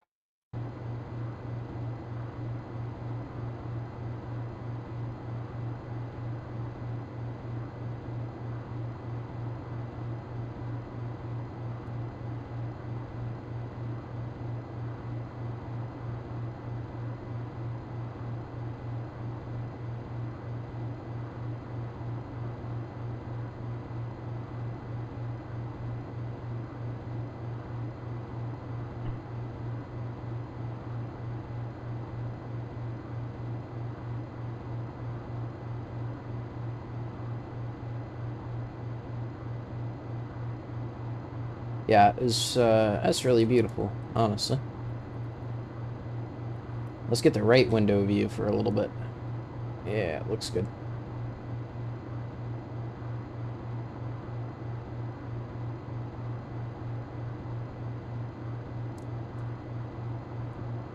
That's a photo for the books. As a matter of fact, I think that's the thumbnail. I think that's gonna be the thumbnail. That photo was just too good.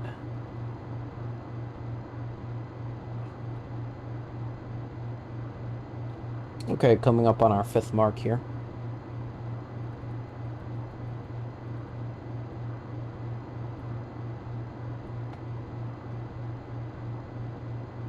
Okay, mark is processing now.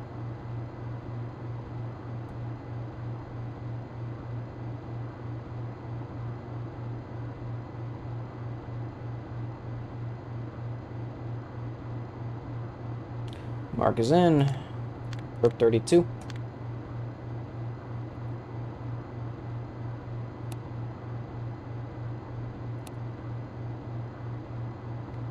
Still go on RCS.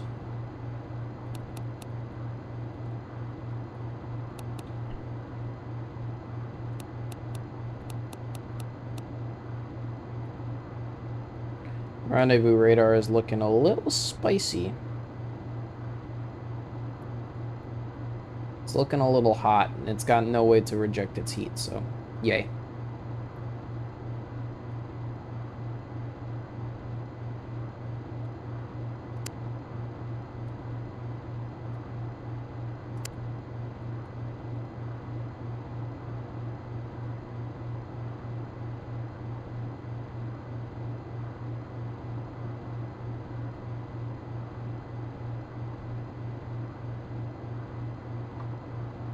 Yeah, we'll have to radiate it off at nighttime.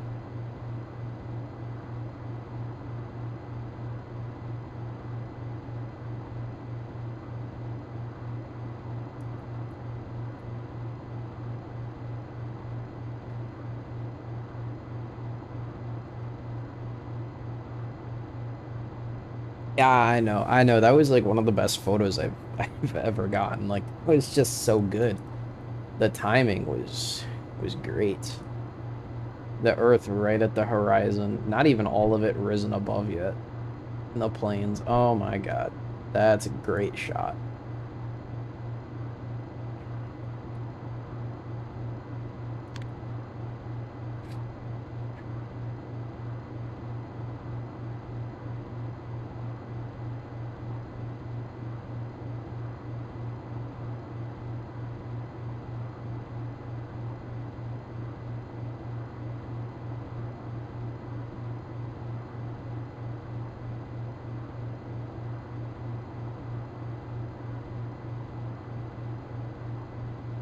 Delta V looks good. Really low Delta V here.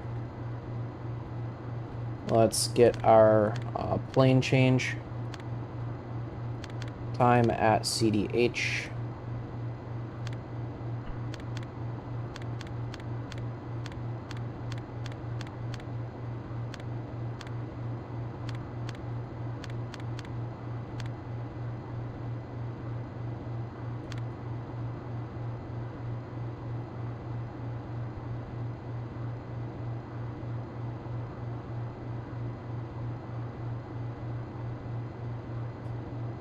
I mean, the Earth orbit missions have a lot of cool stuff to see too. But Earth's big, so it coming up over the horizon is just, it hits different, and the moon is so tiny, you know. It's like it comes up and it's like, oh hey, there's the moon. I can barely fucking see it. It's the size of a ballpoint pen. But the Earth coming up is so noticeable and blue. So, but I do like more of the Earth shots. I've taken better Earth shots than moon shots. I don't know. Earth has more photo opportunities, but when you get a good moon one, it really stands out.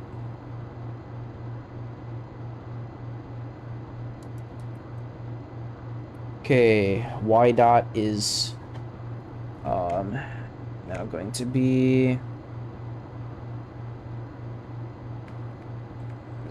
00003. Okay. Proceed.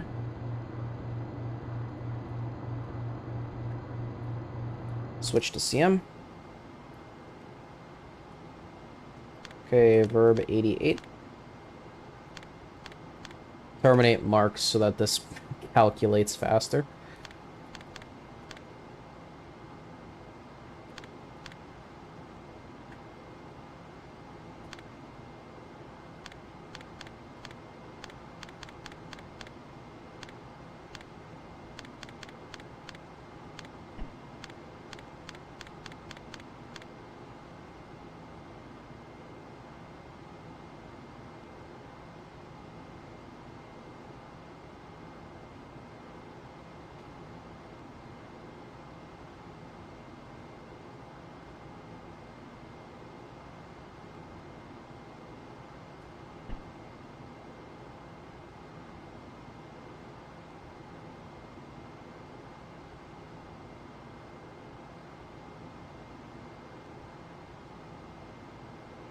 Okay.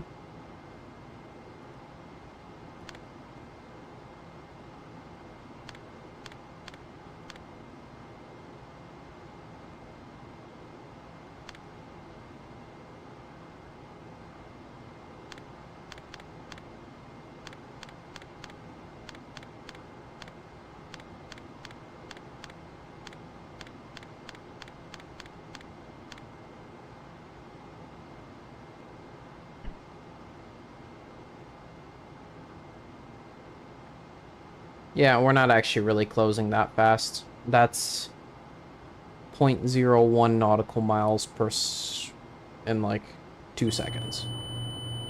Oh. Heater. Yeah, rendezvous radar temperature is spiking. Nothing I can really do about that. Not till we get to the dark side anyways. I don't know why it's spiking. I haven't driven it around too bad.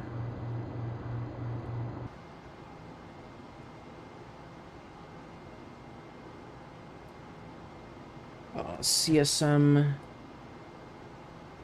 y dot is minus 1, 2, 3, 1. Okay.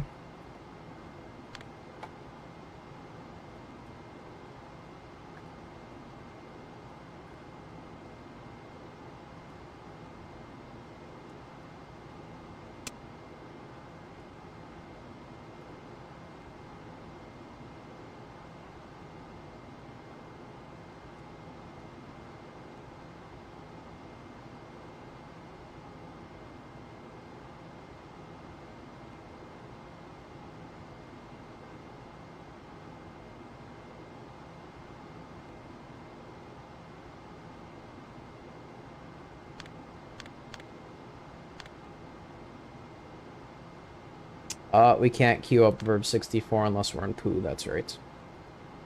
Okay, proceed for final comp.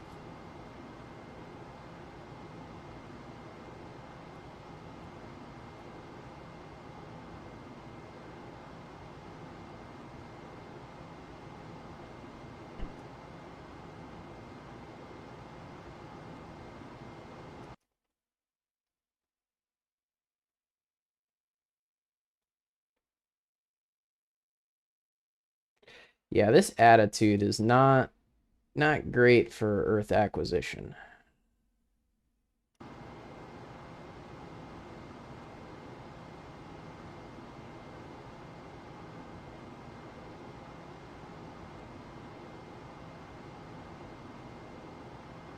I'll go auto.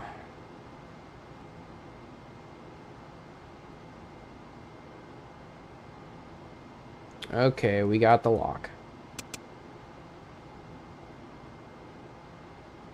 Yeah, React breaks it really bad. We'll go auto. We'll force it in. We got the lock on auto. Yeah, React has some behavioral issues sometimes.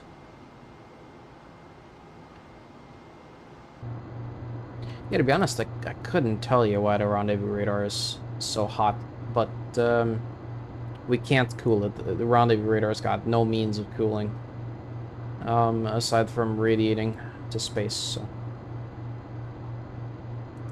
we'll go for final comp here as well.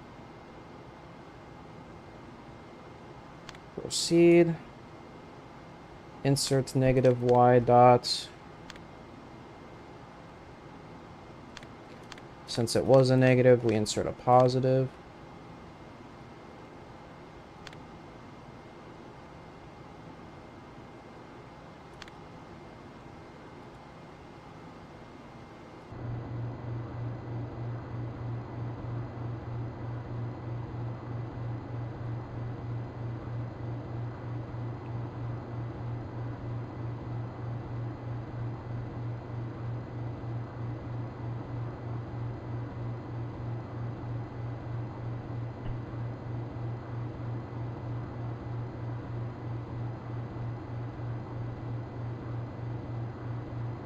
Altitude set 45.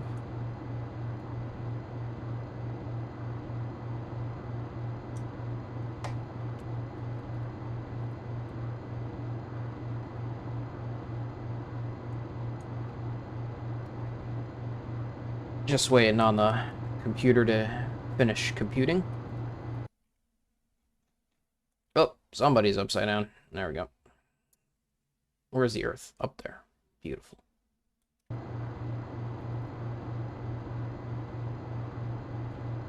Yeah, I've pulled the heater circuit breakers from the rendezvous radar just to get it to force the heaters off, but we could see as the gimbal drives around, it's slowly going to increase in temperature. So the sun needs to set. That is the sun must set, and it must set like yesterday.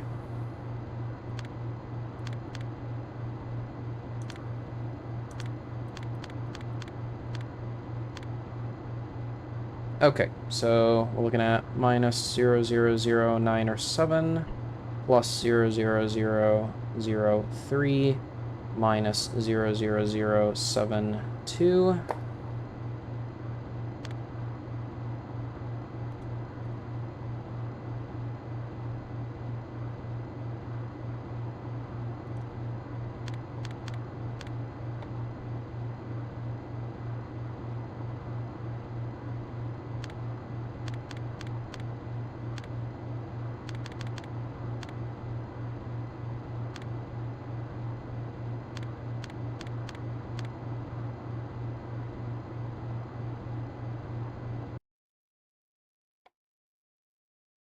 Yeah, it's about lunar noon right now. Oof.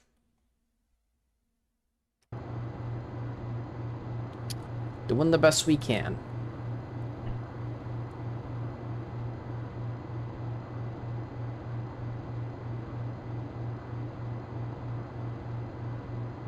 We'll just pray that Lem Engineering holds up, but we're in the red. We're getting crispy. Yeah, we're getting crispy on the rendezvous radar. A little bit worried she's gonna give out at some point.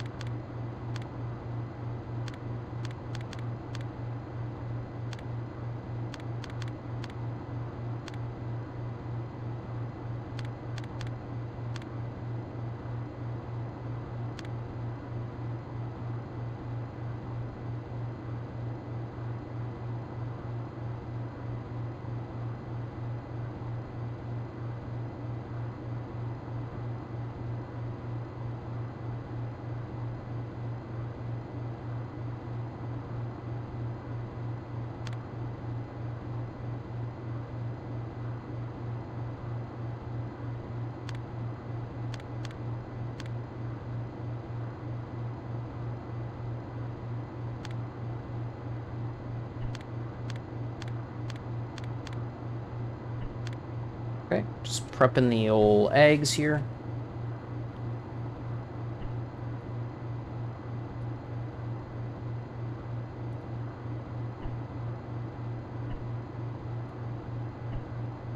So we'll go 400 plus 0, 410 plus 5. Oops. 451 minus 00096. 452 plus 00003. 450. Oh, hold on. 450 minus 00096. Enter. 451 plus 00003. Enter. 452 minus 00073. Enter. 407 plus 0. 500 readout. Good. Key release. At hold. Drive registers 2 and 3 to 0. Yaw left. Nope, excuse me, yaw right.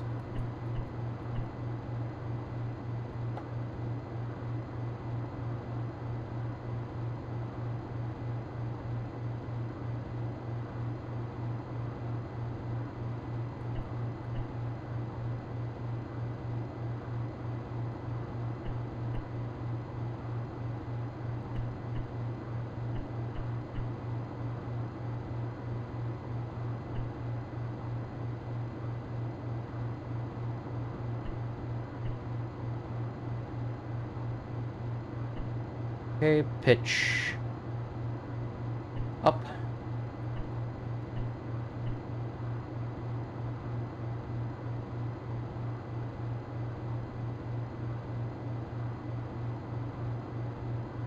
Oh, this did happen on my run earlier this year, but not the live stream one. I had a separate run of 11, and it happened on that one too. Bulger said it was because I was moving around the radar too much, but honestly, the auto maneuver was doing it all, so yeah. Don't know what's up with that one.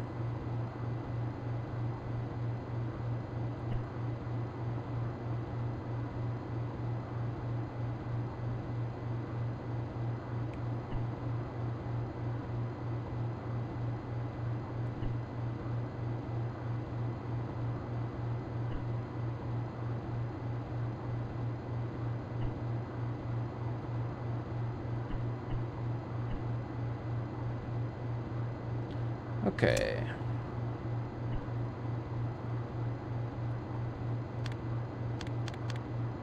Oh, already did all that.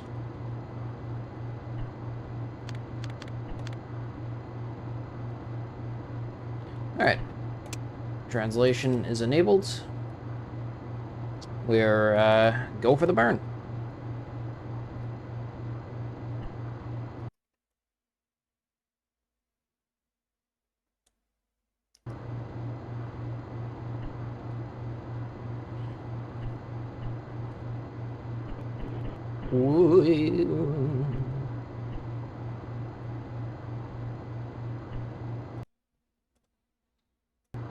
We lost the radar there. We got it. Okay. Don't know what that was all about. Had a slight bit of lag there.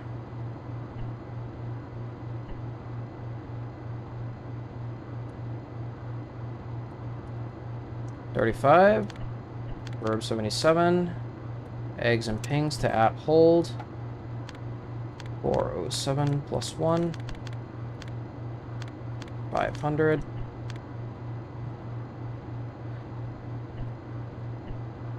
Earth.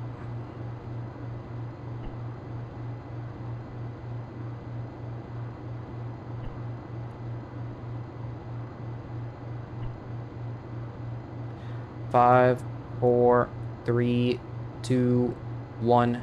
Ignition. Oh. Translation. Oops. Wrong axes. That is in our rotational reference, not our translational reference. Okay, shut down. Little pulse down. Little pulse to the right.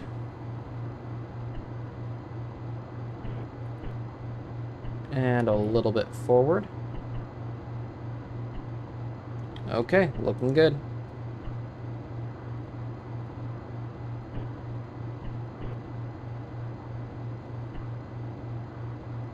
Proceed. TPI time. Rotation. Verb 76, enter. Eggs to auto. 400 plus 2. 417 plus 1. 34. Let's go ahead and verify VHF ranging real quick. We're about 82. 82. Okay, good.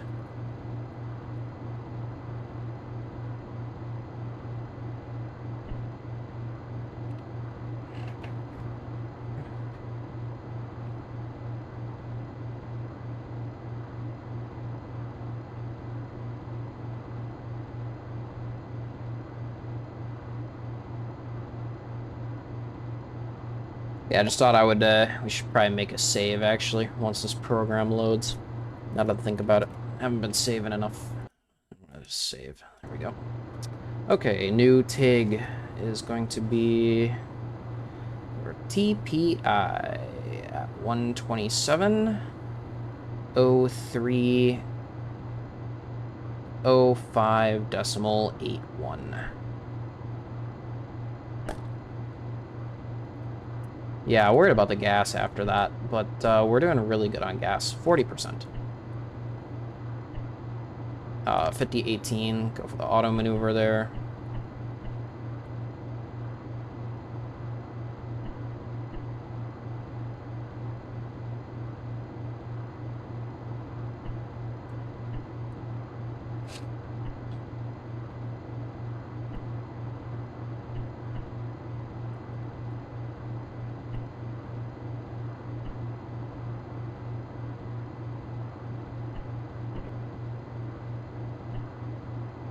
Okay, enter. Proceed on a TIG. Our, let's see, blank elevation angle and central angle are good. No reason to change. Proceed.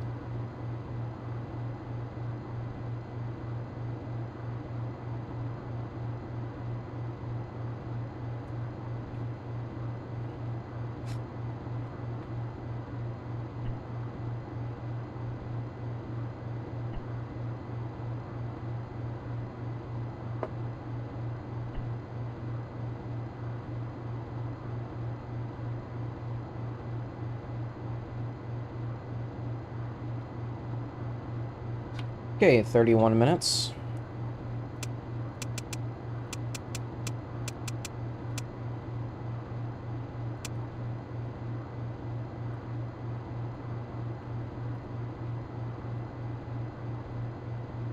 Alright, switch to CM. Let's do our program 76 update. Delta V's at CDH.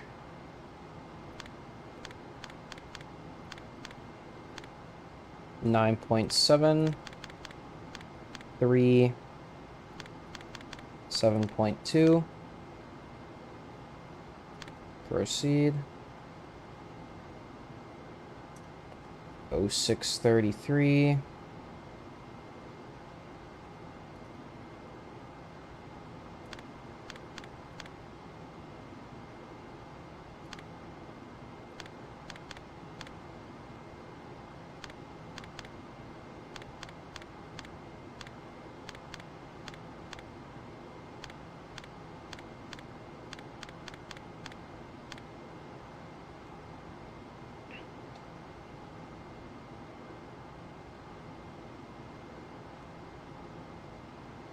Okay, don't need those anymore. Cross those out.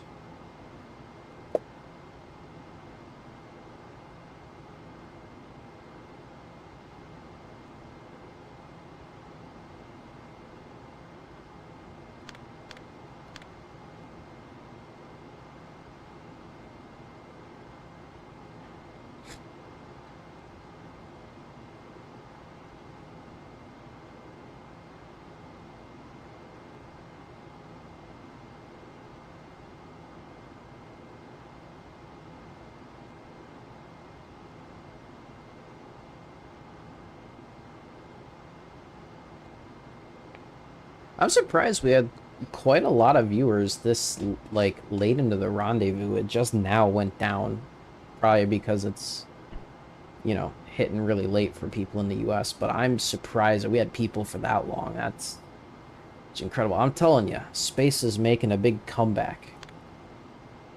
We can thank our Elon Musk for that.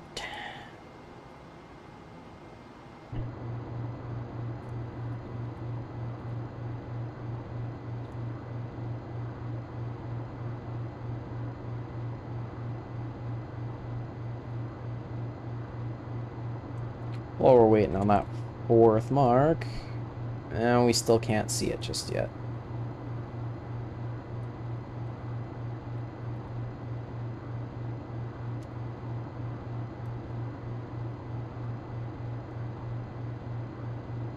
I'm confident we've got a proper lock on her, though. So even though we can't see her, we've got the eyes of science to help us see her.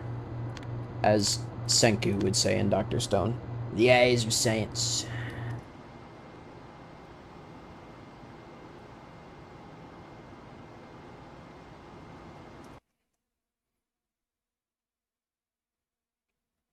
So lunar module, based on this attitude, is going to be pointing over there. Oh, we still haven't finished our maneuver yet, but 73.4 nautical miles and closing at a rate of 135 feet per second.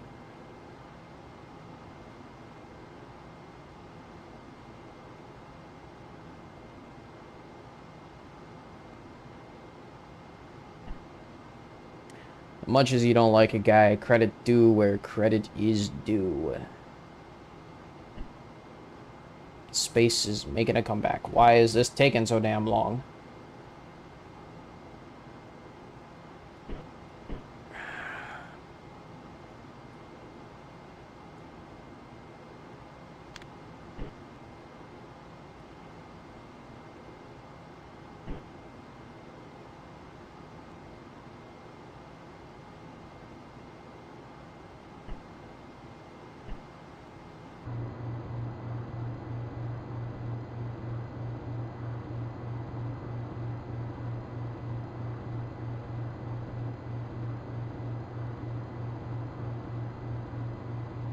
Okay, we gotta start the TPI search.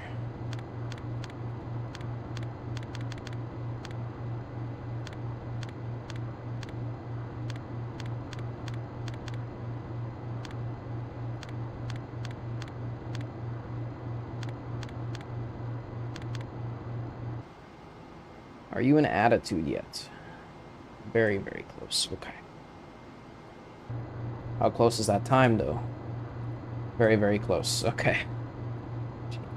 12, 11, 10, 9, 8, 7, 6, 5, 4, 3, 2, 1.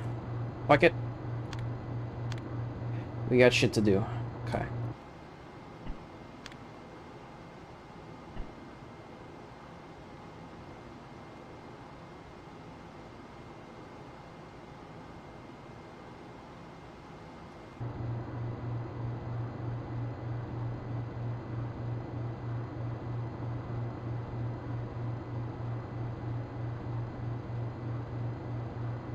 So theta at TPI is going to be 27.87.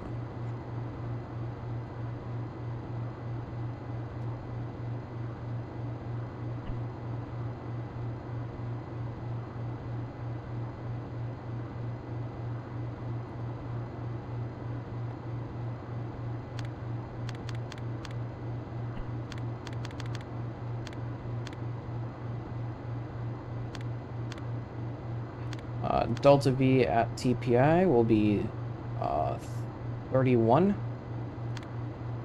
And our total delta V for both combined TPI and TPF, 64. Okay, verb 32.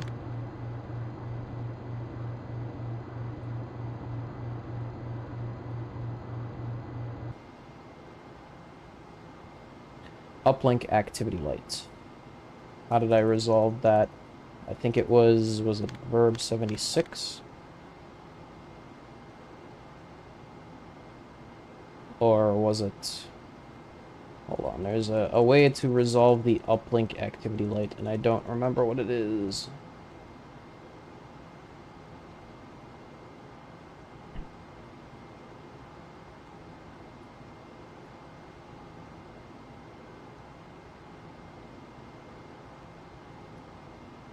At Folgers, what verb accepted the uplink activity auto maneuver request on P20? Now we could just recycle program 20.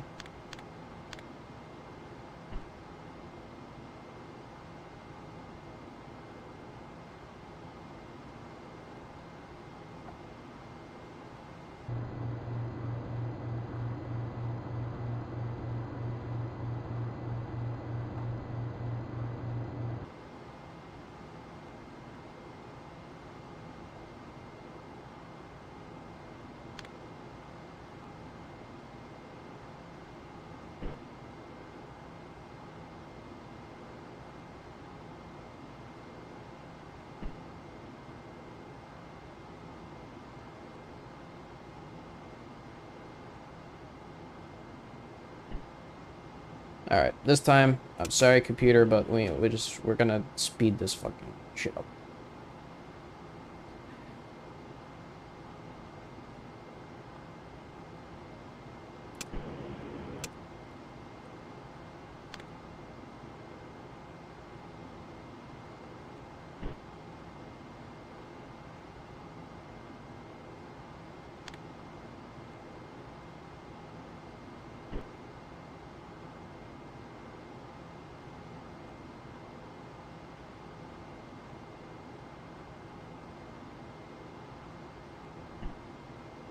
Okay, we should have auto track now.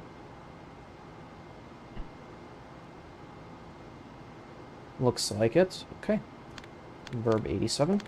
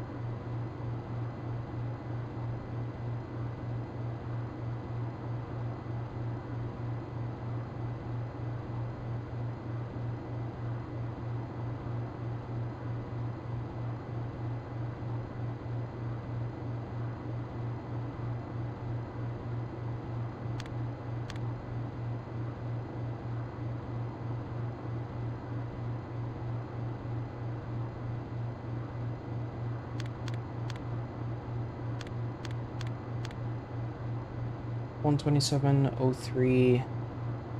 Yep, so we've actually added another minute. So TPI is not going to be 127. Hello, sunset. 03 55.5.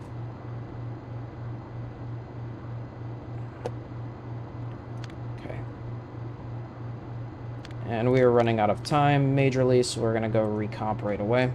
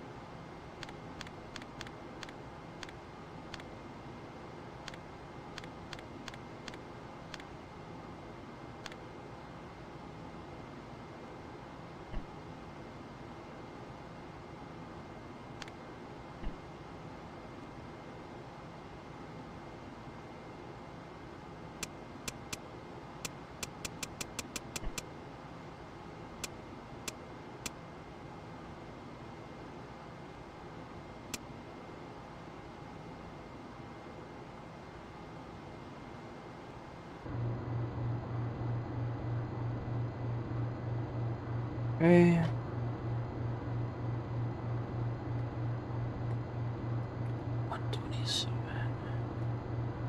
Four. 07.12.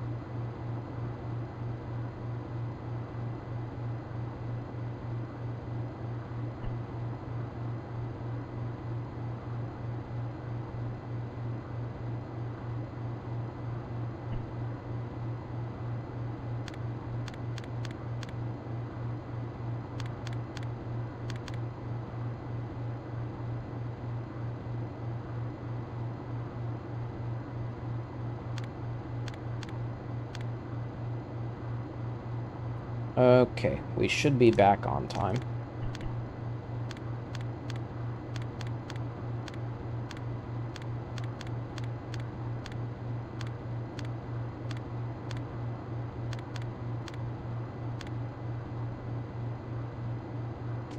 Should be back on time. The TPI can get a little dicey at times because the time of ignition is variable. So it can get a little bit dicey, to say the least. But we are at a range of about 56.8 nautical miles, closing at 129.5 feet per second.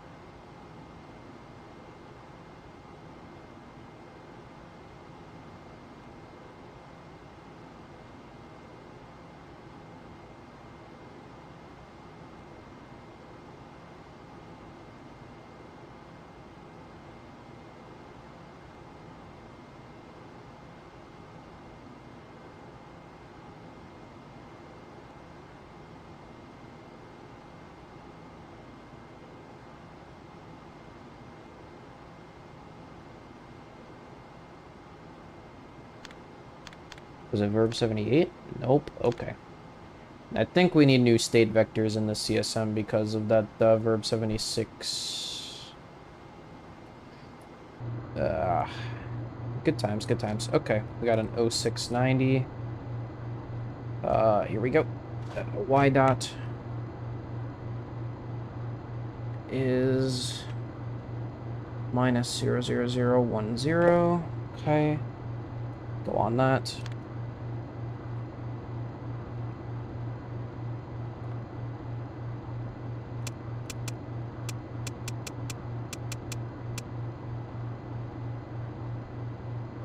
Mark. Okay, we've got a minute to fix our issues. So let's go verb 56, verb 88, verb 37, enter 00, enter. Uplinks, CSM nav update. We'll just turn the mission planning table off for that.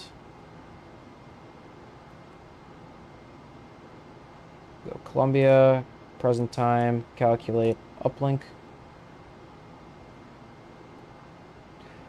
And we'll get a lem state vector.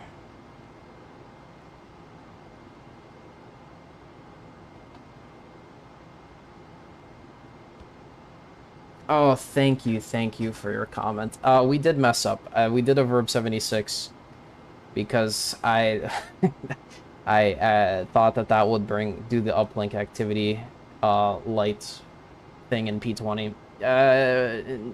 Verb 76 I think copies one of the state vectors into another state vector slot. So just in case, we are going to update our state vector information. We are at T-minus 13 minutes coming up now, so we'll make sure that that's still uplinking. That is still uplinking. Good. 2, 1, mark. Okay, 310 is in. Let's get 303 readout. Good. So 2839, that's our data at TPI.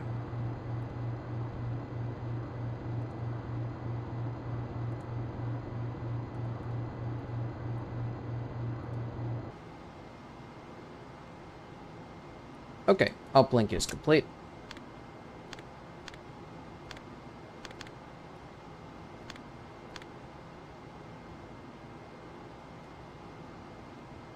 So that does unfortunately mean we will have to say to hell with the command module's calculations.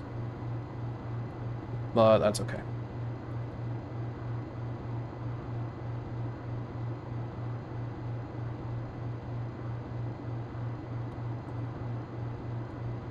Okay, final comp. We will get P20 loaded back up, but we will most assuredly not have time for any of these calculations. So we'll get 20 back up because that's what it says to do.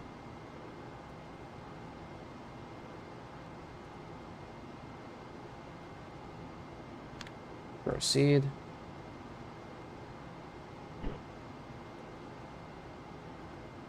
Yeah, reset stick flag. That's what that is for. Verb 58. Yep. Okay. Yeah, I don't know why it got stuck on P20. So verb 58 was the verb I was looking for. I had verb 76. Shouldn't have done that. I should have known what that was. Okay, final TIG of TPI. Ready to write down.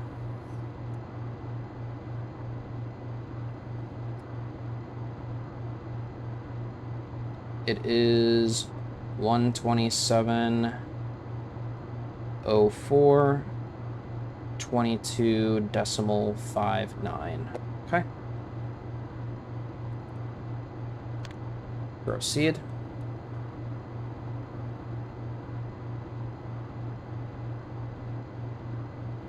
Yeah, thank you so much for your comment. It means a lot, especially because space is a very niche topic. So we will load our y dot into register 2. Again, y dot is our rate of change in our y-axis, so our y feet per second. Loading this in performs a small inclination change in addition to the burn, and that fixes our inclination so that we match our orbits perfectly with the CM as we're doing the rendezvous. So that was our final comp. That's given us about an extra, 10 seconds. There we go. Event timer is in. Let's do an eggs update.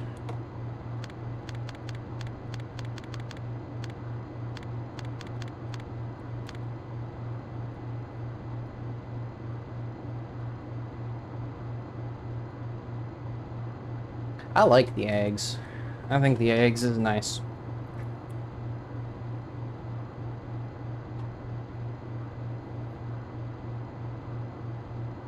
Although I can't imagine doing rendezvous on it.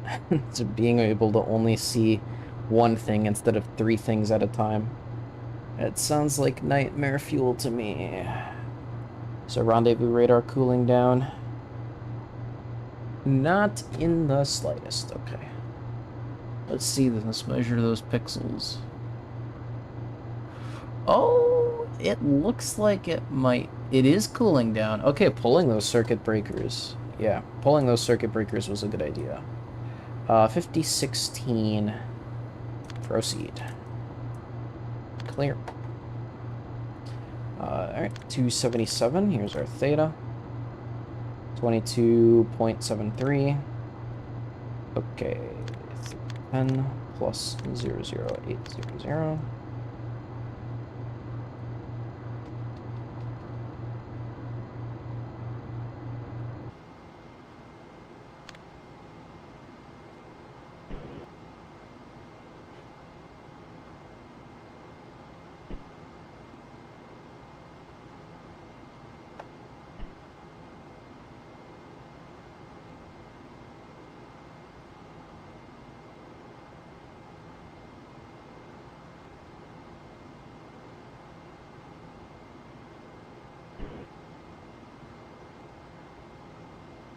Okay, so we do have active tracking reestablished again. That's good. So we'll terminate P20 and just go to poo. And... oh, ran a little bit past that. That's fine. Take a look. 303, our theta. It'll be slightly off. 410 plus 4. And we'll reset our PIPAs.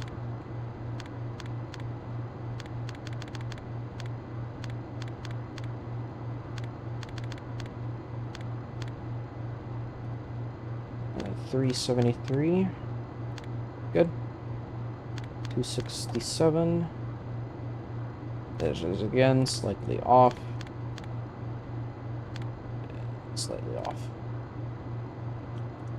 Okay, coming up on 6 minutes. We did say to hell with the CSM stuff. We don't have the time, but if it's possible, potentially, that we could see the CSM very shortly.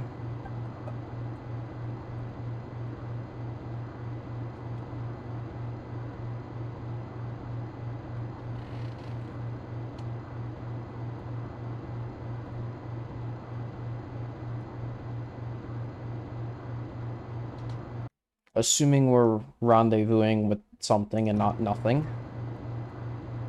Let's see, 43.5. What are we looking at? 43.5, okay. Yep. T-minus 6 minutes to ignition of terminal phase initiate. The third to last burn. Well, technically it's the fourth to last. Because TPF is a burn, but I don't really count it as a burn because it's not really like running a burn program like P41. So it's more of a maneuver than a burn. Okay.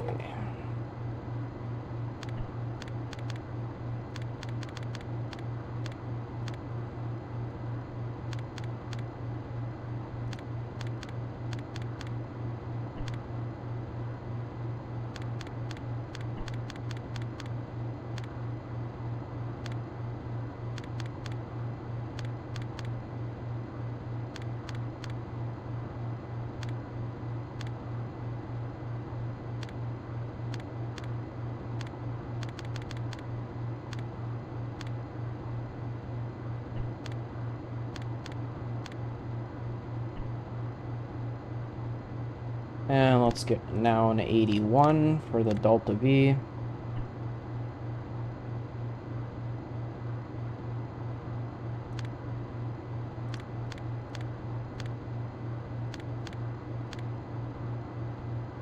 Okay, Delta V is going to be...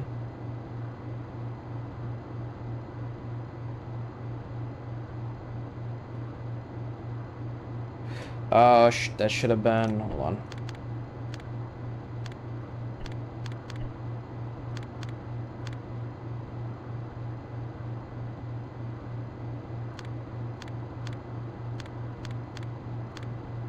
There we go. Plus 00253 plus 00010 minus 00127. Key release.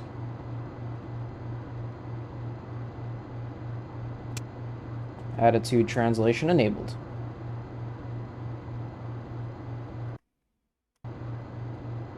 Okay, let's make a save before we do any time skipping again. I learned my lesson.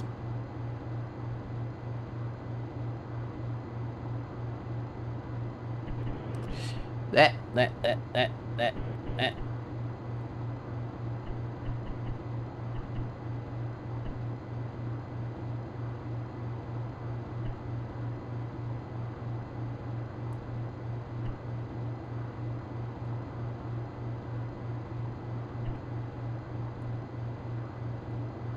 Translation. Rotation.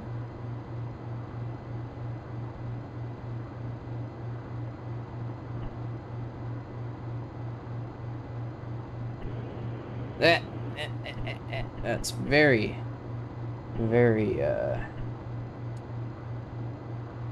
what's the word for it? Touchy.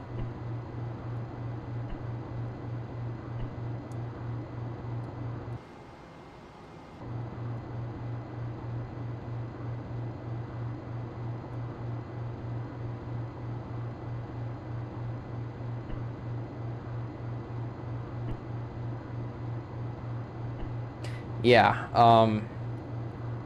we're just gonna go little tiny bursts at a time. There we go. Okay, 40 seconds. 35. Verb 77. Eggs and pings to at hold. 407 plus 1. 502. Readout. Translation.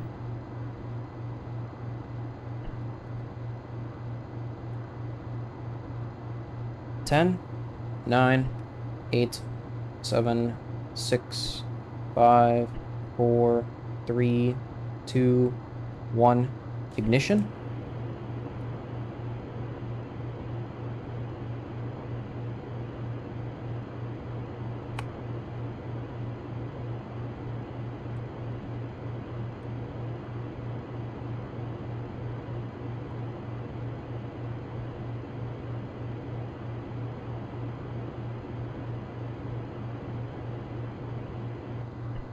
Shut down. Little left. Oops, excuse me, little right.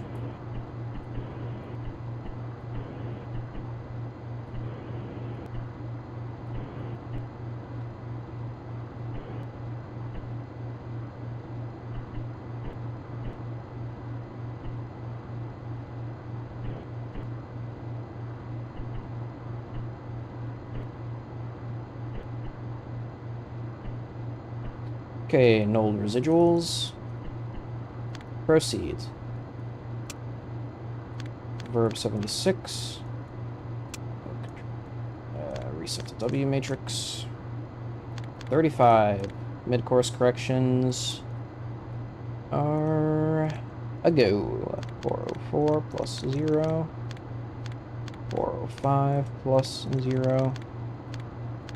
406 plus 0. 400 plus 2.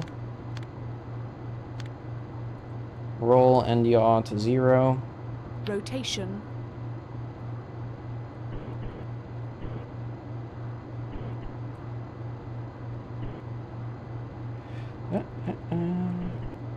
Hello.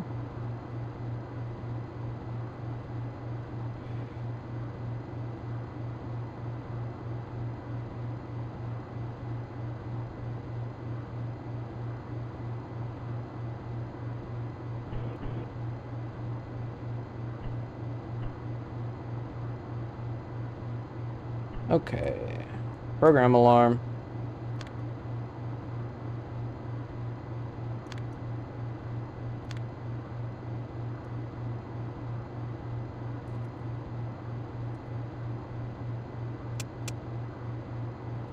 Okay, S-band antenna aft.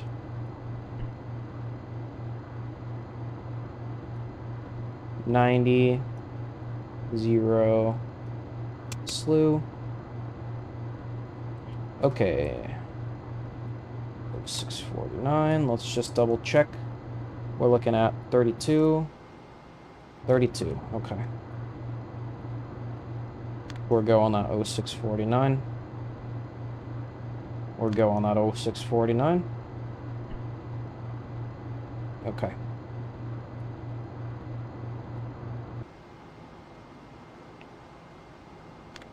Let's update the CSM's knowledge of the LEM.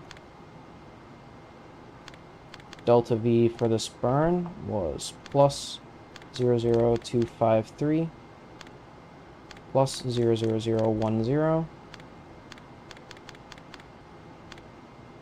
minus 00127. Proceed.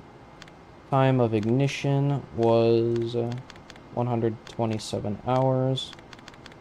4 minutes. 127 hours. 4 minutes and 22.59 seconds.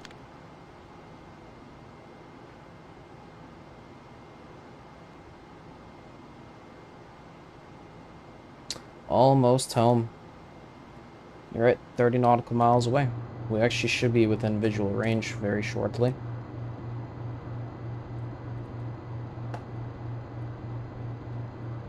Ready to make the transition from nautical miles to feet per second. Coming up very shortly. Okay, roll and yaw to 0.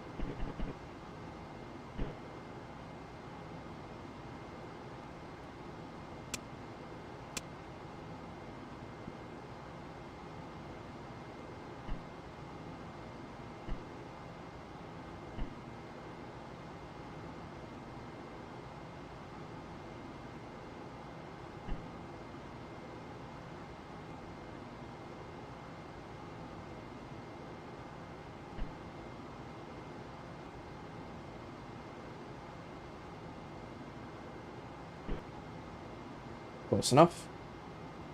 Alright, 20 is in.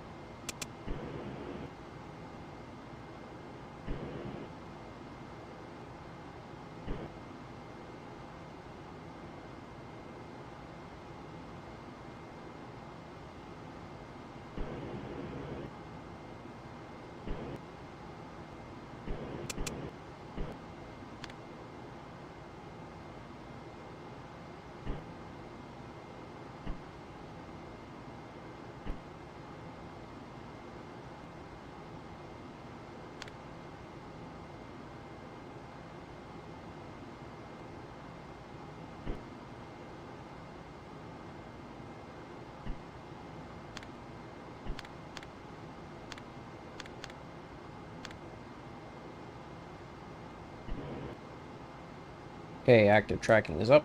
Let's reset W matrix and permit VHF ranging.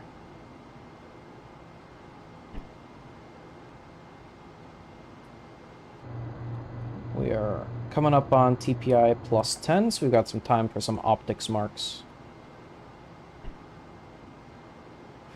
Okay, good. We still know where the lunar module is. Getting worried there for a second. Let's go ahead and take some marks. First mark.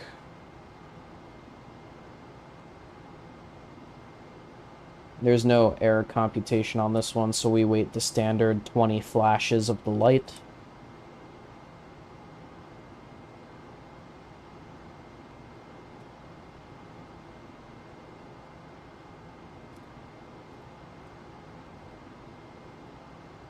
Mark. This one will have an error calculation, so there'll be the compactivity light solid. And once the compactivity light starts to flash again, we can go ahead and take another mark.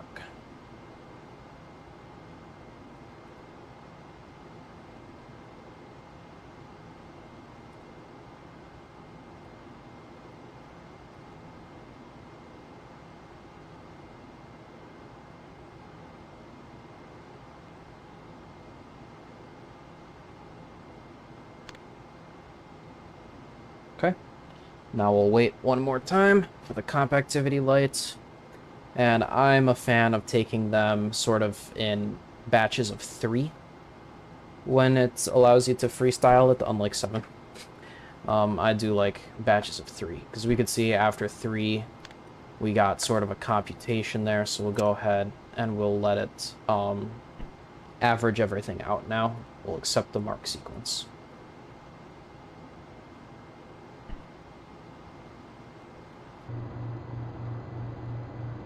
So we are coming up on that 10-minute mark. We won't be able to take, you know, too much VHF and sextant marks, so this should be good enough.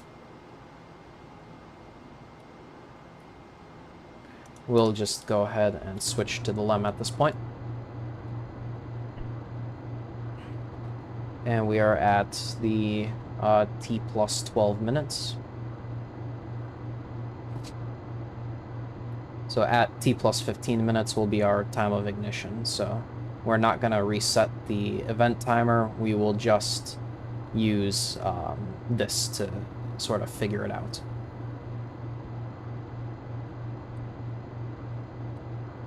We will be coming up on visual acquisition of the CSM very shortly.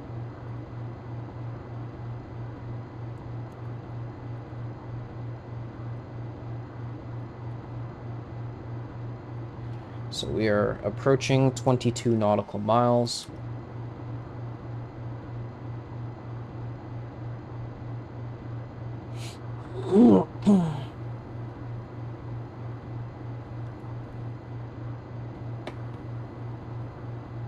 And we've got loss of signal.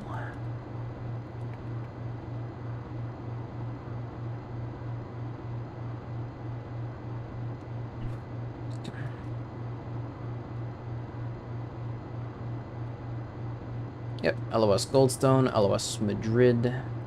We got no 649. Proceed to accept.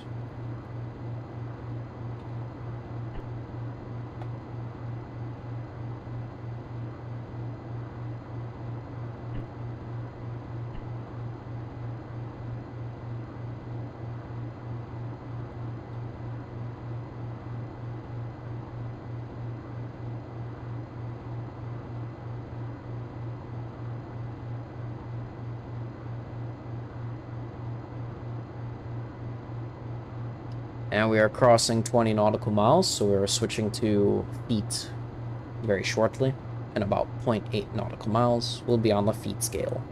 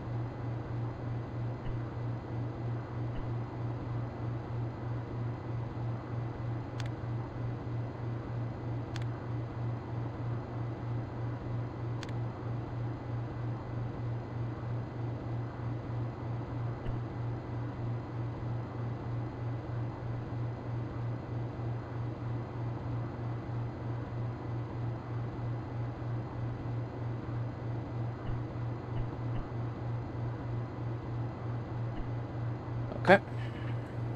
Final comp is in. Our 81 is... Actually, I don't even think we do MCC updates. We won't copy that. Just proceed. Proceed. T minus 2 minutes 30 seconds. Proceed. But there's a fixed time of ignition, and I did hit that like 10 seconds late, so we will be burning at 45, regardless of what the computer says. Enter.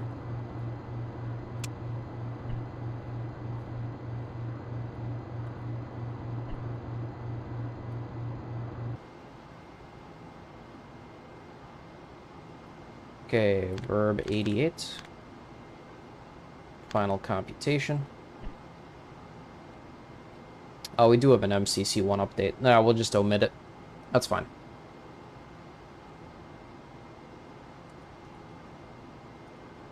Or we can actually nab it real quick. So, noun 81. So that's gonna be plus 00052 plus 00010 minus 00059. And that TIG is gonna be shoon.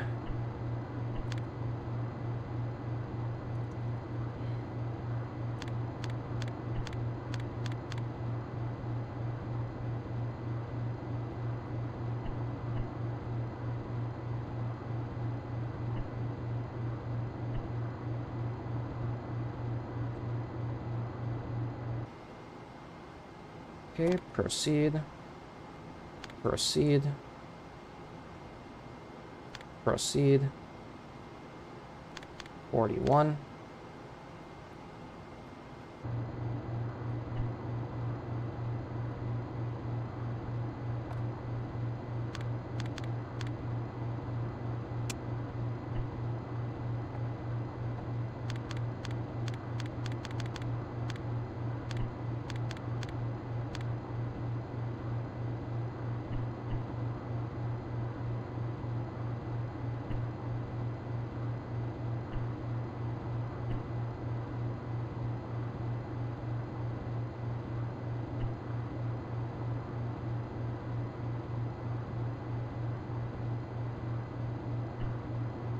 Translation.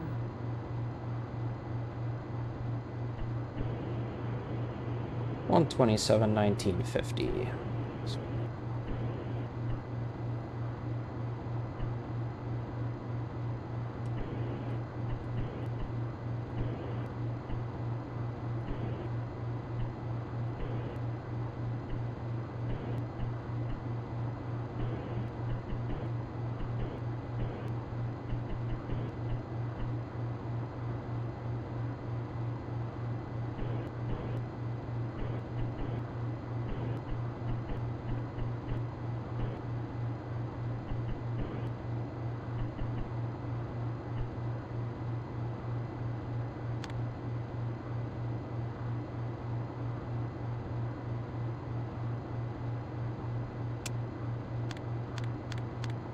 Rotation. Okay, verb 93 and a 35. Alright, MCC1 is in. We'll get MCC2 rolling. 404 plus 0. 405 plus 0. 406 plus 0. Okay, waiting at 27, so 60 minus 27 is 33. Okay. Alright. Verb 37, enter. 76, enter. Verb 25, we're looking at 00052 plus 00010 minus 00059. Proceed. This is at 127 hours, 19 minutes, and 50 seconds, more or less.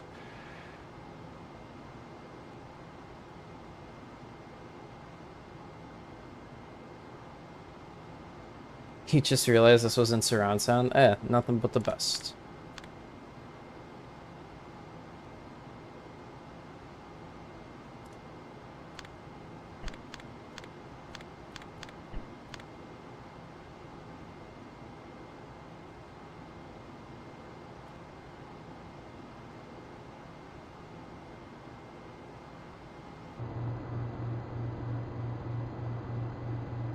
Okay, these 0649s are getting slightly concerning.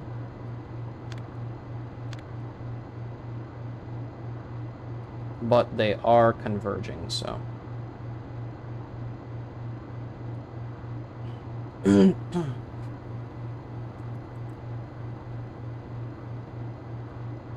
Ah, there it is. We see it. Okay, we got it. We've got it.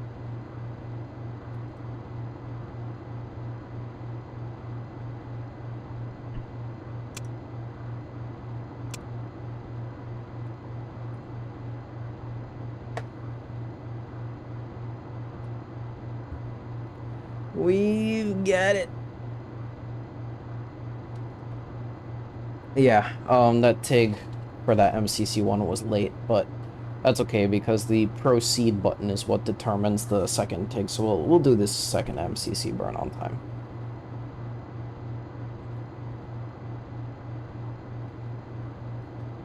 In fact, we actually do have,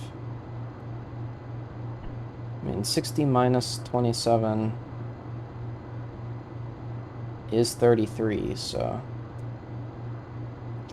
we have time. Let's take a sextant mark. Just a few.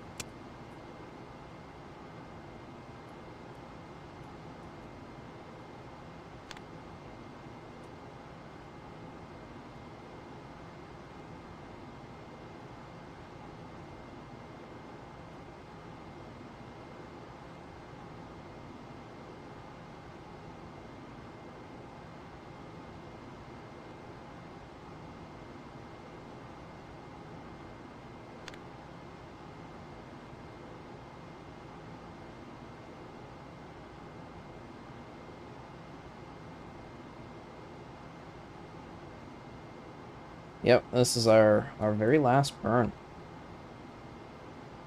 And then we just bring her in.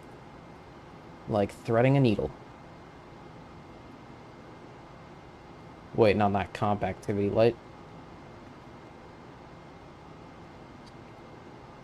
Yep, just like threading a needle. We'll just bring her nice and gently in. Last mark.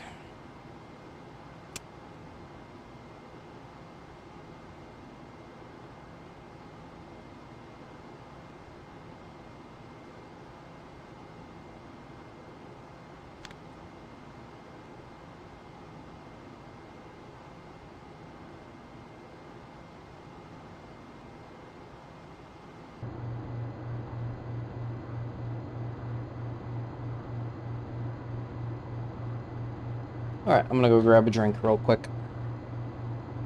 Let's see here.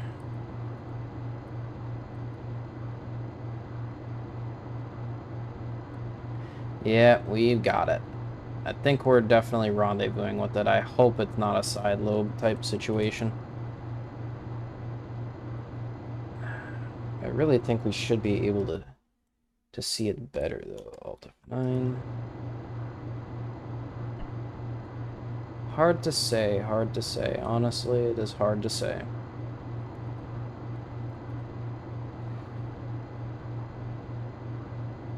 I could go at hold, take manual control here. Oh, look at that. Another 0633. Or 0649, that is.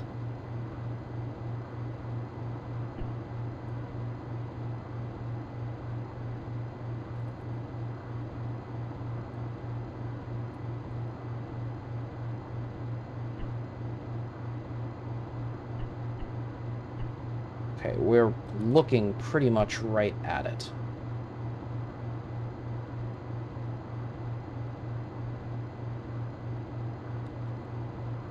I don't know. I do think this could potentially be a side lobe we're running into here.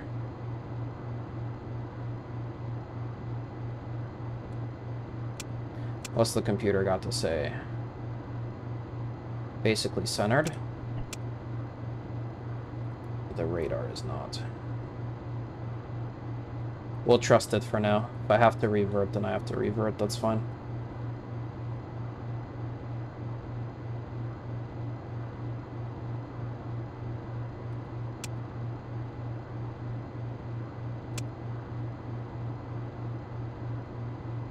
Based on VHF ranging, we should be good.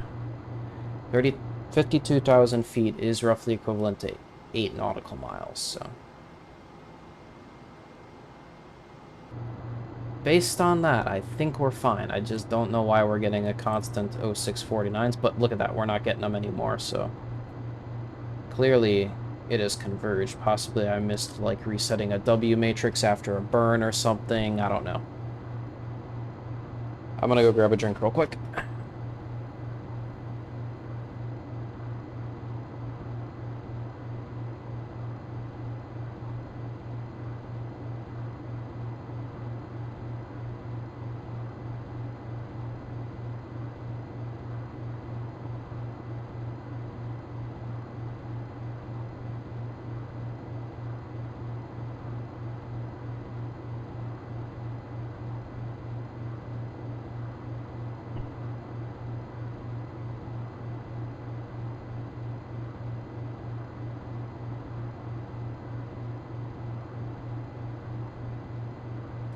Program alarm 525. What's it to you?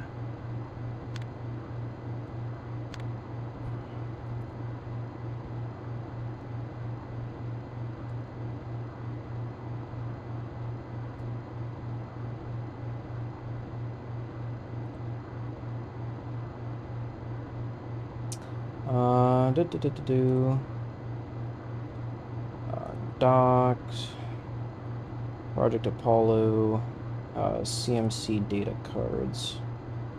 We are looking for 525.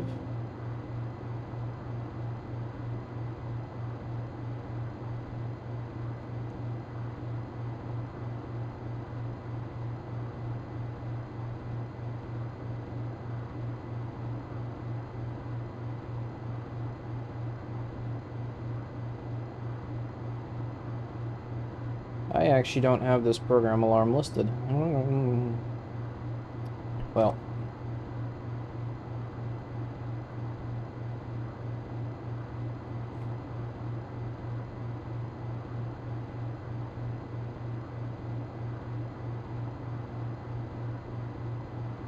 Program alarm 525.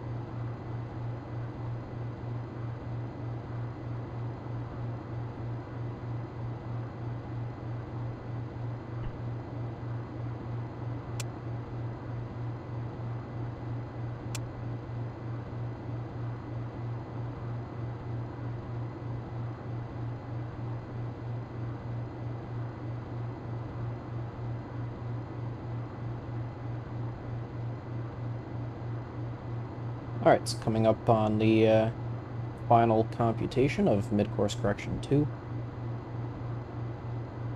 Hopefully we're rendezvousing with something and not nothing.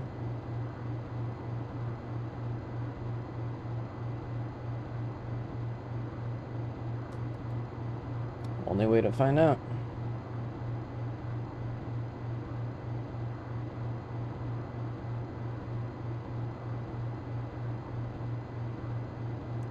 Do we have an MCC2 update here? We do, okay. So we're looking at plus 00093 minus 0000. Ooh. 00284. Okay, we are going to scrub MCC2. That is way too large of a delta V.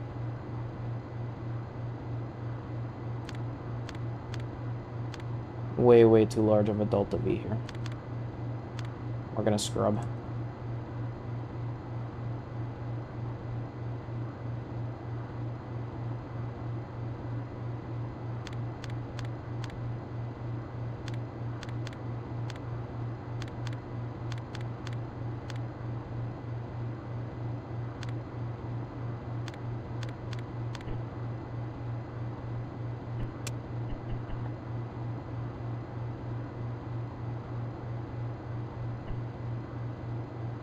LGC CSM nav update.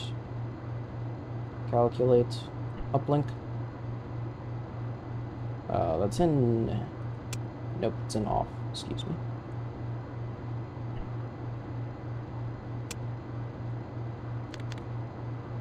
We'll wait for it.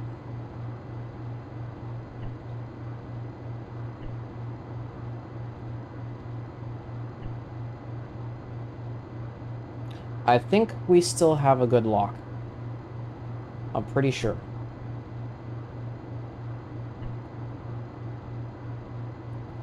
We gotta be quick with this, though.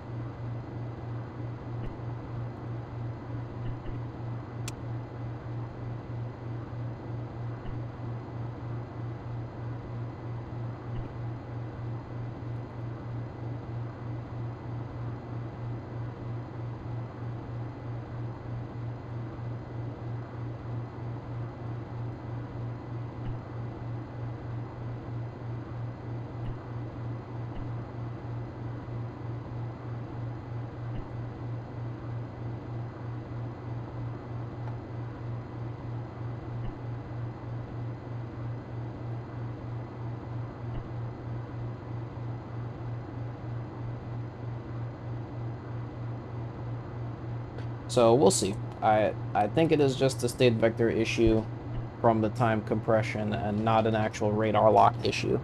We confirmed it with VHF ranging, so. And eggs would appear to mostly agree, so. We'll see what we get.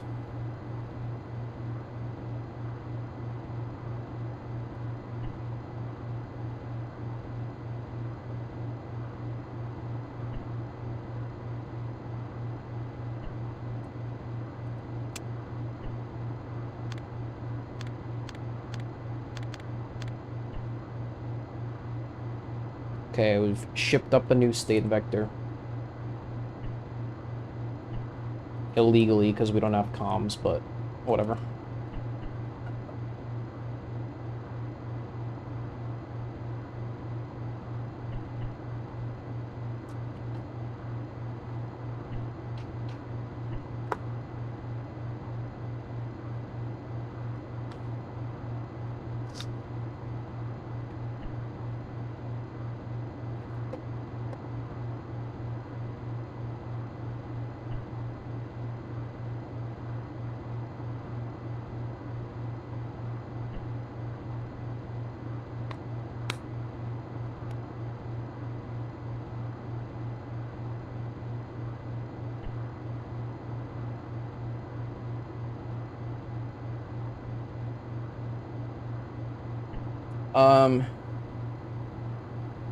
Yeah, I think it was a state vector issue. That's what I've been saying.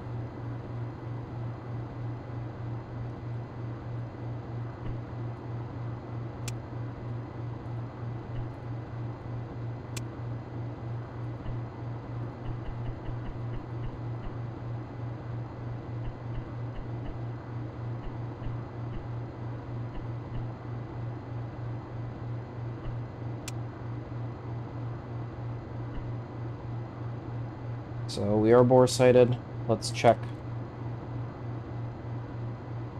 CSM is not bore sighted. Okay, that is kind of an issue. Translation.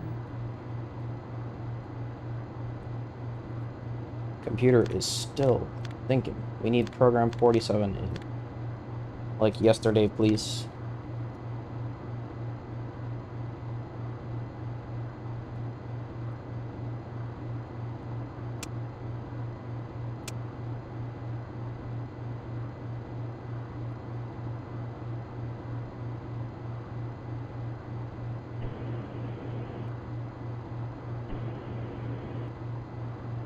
Rotation. Translation.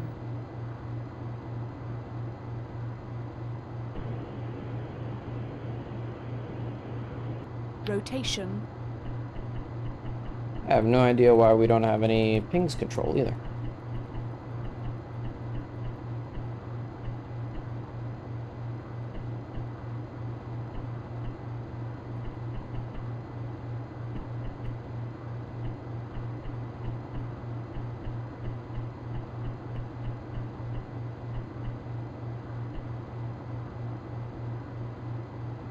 Yeah, computer is... Whew, okay, eggs time. Translation.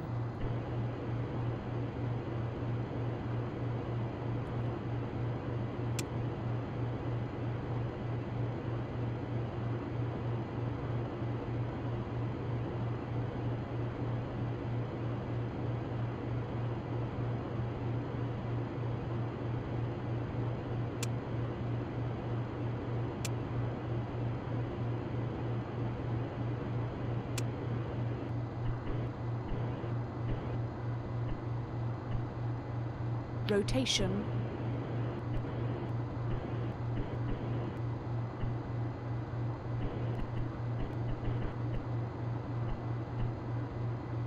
Holy shit, we've got something. Yeah, problem is, computer, you're a little late to the party.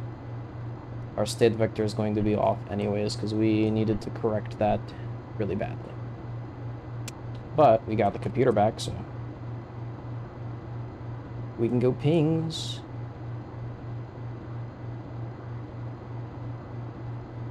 I do suspect that our time skipping issues have led us to a side lobe, though. That is the suspicion at this point. Yeah, appears to be. Okay. Sloop. Point us down, please.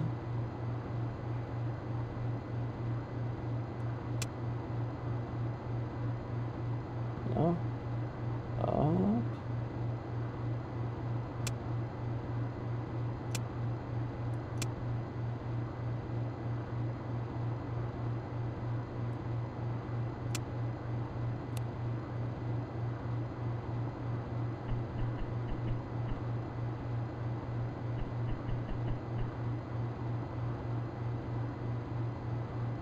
Yeah, that's it. Okay. Translation. That pings is still throwing a conniption. Rotation. Okay, fine. Eggs. You'll be our buddy. Eggs will be your buddy. Okay. Translation. Slow down. Go right.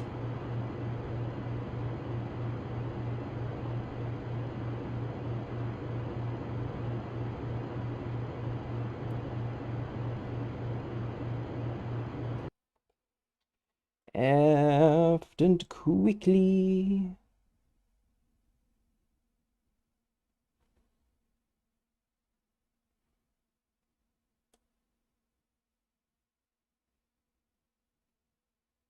Ooh.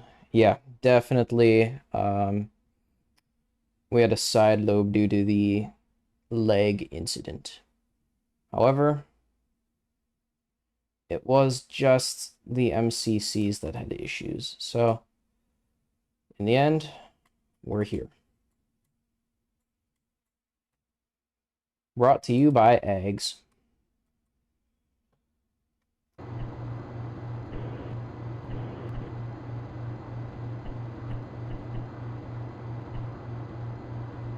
Holy RCS. Crossfeed open.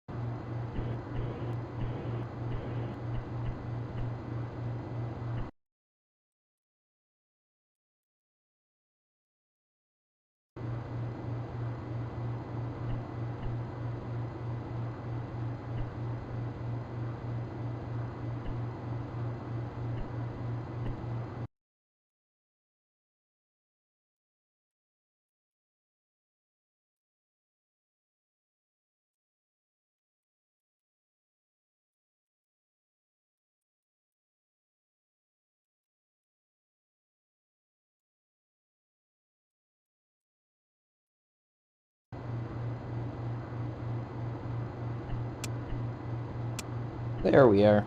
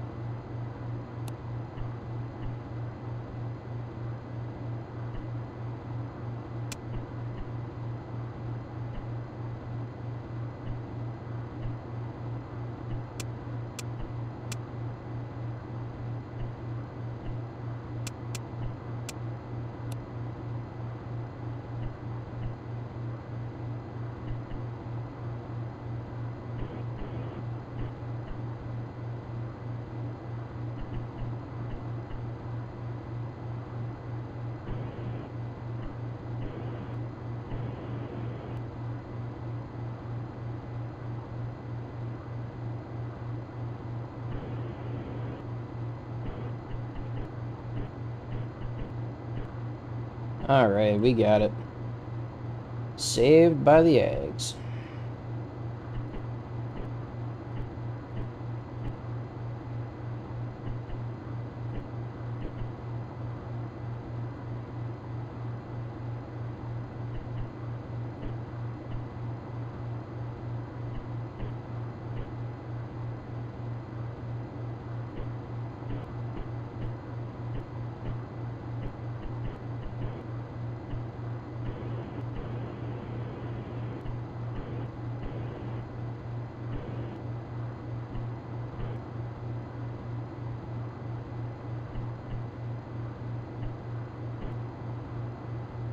Okay, we're station keeping.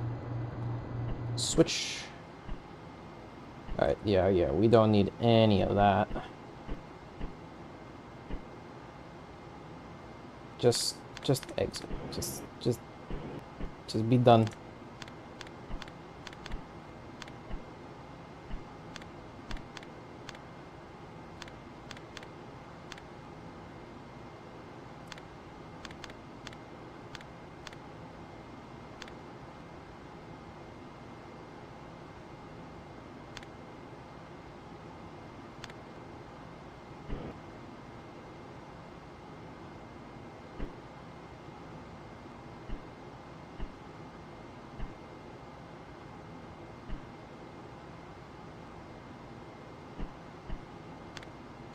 Oh yeah, hold on.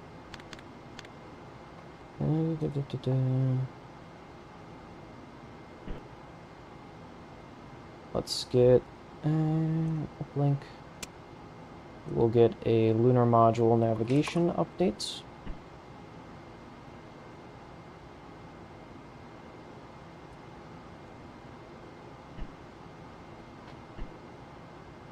No, Folgers would not be proud. He'd be like, you fucking idiot, you should have just reloaded when you had the fucking leg burst. And yeah, no, you clearly haven't hung out with Folgers enough.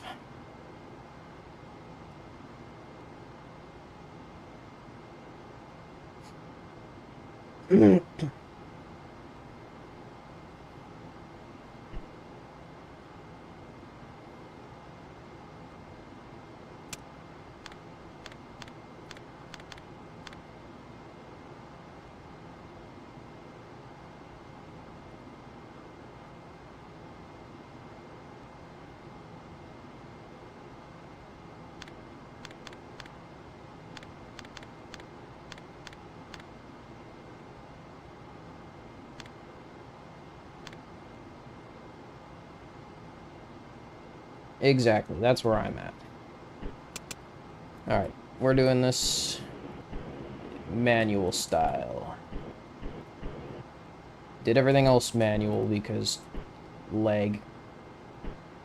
Alright, so lesson learned, even if it is really tempting to time skip, do not time skip. I think we can all agree that time skipping during rendezvous is for scrubs.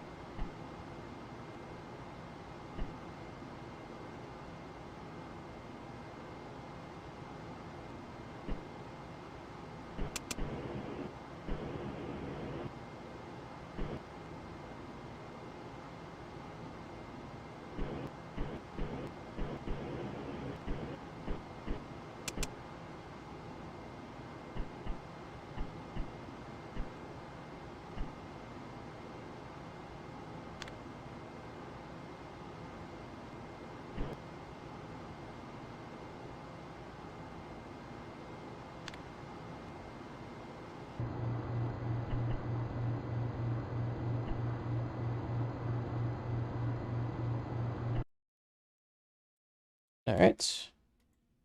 Just gonna translate up a bit. We lost a little sight there.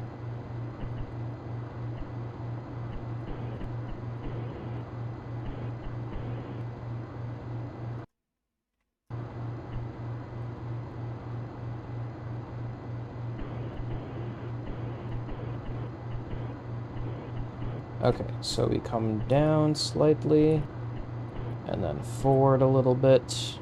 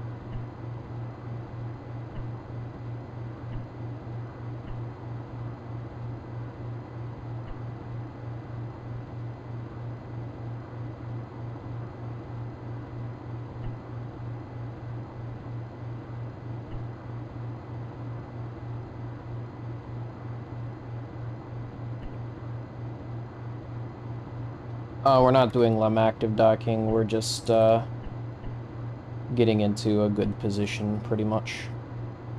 Rotation. Translation.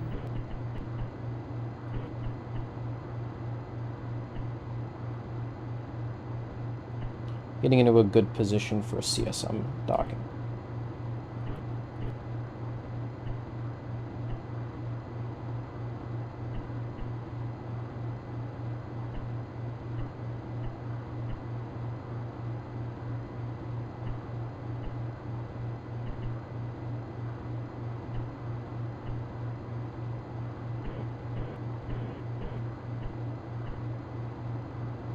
Okay.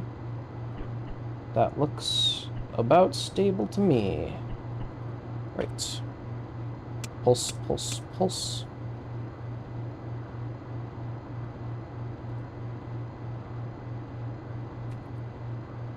Trunnion. Plus minus 50. Number 41, down 72. Plus 0. Plus 32000. Proceed. 16, down 72.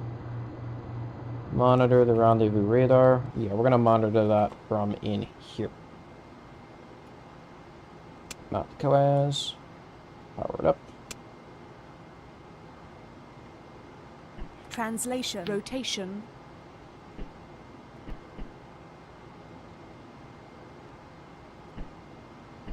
Yeah, this is moving really slow. 11101. That is 11101. Oh yeah, of course. That's fine.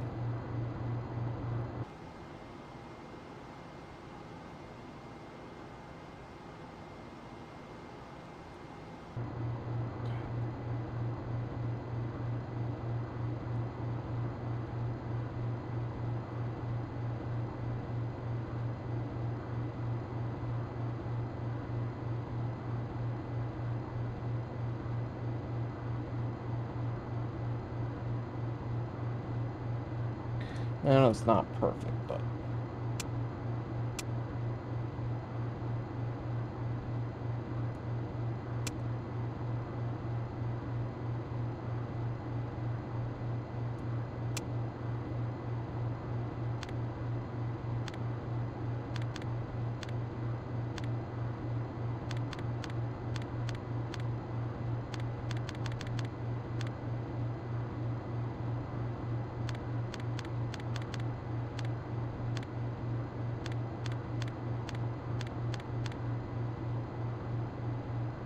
there she goes. Yeah, she gets a little bit stuck there. That's fine. it's close enough to the attitude, so.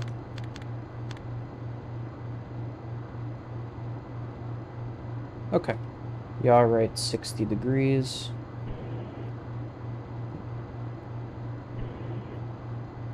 Rotation.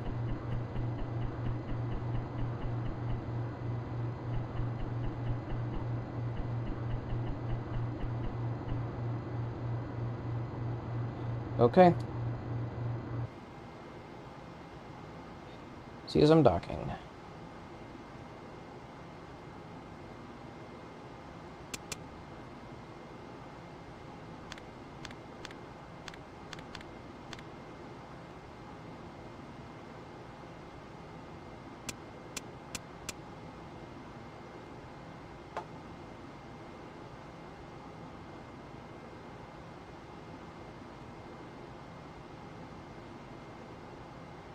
Translation.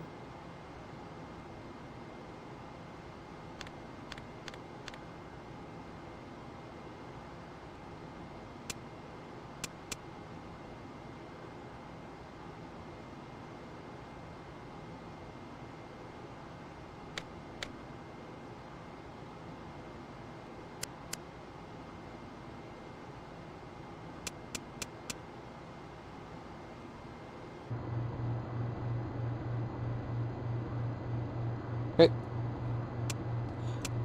Pings off, and we are go. For the dock.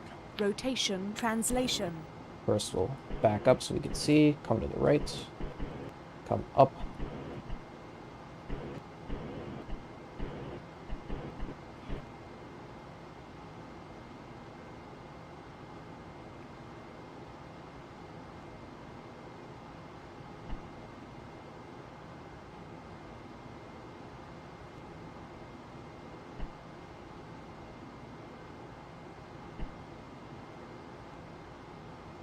Rip my phone. I can no longer monitor the chat.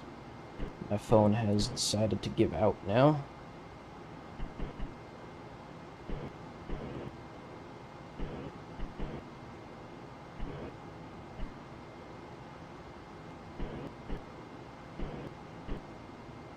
Rotation. Oh, sweet merciful Buddha. I am not dealing with this slow rotation. I'm sorry. Translation.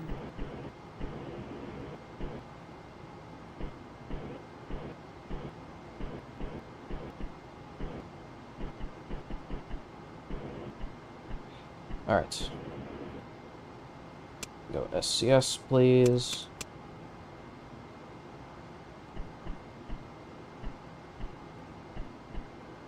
Rotation.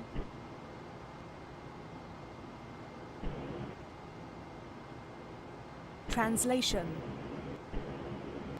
Rotation.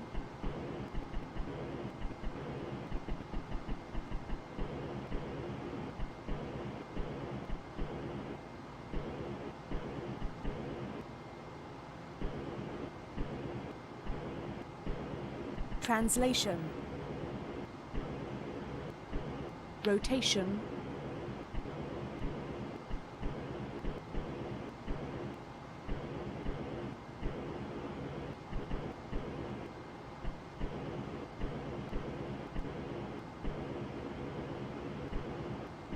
Translation.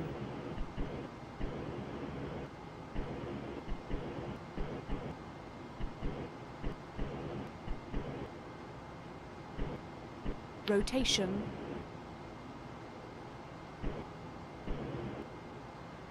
Translation.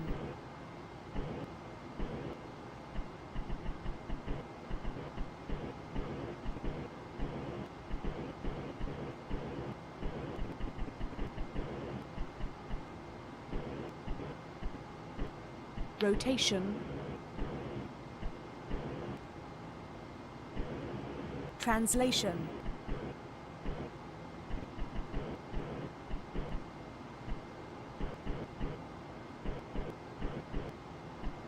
Rotation. Translation.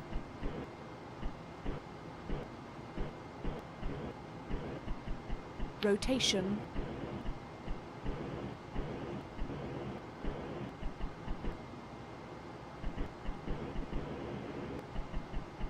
Translation. Rotation.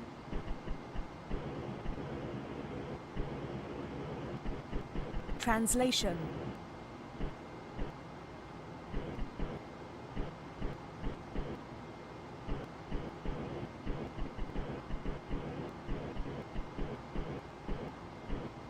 Rotation.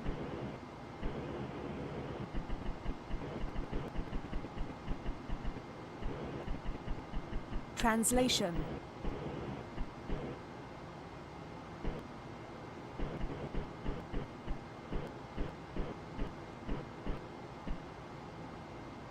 Rotation.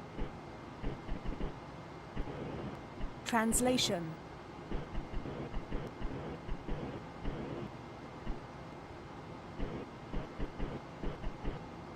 Rotation.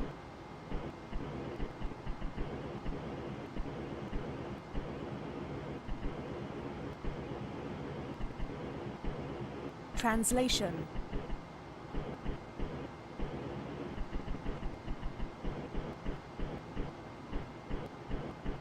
Rotation.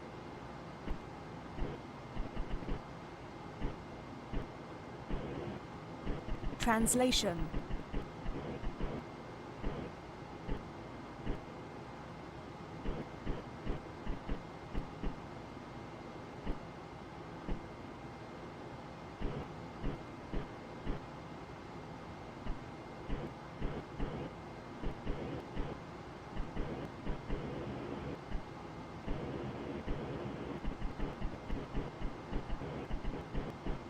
I'm slightly convinced the Lem is in a small tumble here.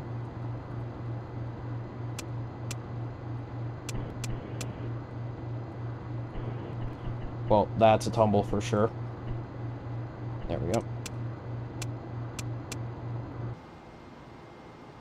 Probably should have sent a controller update to it, now that I think about it. Rotation. Translation.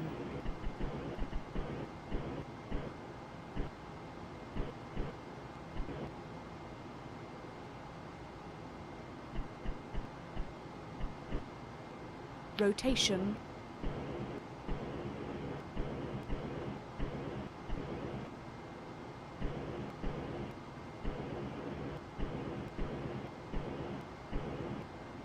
Translation.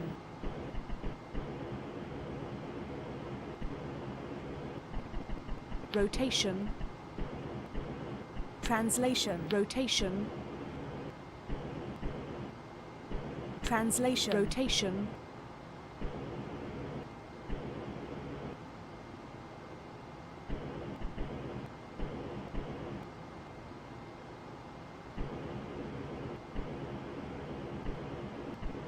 Translation. Rotation. Translation.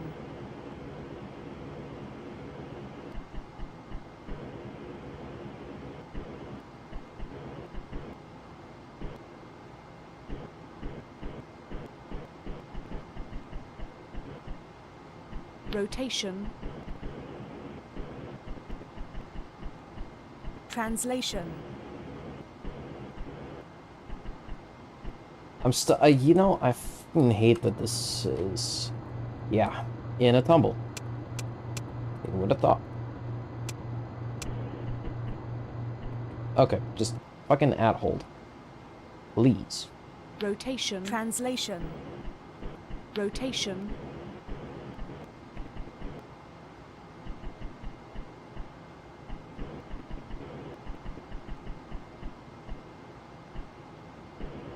Translation.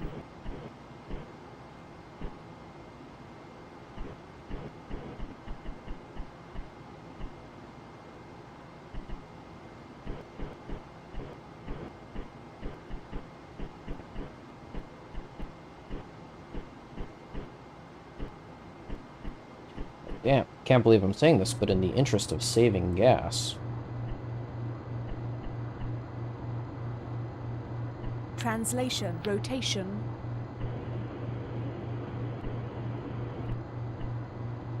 Let's go... Pings. Verb 77. please. Translation. Rotation.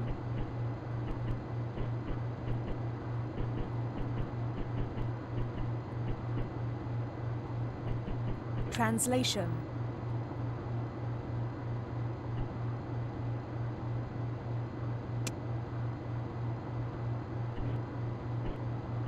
Okay. Up.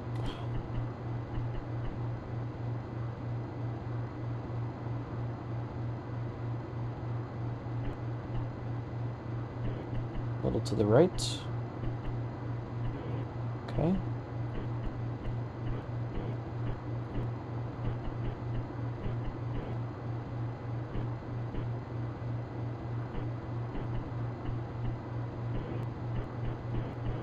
Down. Up.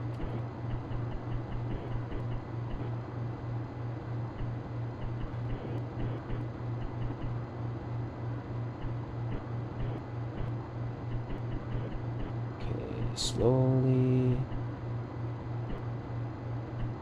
All right. Rotation. Translation.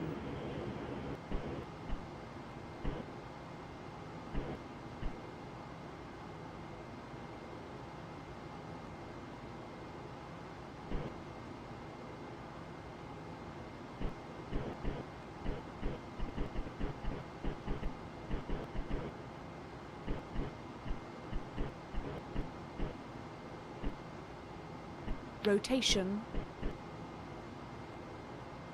Translation.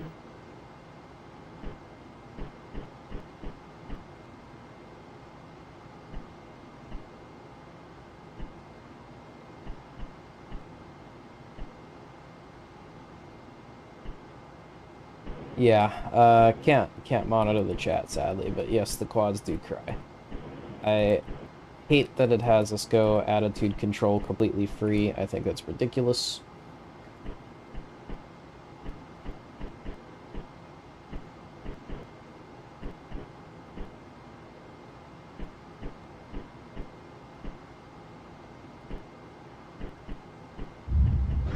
There we go.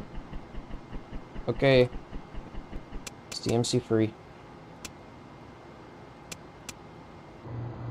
Eggs and pings to off.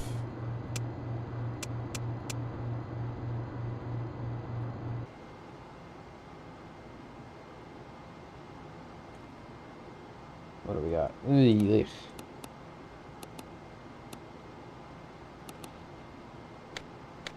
Okay, Alpha and Charlie, they cry.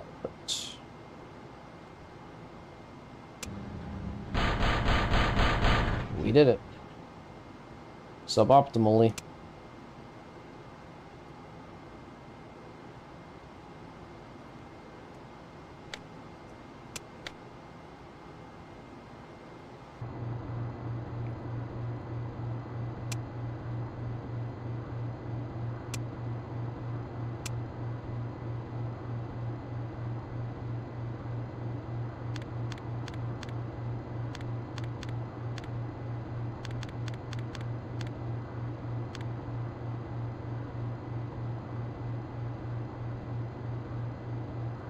RTCC MFD, we'll need pad, dat pad.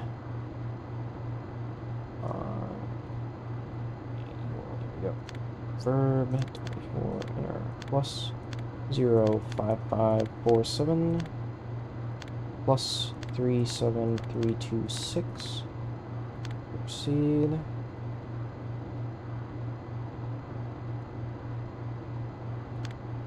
Verb 76. Okay, 173.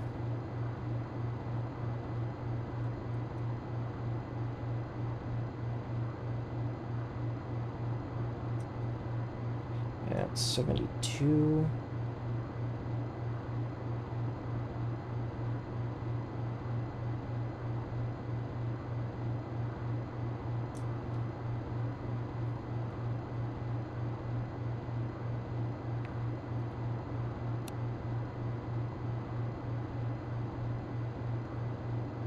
Oh yeah, well no shit, this doesn't work. We're in a completely terrible attitude.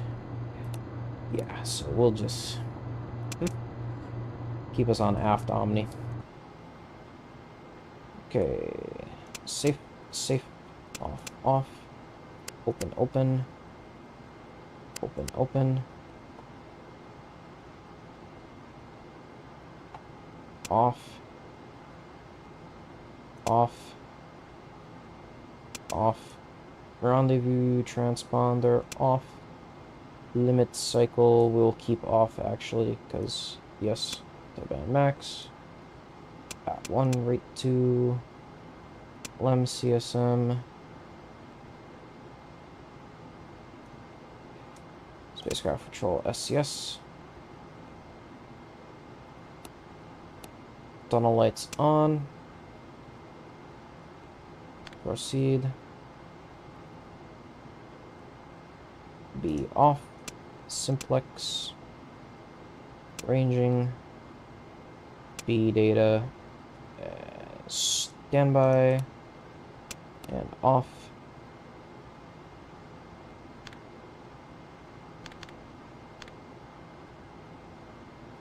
Direct off.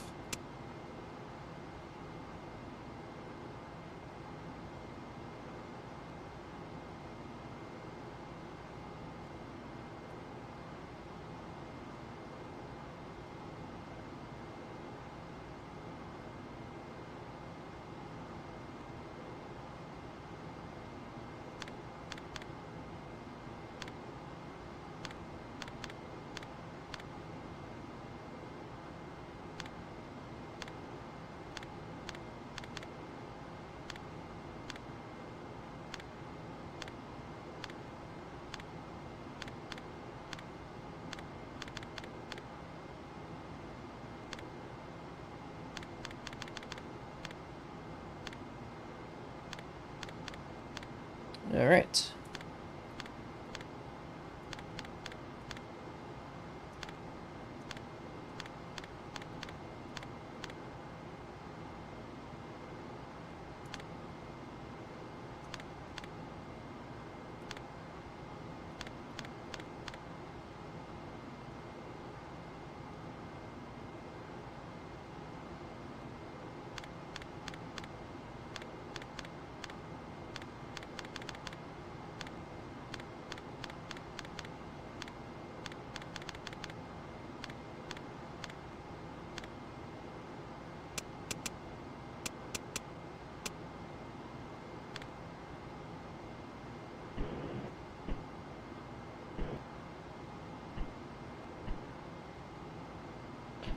Whew.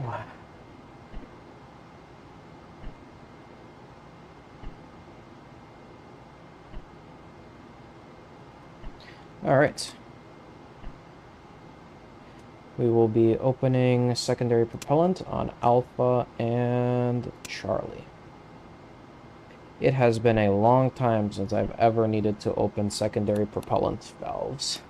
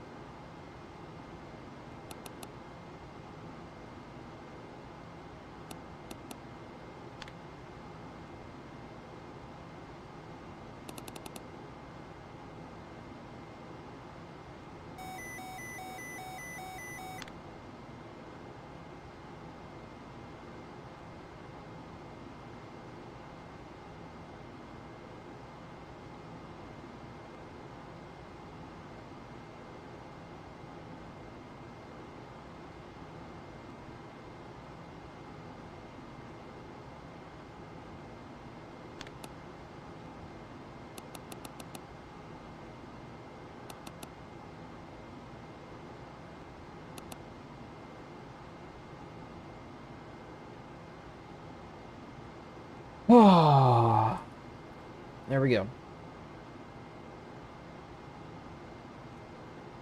Yeah, well, I'm upset because, I mean, that was terrible. It was like literally one of the worst rendezvous I've ever had. Literally worse than my first rendezvous. Well, oh well. We problem solved all the problems that I created, but still. I made the problems, which is irritating. Lesson learned, never time skip. Never time skip in the rendezvous. We will henceforth not be time skipping in rendezvous.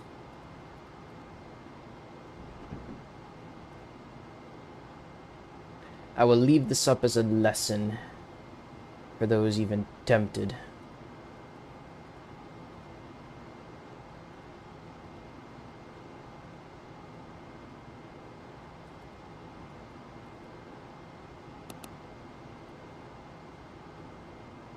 Okay, switch to LEM. Pressurized. Overboard cabin dump valve. Open. CDR and LMP to cabin.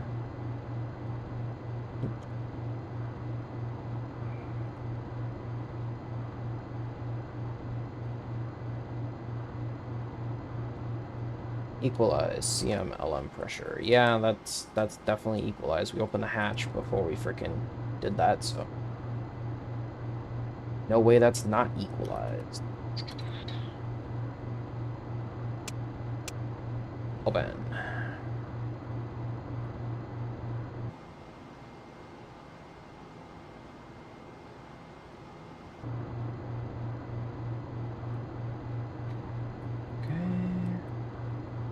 Cabin gas return to egress. Suit circuit relief valve close. Alright, CDR suit circuit disconnect. Vacuum brush to nozzle of CDR O2 red hose. Okay, interesting. That's a thing we were talking about. Okay. Now they're going to start vacuuming everything out. And we just basically had a state vector update and everything, so yay. Alright, I think we're going to stop there. We'll save.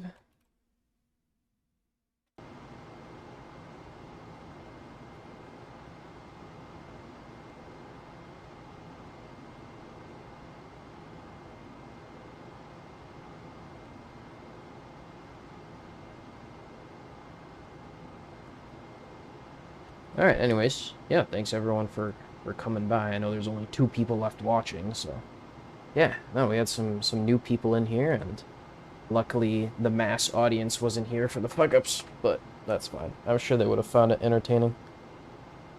We've been streaming for like, this is the longest stream I've ever done, so we're done. I'm logging off. Yeah.